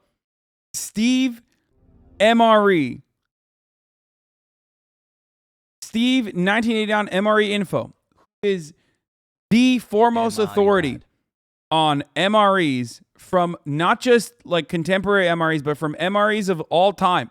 Like, this man has had meals ready to eat from the Civil War, okay? Like, understand that this person has fought botulism more times than you can comprehend. And he said it was the worst ration taste test he's ever done. The Chinese PLA Type 13 MRE. This man has literally eaten. Okay? This man has eaten straight death.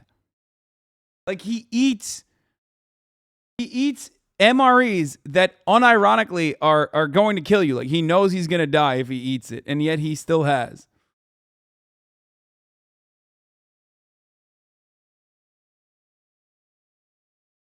Yeah, him and Gundog, dude. They fucking... Remember that? This is like real old head. This is real old head HasanAbi watcher shit right here. We used to watch every single video that Steve MR used to put out back in the day. Big fan. Him and Gundog, dude.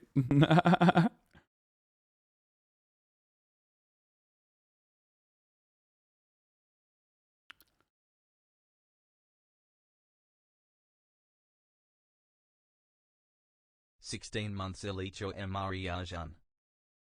He's had a cracker from like, you know, yeah, he did. He ate a 1850s era hardtack. Like he literally.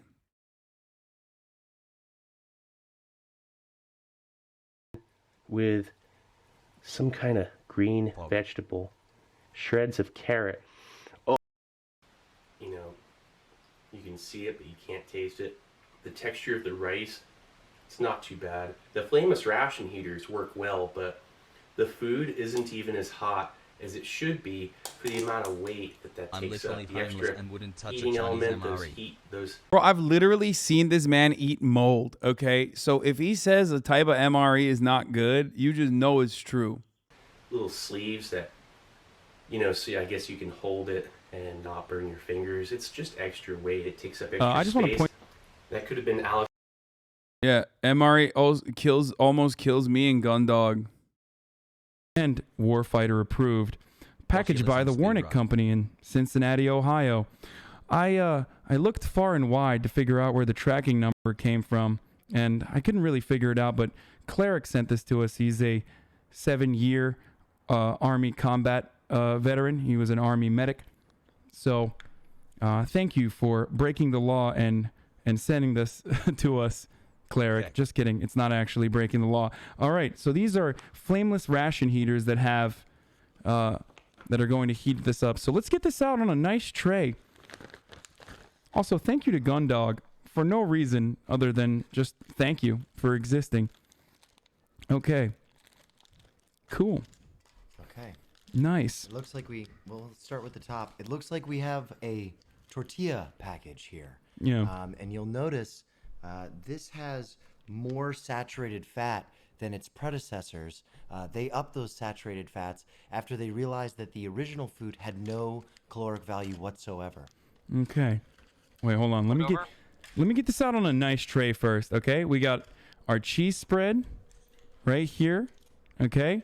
We have our peanuts dry roasted and salted. Okay? Okay, very heavy on the density. This looks like they dry wrapped a turd almost. Yeah. Here. Anyway, we fucking tried it, and let me tell you something. Okay, yeah, here's Will and I trying the MREs, and we almost fucking died. Look at that. Look at the fat. Top. Okay. All right. Now we have to roll the cheese, apparently. Roll it? How do we have to roll the cheese? So put your hand flat, put the cheese down, and then roll it between your palms. Like this? Or just this? Like you're rubbing your hands together. All but with right. the back between it. Rubbing my hands together like a like a terrible anti-Semitic cartoon. Jesus Christ. Like you're rolling. Like the way Politico. Yeah. By the way, famously, COVID broke out after this. So just remember that. Not saying that Cleric is responsible for giving everybody in LA COVID, but COVID did happen right after this. Smell is so pungent, dude. Well, guess what? It is overwhelming my senses. Guess what, Gundog? I can't even smell it because it's the only thing I can taste right now. Oh my god, it's I can't stop laughing. Look at that cheese. Oh god. All right. Sorry. Holy shit. It's okay. Let's take a look at the tortillas. Not good. Let's see if there's a hiss on these. I hope. Tear it with your fingers. No hiss. So I'm going to need a palate cleanser on that. But before we get the palate cleanser, let's take a look at the tortillas here. All right. Nice and soft. No. What? They're like yellow. Are they not supposed to be? Is it the light or are they yellow? Oh, no, they're yellow. They're very yellow, Cleric. Very yellow, Cleric. They're supposed to be like white, maybe beige a little bit. Cleric, they're not even coming apart here. They're real soft. I'm going to go ahead and give it a little taste. That's up to you.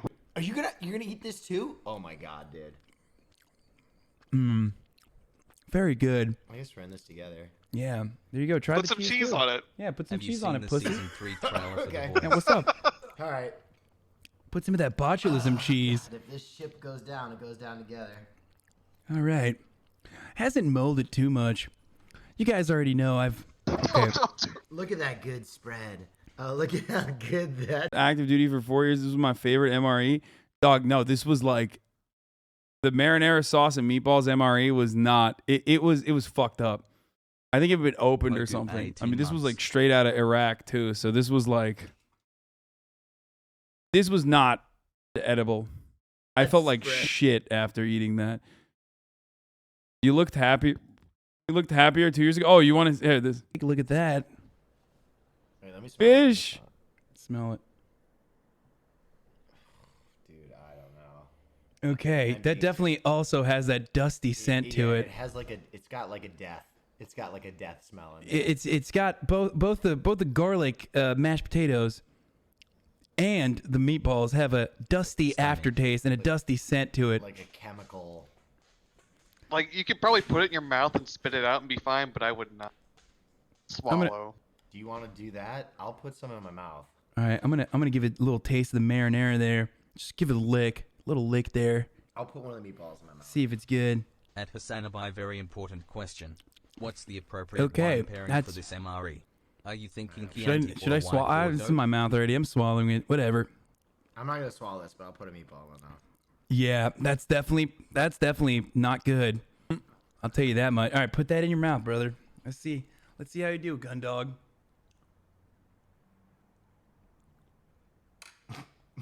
Okay, spit that out in that tactical box right there.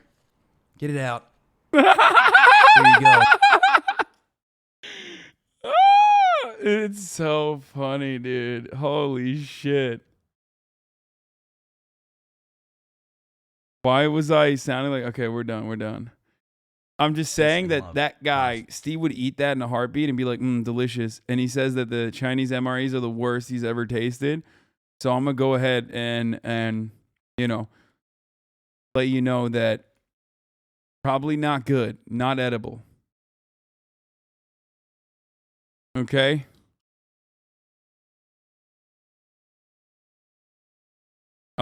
Here's some information. New China-Russia scoop. U.S. told allies that China requested 5 types of military gear from China, including surface-to-air missiles, also drones, armored vehicles, logistics vehicles, and intelligence-related equipment. U.S. did not provide underlying intelligence in cables to allies. U.S. has told allies that China has responded positively to Russia's request for military equipment. Cables to allies in Europe and Asia do not say if China has provided help or just told Moscow it would provide support.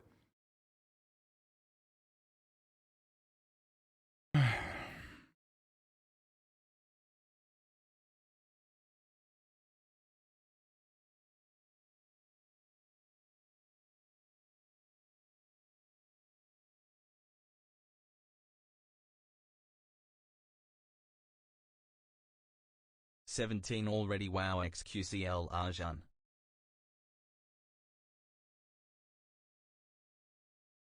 And that pandemic wiped out a lot of people and shit out. Fuck.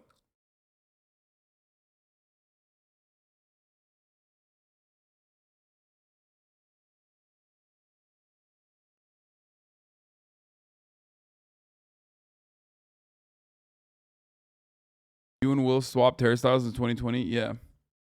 One of the 4 horsemen of the apocalypse?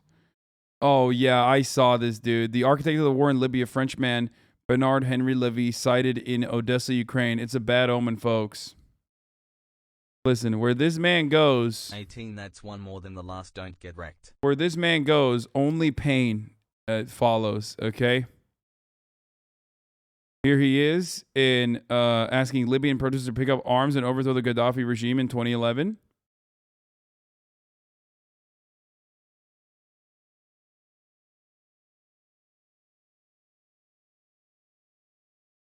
This guy is literally fucking Azrael.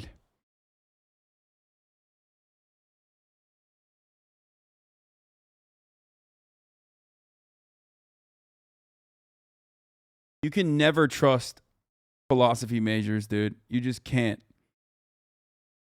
He is living proof. Okay?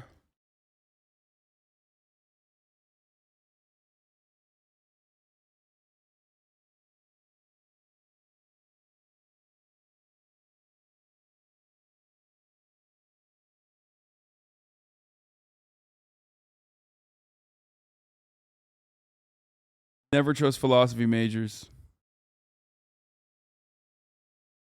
Epstein didn't kill himself.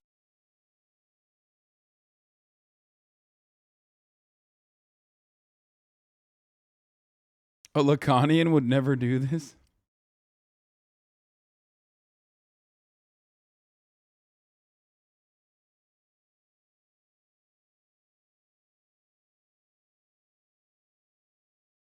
Anyway, let's watch this. More Pro-Freak Union has an interesting take on the war. Let's take a look at what they had to say. Wait, is there a YouTube video of this?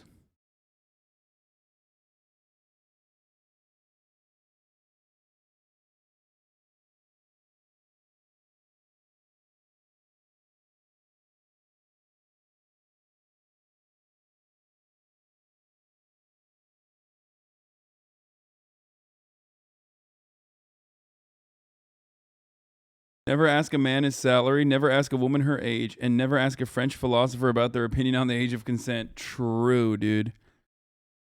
Okay. Here, let's watch the How America How America helped Russian oligarchs steal billions. On everyone's minds in the wake of Putin's invasion of Ukraine. You've probably heard about the insane amounts of hidden wealth they have. Oligarchs buy mansions and condos in Florida, apartments in New York, yachts, even sports teams. That's who the Russian leadership are. They have a lot of money, even though it's hidden away. Gaga is set to perform on a Russian business tycoon's billion-dollar yacht, cashing in a paycheck of nearly $3 million. And you might have heard that the American government is taking action. Tonight, I say to the Russian oligarchs and the corrupt leaders who built billions of dollars off this violent regime, we're coming for your ill-begotten gains. But if America is really going to rein in the power of Russian oligarchy, we need to reckon with the fact that we created the system that allows them to hide their stolen wealth. That's right. America let Russian billionaires exploit our financial system through lax rules and hidden loopholes, and they're not the only ones doing it. American and European billionaires stash their riches exactly the same way. We have an opportunity right now to shut down this shadowy world of offshore finance. It's not just a way to pressure Putin's Russia, it's also a way to make sure oligarchs from around the world have less control of our economy and politics. Here's how we can do it. This is the classroom from More Perfect Union. What is an oligarch anyway? Well, an oligarchy is basically a small group of wealthy elites who control the politics and laws of a nation's government. The word is almost always used by Western media to refer to Russian oligarchy.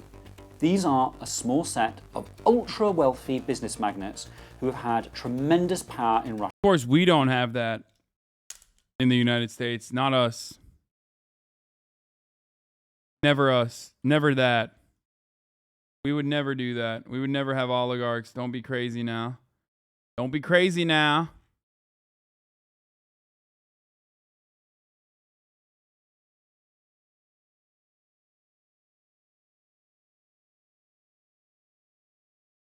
Russia over the last few decades. After the fall of the Berlin Wall and the end of the Soviet Union, most of the Russian economy was transferred from government control to private ownership in a process referred to as shock therapy. Encouraged by Western economists like Larry Summers, industries that had previously been state-run were handed over at bargain prices to the Kremlin's cronies. In the absence of any government oversight or competition, these new capitalists quickly became billionaire elites with vast control of the economy and government, otherwise known as an oligarchy. When Russia entered the world of global capitalism in 1991, the men who became oligarchs were pleased to discover a shadow financial system, flush with dark money and shielded from the law. It's a complicated and secretive network of tax havens and shell companies. We've seen in recent leaks like the Panama Papers that this shadow system has enabled the global financial elite to shield trillions of dollars from taxation or law enforcement. This system allows rich people, criminals, and crooked public officials around the world to hide money for tax evasion, money laundering, and corruption of all kinds. But here's the thing, it was European and American bankers, lawyers, and lobbyists that built this corrupt system in the first place. Russian oligarchs hide their wealth in the shadows, and we were the ones that turned off the lights in the first place. Here are some of the ways they exploited our rules. Russian billionaires use shell companies to hide their ownership and avoid a tax bill. Oligarchs set up shell companies in places like Delaware and Bermuda, notorious tax havens. They take advantage of American and European laws which allow corporate owners to set up companies with virtually no disclosure requirements. In fact, more than half of Russian billionaires' wealth is stored abroad. Oligarchs purchase high-rise apartments in Manhattan and London to launder their money. Billions of dollars of dirty money pouring into places like London and New York has contributed to making homes unaffordable for working people and turned housing, which should be a human right, into an accounting unit for Kremlin money launderers. That's why you may have noticed in the news that the mega yachts being seized in the last few weeks were located in places like Barcelona, the French Riviera, and the Maldives. These yachts. Remember those papers and all we could talk about is how much you make? Yeah, because Twitch people are fucking brain rotted, dude. No one gives a shit. Trying to fucking target like the mega wealthy who completely control the planet is it'll make you feel powerless. Okay?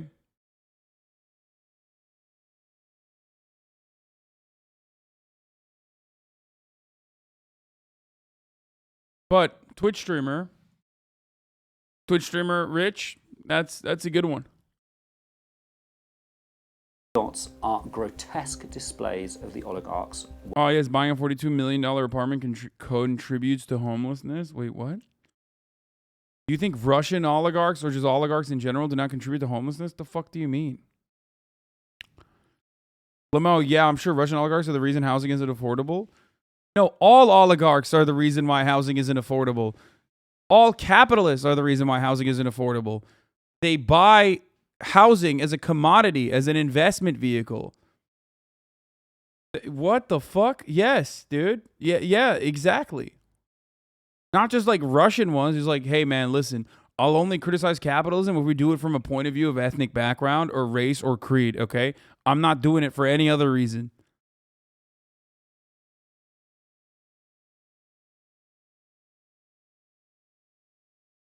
How are oligarchs any different than a top 100 CEO? They're not, you fucking weirdo. That's the whole point. What do you mean? What? That's what I've...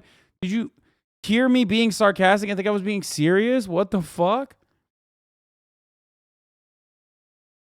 That was my point. What is going on? What's happening right now in the chat, dude? All billionaires are oligarchs. America is also an oligarchy. Hello. What is going on? There's no difference functionally between a Russian oligarch and an American one, okay? People make it seem like the Russian oligarch controls large swaths of the Russian economy, whereas like the American one doesn't. No, the American one does too. What the fuck?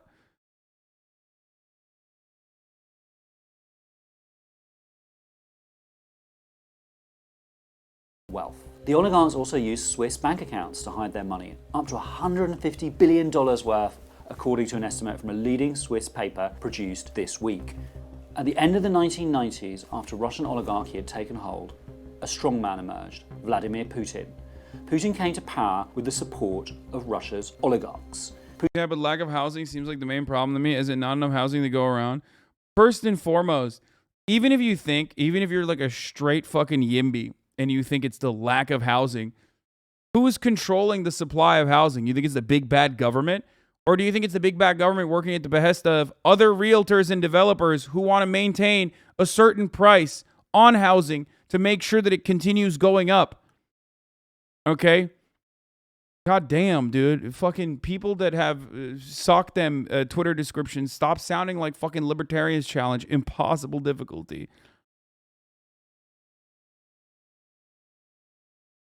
Putin himself has amassed vast wealth and by some measures is the wealthiest man in the world. Putin has reportedly spent $1 billion to build himself a 123,785 square foot palace, which is nearly double the size of Buckingham Palace. Once in office, Putin crushed Russia's independent-minded oligarchs. Then, with the support of those that remained, he gradually moved Russia from a failing democracy with freedom of speech to a dictatorship governed with fear and violence. Once, Putin worked for the oligarchy. Now, the oligarchy works for Putin. This is also true. By the way, anytime they cover like what Russia is doing or what Putin is doing in Russia and all that shit, like, it's fucking hilarious that it is just like you can make a one-to-one comparison to the United States of America, straight up. So after decades of fueling Russian oligarchs' wealth, why are we suddenly going after them? Why now? Well, Western leaders believe that putting pressure on Russian oligarchs could force them to pressure Putin to withdraw from his invasion of Ukraine. But many analysts, myself included, believe that Russian oligarchs... Wait. Hold up. The person who said, even if you build a skyscraper for every citizen, it won't be enough to, if you price it so they can afford it. That's true. Let's go. That's literally not true. In most cities, vacant housing units outnumber homeless people by around 3 to 1. I agree. Certainly. I understand and agree with your point. Yes. There's also vacant houses that people sit on because, again, it is considered an investment vehicle and it's cheaper to just sit on vacant homes and Airbnb it out or potentially rent it out rather than actually fucking sell it, okay? Or even rent it out, as a matter of fact. Because ultimately, you know, you can just cash out on that investment years down the line because it's an asset that's constantly appreciating. Why is it constantly appreciating? Through a series of financially interested parties getting together and ensuring that it constantly appreciates as a by doing things like limiting the supply of housing too, okay? Supply of affordable housing especially. Only allowing expensive new housing to be built, luxury condominiums and the like. Ensuring that hotels, for example, don't do like Project Room Key type things to combat homelessness. All of it still comes back to the same concept, which is that housing should not be seen as a commodity. Okay?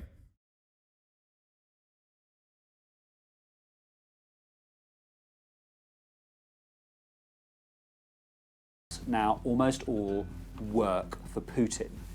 If we want to end Putin's invasion of Ukraine, we need to get rid of the oil and gas payments he depends upon to fund his military machine. Still, the fact remains that defeating the Russian oligarchy is crucial for our national security because it will remove Russian billionaires' influence from our own politics in America and Europe. Putin and his oligarch allies. But there's no one the American oligarchs work for, right? Like how Russia's work for Putin. The American oligarchs just work for themselves. They work for capitalism and the sanctity and maintenance and continuation of capitalism, a system that has rewarded them so greatly that their great-great-great-great-great-grandchildren no longer have to work, okay, if they don't want to. It's class solidarity demonstrated every single day in front of your eyes, except the only class solidarity that is acceptable is billionaires and millionaires and capital owners and even small business owners as well. A false sense of class solidarity with bourgeois capital owners can also be seen in even workers that have a 401k.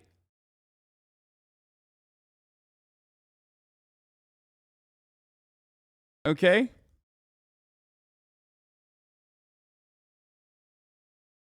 Let me rephrase. Russian oligarchs do not materially contribute to unaffordable housing. Inflation and policies set by HUD, FHA, and FHFA contribute to unaffordable housing. I say this is an employee of one of those organizations.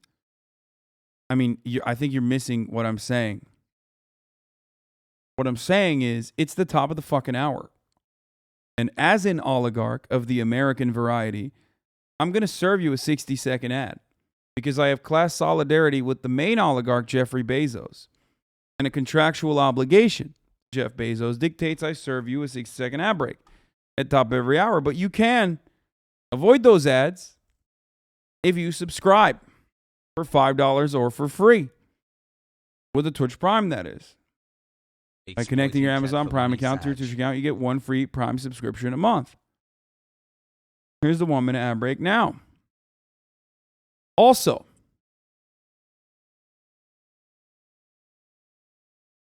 are you saying you're a Twitch oligarch? yes. I'm just the oligarch, baby. The most disgusting ad break you've ever done. Okay, so Morgie's 10 months in an old head now.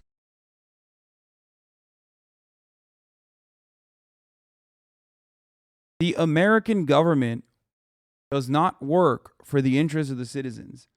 The American government is set up and continues to work for the interests of capital owners. So when the American government does something, it's not necessarily the fault of like this individual entity called the American government operating at on their own volition, accountable by democracy. That's just theory, okay? That's just a theory. That's just a false notion that helps us sleep at night.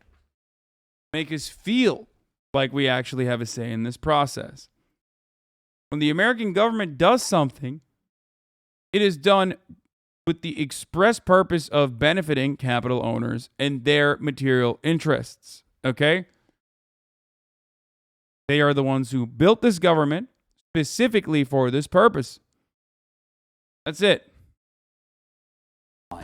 Have been funding a network of right-wing parties and movements that incite racism, oppose democracy, and spread climate change denial. They leverage cultural power by sponsoring iconic American institutions like the Metropolitan Opera and Carnegie Hall to legitimize Putin's... Mark Fisher, the actual ruling class, propagates ideologies of individualism while tending to the act as a class. The dupe servants of the ruling class does the opposite. Lip service to solidarity and collectivity, while always acting as if the individualist categories imposed by power really hold. Regime, and they have teams of lobbyists and lawyers to influence our lawmakers. Removing their corrupting influence from our politics helps make decisions about Russia and oligarchy. Thank you, Give Me Tacos, for the 10 gifted subs. In our own best interests. And crucially, closing down loopholes in the shadow financial system could be used to expose corrupt elites, not just the Russian ones. So how do we do it? First off, we can create a global wealth registry to track oligarchs' assets across the world. This would... Yeah, right. Imagine.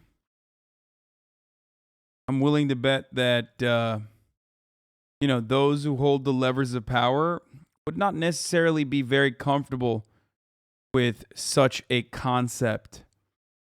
Having all of their assets in some kind of registry. Would include an automatic exchange of financial information on extremely wealthy individuals. Instead of competing against each other to attract the wealth of oligarchs with increasingly flimsy rules, countries like the US, UK, and the Europe...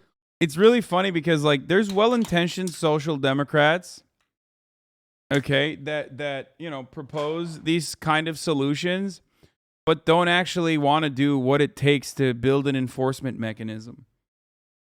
And can't even fucking comprehend how that would work. You know what I mean? It's just not going to happen. And I think this is some pickety. The enforcement mechanism will be expensive? No. No. You're missing the point. I'm not even talking about the enforcement mechanism. I'm talking about even creating or completely uprooting the system in an effort to have some kind of enforcement. You're missing the forest for the trees here. What I'm simply stating is, without any kind of worker power, labor militancy that accompanies any sort of movement like this, all you're going to have is ideas like the ones put forward by well-intentioned social democrats like Piketty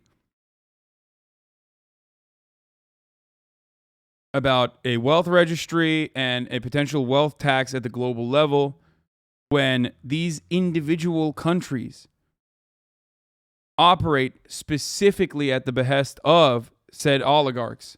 They work in a way where the governments work in favor of those very same people that we're supposed to be doing a wealth registry on. Never going to happen. The European Union could work together to make sure the wealthy pay their fair share. Second, we can close financial loopholes which are frequently used by oligarchs to hide their wealth. Instead of allowing the ultra-rich to use shell companies and opaque ownership structures, we could require beneficial ownership requirements for all forms of assets and ones that really work. Essentially, that would require all companies, trusts and foundations to publicly disclose who benefits from them.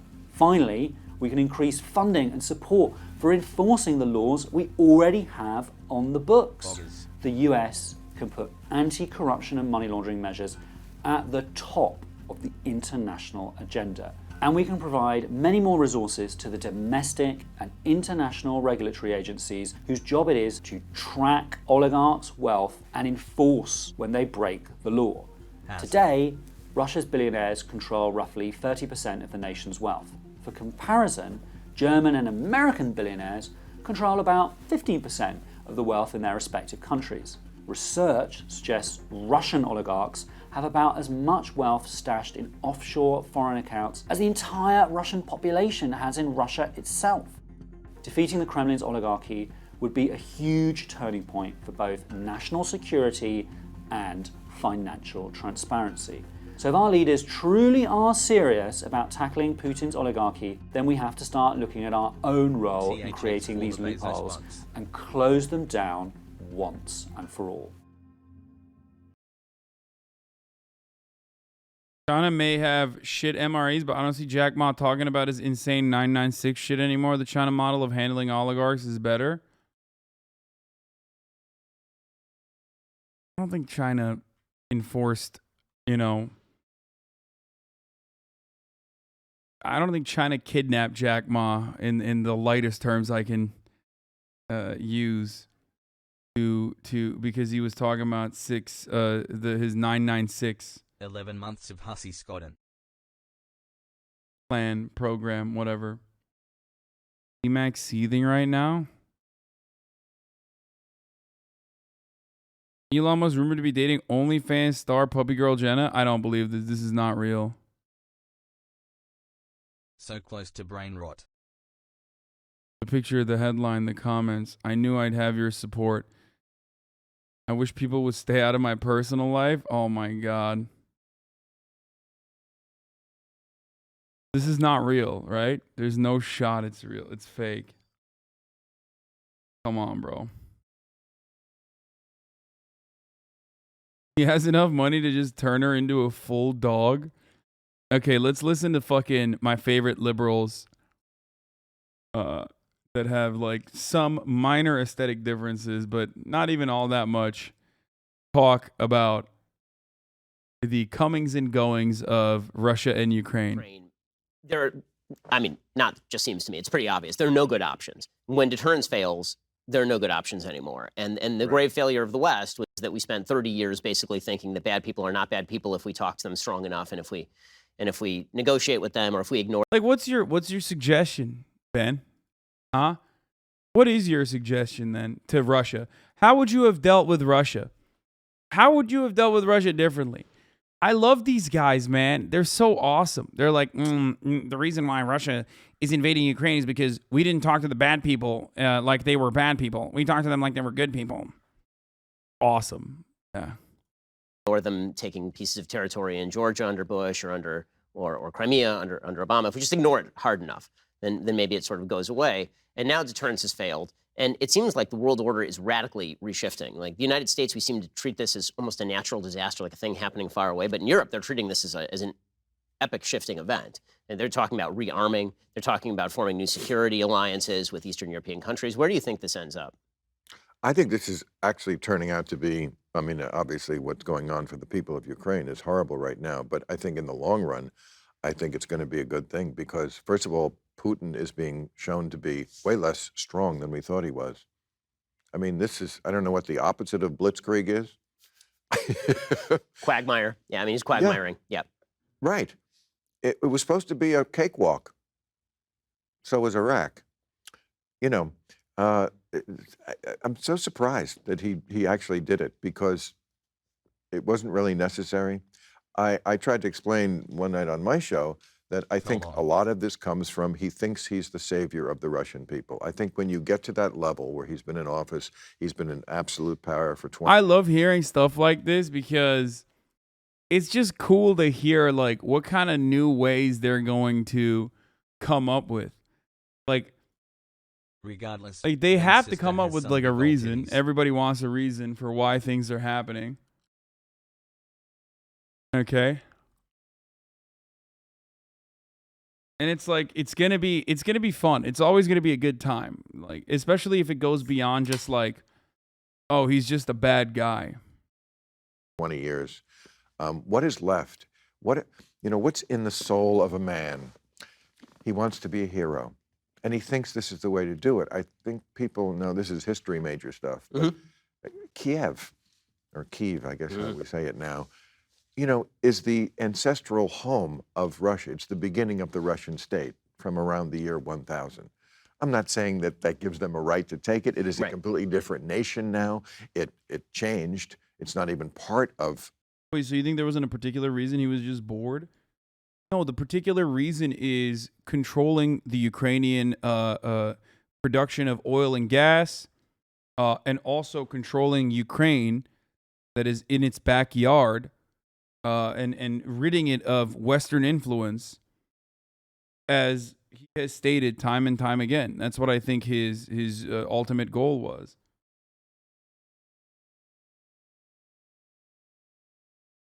Numerous other reasons on top of that. When he says, listen, when Vladimir Putin says like Ukraine and Russia are one people, they're one people, that's the add additional justifications for people listening at home. But liberals usually look to that and go, unmistakably, that's the name one Jewish person. Yo, do you even know a Jewish person? What the fuck does this even have to do with Jewish people, what I'm talking about right now? Is it because you saw me fucking shit on Ben Shapiro and immediately you're like, oh, dude, you must hate Jews? Like, my fucking podcast co-host is Jewish, dude. What the fuck? My most regular guest on this broadcast is such a stupid thing to defend, by the way. But my podcast co-host, I'm gay and I hate gay jokes.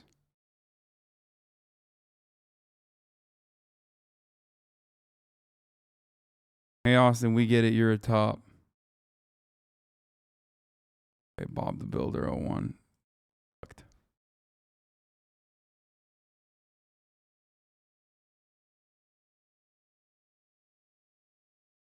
Your friend is Jewish and he has a black friend. Yeah, I know. Whenever you mention that, that's a defeating argument. Like, you can just easily be like, oh, wow, look at him naming Jewish people now. Well, I mean, he requested it. But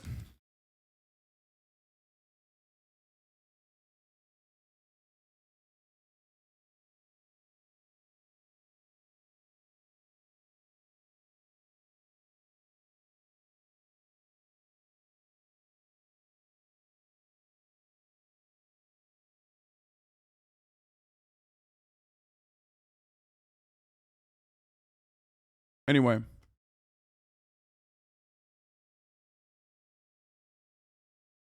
As I was stating,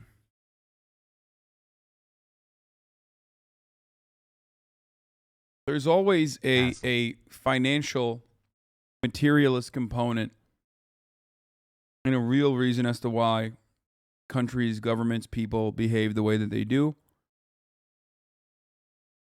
Okay? And then they add ideological seasoning to their actions. Or they add, you know, spiritual reasoning to their actions. Whatever it takes to sell the idea. Russia anymore, but that is, and I think that's what is in his mind, is I'm going to reclaim this. Yes, the Russian state moved to Moscow, but it's almost similar to the way Kosovo. I mean, when Milosevic started the Balkan Wars, it was all about, the year was 1989. It was the 600th anniversary. In that part of the world, that's like yesterday. You know, that's so foreign to the way Americans think. But it was 1389. There's this battle in Kosovo, which again, not even part of Serbia anymore, but it was the ancestral home of Serbia, and we got to get it back. And this, I think, is what Putin wants. That is what he thinks in his mind. And what he's finding out is that not only the Ukrainian people hate him for doing this, but the Russian people hate him for doing this. They're like, are you crazy? This is not the world we live in anymore. We're on TikTok now. We can see dogs getting shot and families being torn apart and things blown up, and we're a modern country. Wait, what? Dogs getting shot? That's what... Dude, white liberal brain damage. First thing that comes to mind is dogs being shot, dude. I love that. Sorry. Country or trying to be one. Look at what are you doing? So I think it's just going to turn out horribly for Russia. The question I was going to ask you is, do you think it was the right thing to not only keep NATO going after the Soviet Union fell, but to encroach right up to Russia's borders? Because a lot of people don't. And yes. I don't. I actually do think that, I think that, here's the thing. If you are going to make overtures to a nation that they should try to join NATO and then not back it up, that's the worst thing you could do. So we took sort of the worst path with Ukraine. We were encouraging them, maybe you'll join NATO, maybe you won't. Wait a minute. What the fuck? Uh-oh. Is this a good take alert? What's happening? Join NATO. If you make an overture, maybe we'll consider it. And so that leaves them in an incredibly vulnerable spot, because we're basically saying to them, but he's like, dude, you're a neocon, brother. There's no fucking shot. Unless I guess maybe he just feels like you can do that to smaller nations, but you can't do that to Russia. That you have to make overtures to us, and meanwhile Russia's on your eastern border, and so Russia's looking at that, going, no, we're not gonna do this at all. If we had wanted, if you're gonna make a move, make it strong. In other words, if you're gonna have Ukraine join NATO, make Ukraine join NATO, and you make sure that they have the armaments necessary to defend themselves, and you have a mutual alliance pact. If you're an independent armed nation, by the way, right now, to me, the one long-lasting ramification of this that's incredible. No, by the way, no. He took the other side of that argument, where he said, you know, you should have made Ukraine join NATO immediately and arm them, and that you should arm every other country as well and make them join NATO as well, is what he's saying. Never mind. Incredibly dangerous. If you're a non-aligned nation right now, you don't have a mutual defense guarantee with either China or Russia or the United States. How fast are you looking for a nuclear weapon right now? I mean, you are looking like hell for a nuclear weapon. Fuck. Okay, I'm back in. He's right. And you should. Weapon right now, because you don't want to be in a conventional war with a major power. Seems like Ben Shapiro has been watching the HasanAbi broadcast. That is straight out of a that is literally just in the HasanAbi doctrine. He just repeated the HasanAbi doctrine. Come on, dude. But that's not what I'm asking you. I'm asking you 30 years ago. Yes. 1991. Mm-hmm. Okay. What should we have done then? The Soviet Union fell. NATO was formed specifically to counter the Soviet Union and communism, which now was no more. Why keep that alliance going? Why not? I hate that they're not having a bad conversation about this. This is like shocking, making me upset. God damn it, dude. What the fuck? Invite Russia at that moment. Boris Yeltsin took over, right? Invite them. You're one of us now, as opposed to keeping this organization going past the point where it had. Well, that was the overtures were made. They just said, lol, no, obviously not. The entire point of NATO is the fuck Russia pact. A reason to be going. I mean, the question is whether you really thought that Russia. Tom, why are you so nasty to people? I'm a fucking nasty freak, dude. your first comment in here, brother. What's going on? You haven't even seen the nastiness if you think that I'm being nasty. Oh no, is agreeing with someone you don't like? No, I agree with people I Russia don't was like. going to be and develop toward being a friendly nation to the West or not. If you were skeptical, but that caused them not to be. I mean, I wonder if that's the case. I mean, Jesus Christ, this is some Bill Maher, like the people were brave for flying the planes type take right here. Well, we'll never know. But if they had disbanded NATO and said, "Look, we're all capitalist countries now. We're not fighting communism anymore, and we're not fighting the Soviet Union because it doesn't exist. So we should stop having this organization which treats you like the enemy and bring you in." So I disagree to one extent, which is that you'll notice that there are a bunch of nations that Putin has attempted to invade. Not one of them is a member of NATO. So I think Latvia, Lithuania, and Estonia would all be Russia right now if we'd gotten rid of NATO. I mean, Finland has been bordering Russia since 1949 as a member of NATO. All of these nations. Okay. Wait, as a member of NATO? Wait, what? Wait, he just making shit up. Like, he literally, did he just realize that, like, Finland's existence kind of destroys what he meant with, like, Latvia and shit? So he had to just lie about it and be like, Finland's been there since 1949 as a NATO member nation. That's just a lie. You just straight up made that up. It's 2022 and Finland is still not a part of NATO. And also Finland's existence as a neutral country up until this point kind of disproves Ben Shapiro's theory, which is part of the reason why he's saying they'd 100%. Finland is not part of NATO, but he's right about the Baltic states. They'd 100% be part of Russia if they were not NATO right now. I mean, dude, I hate to admit this, but it's 100% yes, they would. They literally would. There would be some kind of fucking Russian pact or ones that have existed that would absolutely add the Baltic states into it. Straight up. They would. 100%.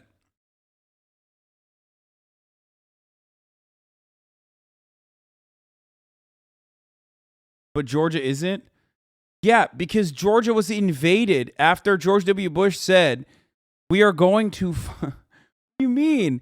After the reason why Georgia is literally invaded is because George W. Bush said that that Georgia and Ukraine should be invited into NATO. That's when Georgia got invaded by Vladimir Putin.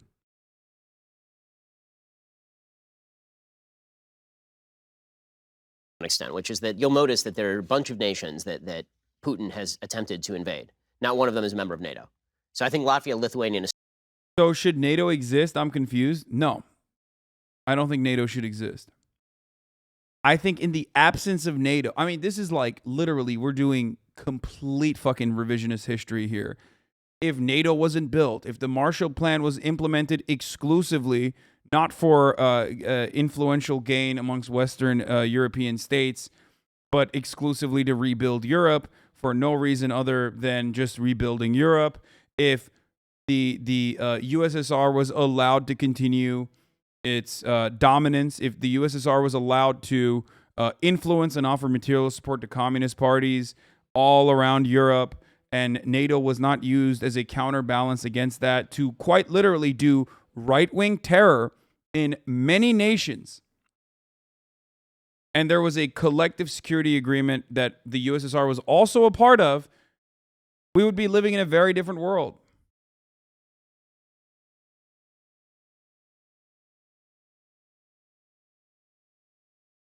But again, we're not there. We're not a part of that. We're not in that world. That's not a world in which we live in.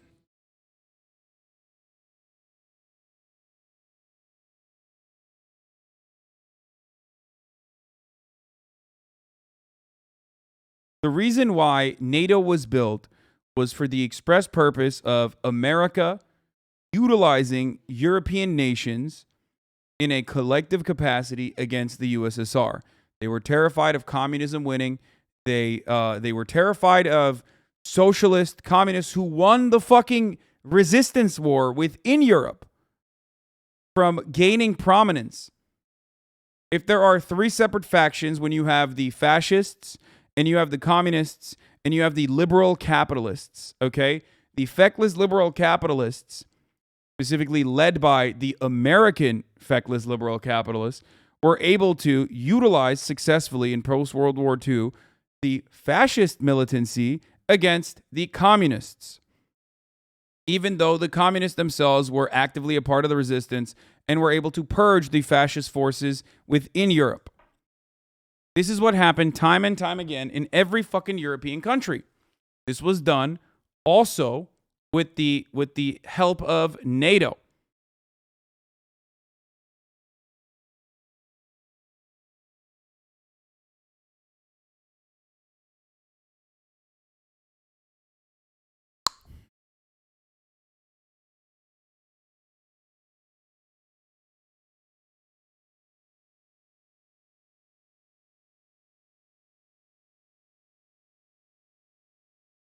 Kind of a commie take, to be honest. I mean, yeah. It is a commie take.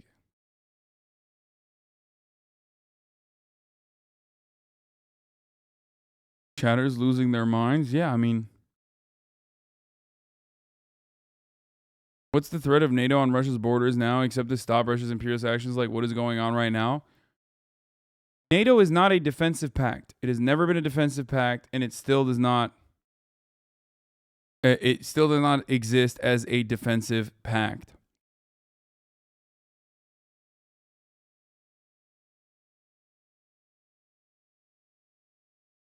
NATO has been utilized in the past to engage in America's efforts to do imperialism. It's basically yet another way for America's protection racket to continue. And while it seems like they are a justifiable force here, helping the Ukrainians rid themselves of Russian sovereignty, historically speaking, they have never been defensive, unless you think Kyle Rittenhouse was engaging in defensive maneuvers as well.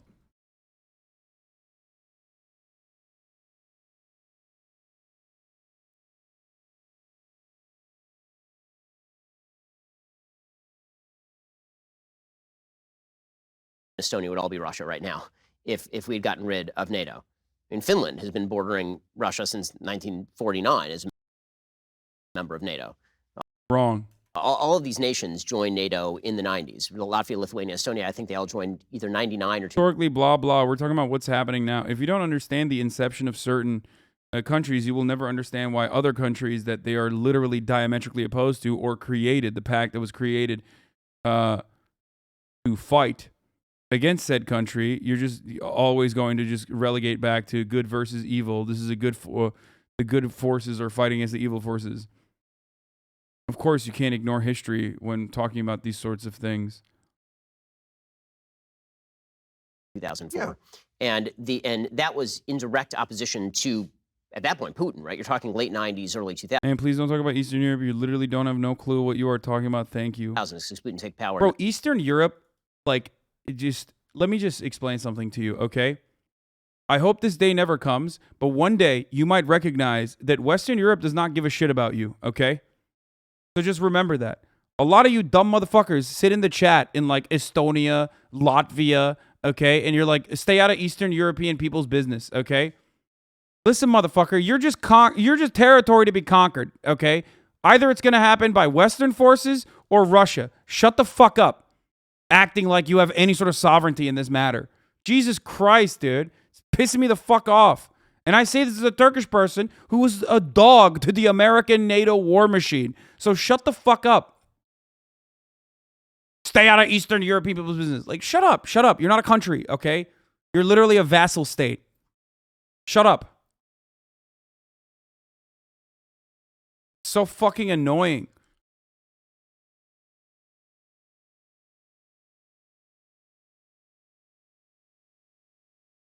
In 1999. So I think the sort of optimistic vision, which is that if we had made more nice overtures to Boris Yeltsin, Yeltsin was a plutocrat, and he was an incompetent plutocrat at that. And then he was replaced by a much more competent plutocrat and a dictatorial plutocrat who had territorial ambition.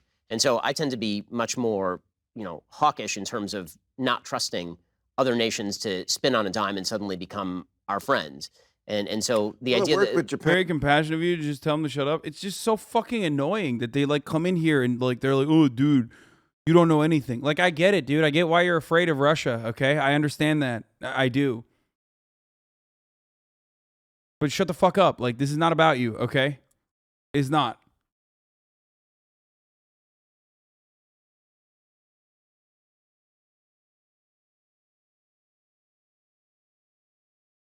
It's annoying. It's so annoying that you're just like, funny to say that when you come from Turkey too. I mean, at least I admit it. At least I admit my country's position, the country I came from. But Eastern Europeans think like, oh, we're a part of NATO now. It's different. It's like, no, it's not different, dude. You are literally, it's not different. I promise you.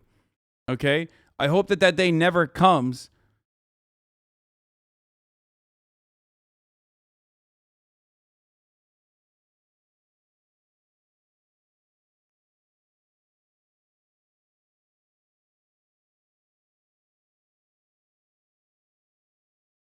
But you're so fucking annoying.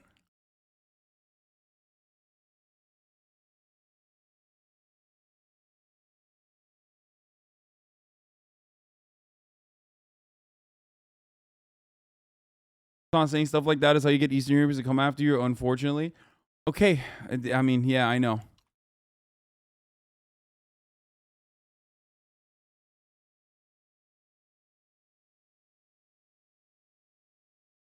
Damn right. Roast that guy for advocating for his country's own best interest. Brother, your country's own best interest is insignificant in this conversation if we're talking about Russia versus Western powers, okay? That's my point. Like, people act like there's some kind of sovereignty for smaller nations, okay?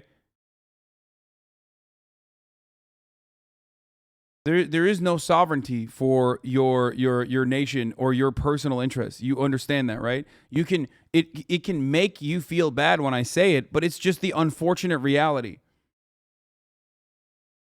You saying that from the American comfort home is funny too. Dude, I think I literally am saying that because I'm in the fucking Imperial Corps.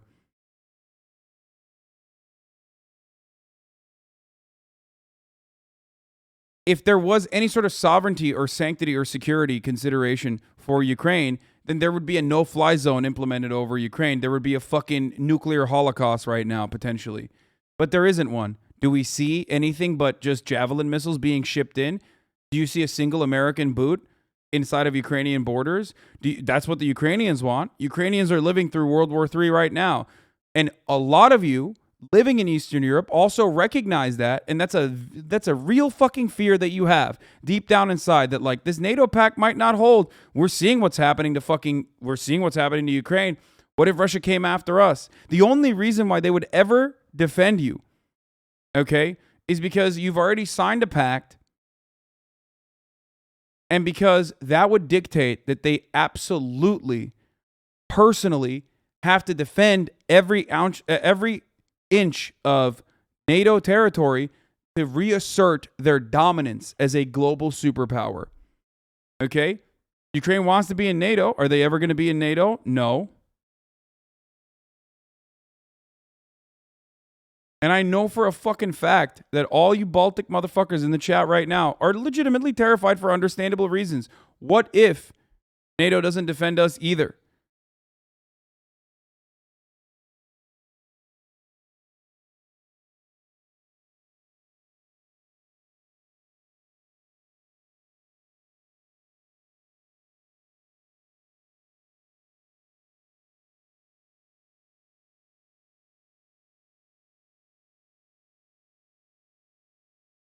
But don't fucking don't sit here and act like these guys give a fuck about your sovereignty, man. Because they don't. You're crazy.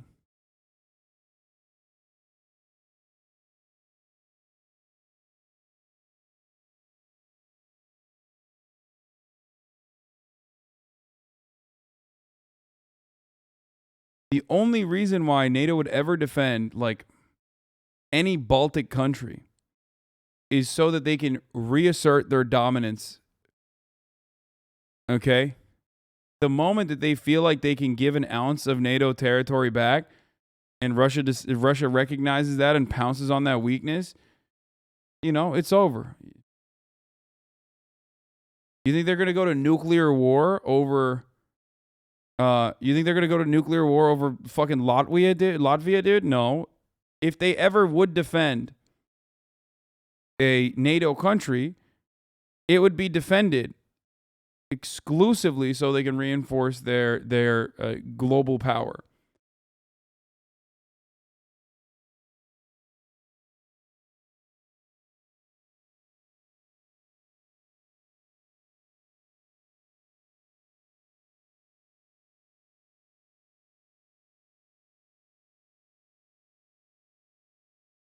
Three days after Lithuanian Independence Day, I'm sorry. But they know it too. It's so crazy. It's just like the reason why understandably so many people in Eastern Europe are terrified of this is because they also have that deep suspicion that maybe there are a two-tier protection for NATO. Different kinds of countries that maybe get different kinds of protection and coverage from NATO that maybe they would not be afforded.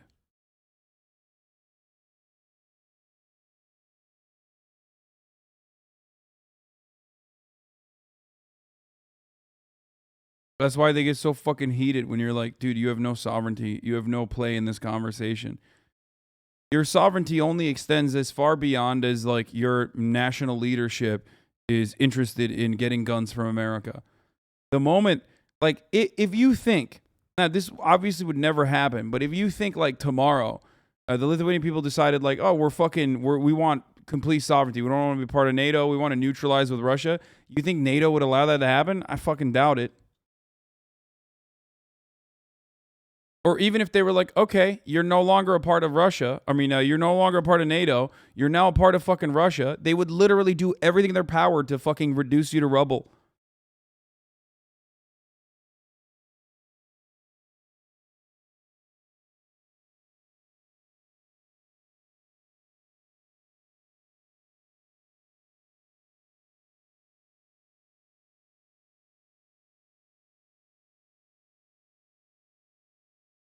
Yeah. Someone said NATO doesn't even defend Greece from Turkey, who are both its members. I mean, again, don't compare NATO. Don't look at what Turkey does in NATO. Turkey is fucking insane, okay? Turkey is in a league of its own. I'm not saying that as a Turkish person. Turkey is also actively in conflict with France doing a proxy war in Libya currently, and also in Greece as well. So Turkey is in a unique predicament always. So stop mentioning Turkey. You will only be further confused if you bring up Turkey. Japan and Germany, didn't it? Well, no, we fully occupied Japan and Germany after nuking Japan twice. Hi, HasanAbi. I've been in a coma since the year 2000. Did the newly elected president of Russia, Vladimir Putin, get accepted in his request to join the military alliance of NATO? Good one. And after firebombing the living hell out of Germany. So we didn't actually do any of that to Russia. But we welcomed Japan and Germany. Wait. Dude, Bill Maher is spitting right now, by the way. Is Bill Maher like fucking... And so the idea that... with Japan and Germany, didn't it? Well, no, we fully occupied. He was an incompetent plutocrat at that. And then he was replaced by a much more competent plutocrat and a dictatorial plutocrat who had territorial ambition. And so I tend to be much more, hawkish in terms of not trusting other nations to spin on a dime and suddenly become our friends. And so the idea it worked that with Japan and Germany, didn't it? Well, no, we fully occupied Japan and Germany after nuking Japan twice and after firebombing the living hell out of Germany. So we didn't actually do any of that to Russia. But we welcomed Japan and Germany. They're right. Liberals would literally not even admit that in some ways. Liberals have a closer position to Bill Maher here than Ben. Ben's right. We did. We fucking destroyed Germany and we destroyed Japan. And then we have active military bases in both countries in perpetuity. Germany. We occupied them and forcibly deposed their emperor. Of course, right after the war, we had to. We still have troops there right now. Yeah, this is right. This is true. He is correct about this. We have troops in Okinawa. There. Yes, but for decades. They want them there, and they're on our side. They're not. They want them there. Okay, here's the thing. First of all, Okinawa literally couldn't be further than the truth. I can't speak for Rammstein. I can't speak for Germany, but pretty sure Japan does not want American troops in Okinawa, okay? Now, the main reason why our allegiances continued with Japan and Germany, though, is a material one. It's not because of some fucking idealistic, like, spiritual notion, okay? The real reason why Japan... the Japanese actually despise the military base, I'm pretty sure. Like, they literally are terrible. Anyway, so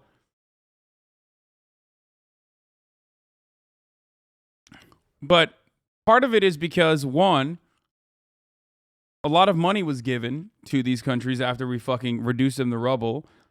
And two, they're in a trade partnership now. Like, it's good business.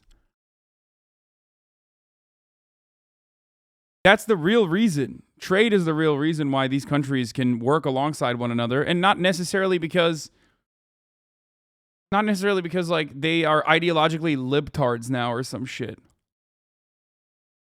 Occupying them. They're not treating Germany and Japan as an enemy. We treat them as an ally. What I'm saying is we forcibly turned them into an ally. I mean, we literally had American troops. We still have American bases in Germany. We have no American bases in Russia. Meaning the idea that we were going to take bases. I love that. I love Ben Shapiro's idea is like might is right politics, but like when someone else does it, he's like, no, it's unacceptable. I mean, dude, the way Ben's talking about like Germany and Japan, like industrial powerhouses. Like Russia can't even talk about like the Baltics that way, okay? But when you are living in the imperial core, this is what you can say and get away with and totally be justified in saying. And people will literally turn around and be like, you're so right, dude. You are so right, King. Is in Germany to fight Russia, to fight the Soviet Union, which doesn't exist anymore. Yes, but in the aftermath of we fully toppled the regime. And then we proceeded to occupy and help reconstitute the government in that regime. We had to occupy them right after the war. I'm not making the argument against occupation in Germany or Japan. Okay, the point I'm making is we occupied them until they were able to stand on their own feet, and then we left. The bases there were for them because they. No, we didn't. We did not. No. For our allies now. Well, I mean, we needed to keep the bases there also in order to encourage Japan, for example, not to go after nuclear weapons. The idea is we'll defend you so you don't have to defend yourself. We don't want you rearming militarily. Right? We built an entire European Union and EC. Yes. We also made. Ben on foreign policy is pretty funny because he sometimes will have the premises correct, but then there's a secret premise that always is working behind the scenes that allows them to get to the exact opposite opinion that normally a human being with like a working, working part of their brain that allows them to feel empathetic thoughts would arrive at. And that part, of course, is the racism puzzle piece or the American exceptionalism puzzle piece that literally just always, he's just like, we had to occupy them. And then we stopped, and then we did trade relationships. And the real reason why, we can't ever have an alliance with Russia in a similar capacity is because we don't have a military base in Russia. It's like, dude, that's not the only way that you can fucking do allegiances with countries, okay? Like, you don't have to straight up have a military base in these countries to be able to work with them. In order to keep Germany down, right? That also made the emperor go on the radio and admit he wasn't a god. Right. So I mean, there's try to make that speak. There's a really good book by a woman whose name escapes me right now. It's called Secondhand Time. Won the Nobel Prize a few years back, and it was an oral history of Russians talking about the Soviet Union post-Russia. So it's just her interviewing a bunch of people who are standing around in 2000 talking about what the Soviet Union was like. And there's one particular interview that's really striking where she's talking to an old Soviet who had been imprisoned, tortured in Lubyanka by the KGB, who'd had friends and family members shot by the KGB, and ended up, or the GRB at the time, and ended up, GRU at the time, and ended up in World War II seeing a person who'd tortured him. And the person looked at him and said, "We're both Russian." And he says, "I don't understand the world I'm living in. My kids want Levi's and they want radios. Why can't we have that Russian greatness back?" And I think the biggest mistake the West makes generally, and this is true with Russia today, it's true with China as well, is that we tend to think that everybody wants the same things that we want. They want material well-being. They want longer lives. They want their kids to go to good schools. Wait, what does China and Russians want? That's not that. On a fundamental level, unfortunately, I think that that's not always true. I think that... What? Bro, what is he saying right now? Bro, what is he fucking saying? Stop. With understand the world. And the person looked at him and said, we're both Russian. And he says now, he says, I don't understand the world I'm living in. My kids want Levi's and they want radios. Why can't we have that Russian greatness back? And I think the biggest mistake the West makes generally, and this is true with Russia today, it's true with China as well, is that we tend to think that everybody wants the same things that we want. They want material well-being. They want longer lives. They want their kids to go to good schools. On a fundamental level, unfortunately, I think that that's not always true. I think that there are a lot of people who want... George Orwell wrote this about Hitler in 1940. He said, you know, one of the reasons Hitler's successful is because what Hitler realizes is something that we in the West don't, which is we say we want a washing machine and we want a nice radio. What Hitler understands is sometimes people want blood, struggle, toil, and tears. Yeah. And if they don't want that, then it takes them a while to realize that the cost of that is too high. And maybe that's what we're seeing right now in Ukraine. We can hope is that the Russian people are beginning to realize. The Russian people, by the way, 5 years ago were polled about Stalin, and 70% of whom said, good guy. Maybe they're starting to realize. What? Dude, he went to like 11 different places with this. I don't even know where to begin. Okay? Just unhinged ramblings. Is he trying to say that people in Russia and China don't actually want comfort, safety, and security? Does he not realize that a world that is dominated by America, what people want and how their states operate at the behest of those desires, if those desires are in line with what the state is doing, let's say, is the death and destruction of the United States of America? I just want to point that out. Like wanting to, at the very least, end America's dominance and saying they want safety and security is not, it's not in contention with one another, okay? That is actually, as a matter of fact, totally in line with those wishes. I'm straight, just not always. Thank you for the 50 get the subs.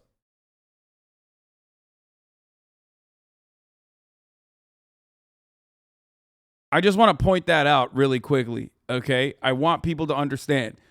If, like, the Chinese people's interest is about, like, safety, security, or if the Russian people's interest is safety, security, and you know, comfort, and then their state is like, we are going to try to strike a blow at the heart of American dominance globally, then that is in line with their interests of safety and security. I think that's what people don't understand. It's very difficult to comprehend that from the American point of view because your state never has to fear. Like, realistically speaking, you never fear a much larger superpower destroying you. So you can't comprehend that. So, what do you do for work?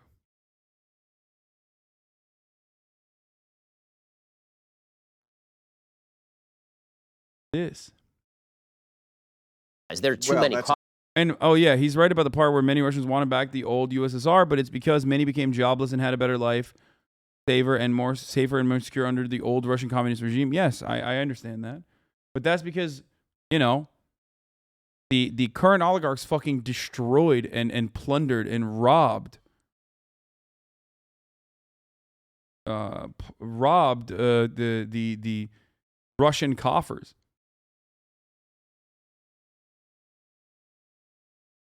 Cost poll he took. There have been multiple polls that show that Stalin is still held in fairly high esteem by a significant percentage of the population. Oh, Stalin. I thought you meant Putin. No, not Putin. Stalin. Yeah. And so yes, because strongman is built into the Russian culture. And I also would say this about the Russian people. He does nothing. It fell. The door's open.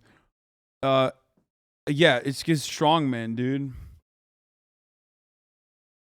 Wait, Americans are afraid of being invaded all the time? Hollywood built an entire industry around Americans being afraid of everything? Yeah, but it's not a realistic fear. Like, if you think as an American you have a fear of your safety and security, you've never... I mean, I know you're not American, you're Australian, but... Korean. But Americans don't have a fear, a legitimate fear of their safety and security in a way that even like a regional territorial power like a Turkish person could have fear of. Okay? Like, it's so much. Dude, your maid has a nice beard. My maid also builds spaceships in his off time when he's not being my maid.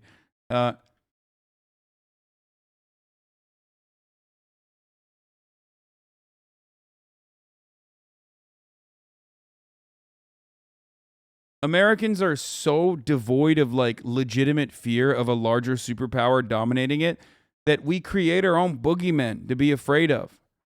Like, we consider people coming across the board to find a better future for themselves to be an invasion. Like, that is literally the height of luxury, dog.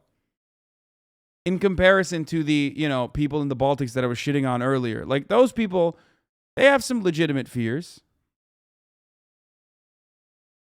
Being dominated is in their shared history.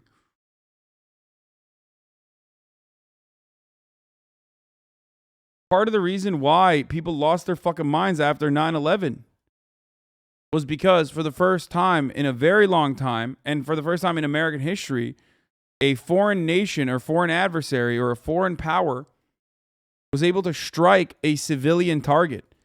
If you've lived anywhere else, you've seen civilian strikes, happen regularly. Even in Europe, that's happened regularly. You know who has done that, by the way? I don't know, a four-letter treaty organization, whatever you want to call it, had some to do with some civilian strikes happening. But, Americans will just not ever feel that. You can't have communism for as long as they had it. And it's a little like being from a broken home and then being abused as a child. Communism was so evil. I mean, what it did to the psyche, the cynicism that it incurred in people, that you're not going to get over that in just a generation. I think it's a very cynical country, a very cynical mentality there. And, when I hear people nowadays, fact-free, talking about how, a lot of, if you look at Gen Z, it's like a lot of them think, oh, maybe communism, be good to give that another try. They just don't understand. Because they have this idea in their head that if something happened before they were alive, what does it matter? It didn't really happen. It's like, but stuff did happen. Stuff did happen. I know you weren't around for it, but yeah, a lot of stuff happened, We did a lot of stuff on the capitalist side. it really did, and other people noticed it, and we learned that lesson. Communism doesn't work. I'm and straight, it makes just people not very always. Thank you cynical. for the Remember 10 that of the old joke they subs. had about we pretend to work and they pretend to pay us? That was the system.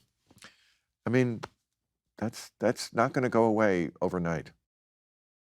You know what's not going away overnight? Fucking Red Scare propaganda in the mind of a boomer that is brain rotten like fucking Bill Maher.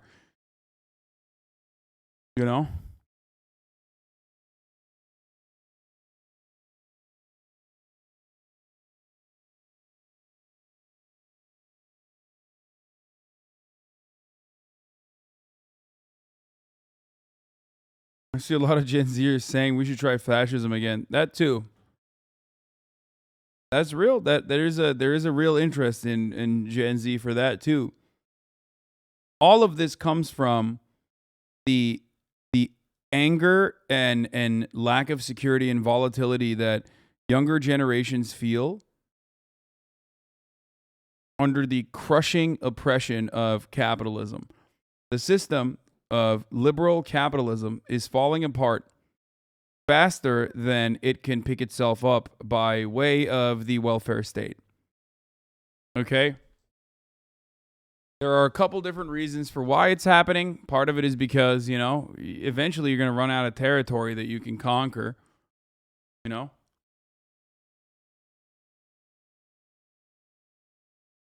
And eventually, you're going to have to forcibly keep countries oppressed, which we are doing already, but do it in more obvious ways.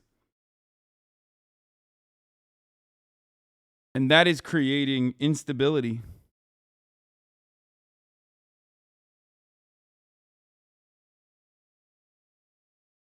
Why the fuck would Zoomers feel protected and like capitalism when they live in a post-2008 world where they've seen the economy collapse, when they've seen their material realities get worse and worse overall, especially even in the imperial core, as in living in the United States of America?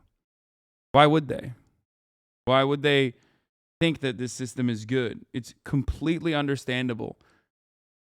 It's the most human thing to look at what's going on now and be like, yeah, this system needs to change, right? Like, there has to be a better way. This is not working.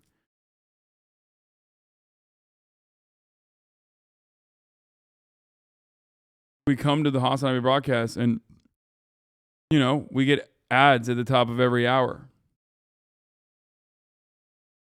And it's fucked up. We're oppressed by the ads that he serves us at the top of every fucking hour.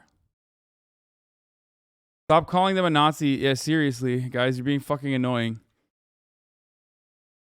He knew the British dude.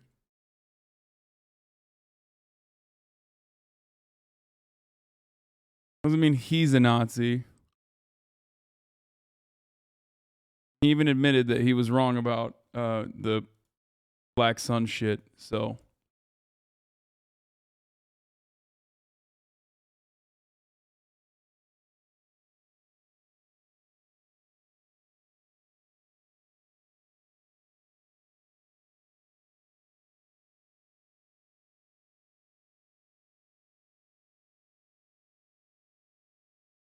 After snubbing Biden, Saudi Arabia meets with China. Oh, shit. Look alive, Jack. It's the Mac attack. Saudi Arabia has invited Chinese President Xi Jinping to visit Riyadh as the kingdom looks to deepen ties with Beijing amid strained relationships with Washington. People familiar with the plan said, listen, if there's a group of individuals who do not give a fuck if you kill, Muslims in Yemen, it's these guys. Americans don't either, but... An absolutely disgusting post from the baby lobby. NATO, please block the sky over Ukraine. Did this baby really mean this? Wow, what a dumb baby, dude.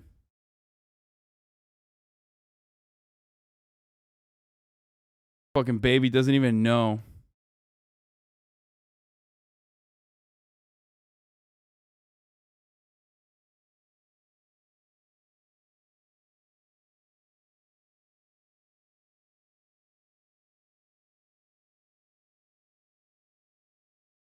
Asking to block the sky over Ukraine, dude.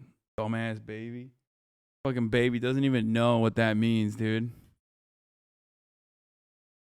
Bro, does the baby really not know how great power politics works? Yeah, baby doesn't even, I bet he doesn't even know mutually assured destruction, dude. Dummy.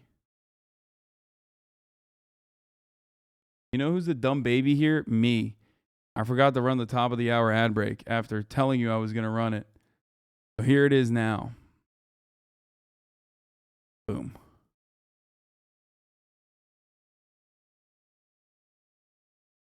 Okay.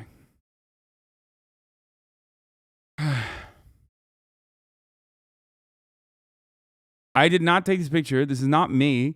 Imagine playing Elden Ring and your DualSense controller breaks without any violent force. Yeah, that's crazy that happened while playing Elden Ring. That is not me. I did not do this. I did feel like I wanted to do this, though. I really did this morning. Oh, my God. It was so fucking annoying. This morning was annoying, dude. All right. Tickets. What the fuck is this about?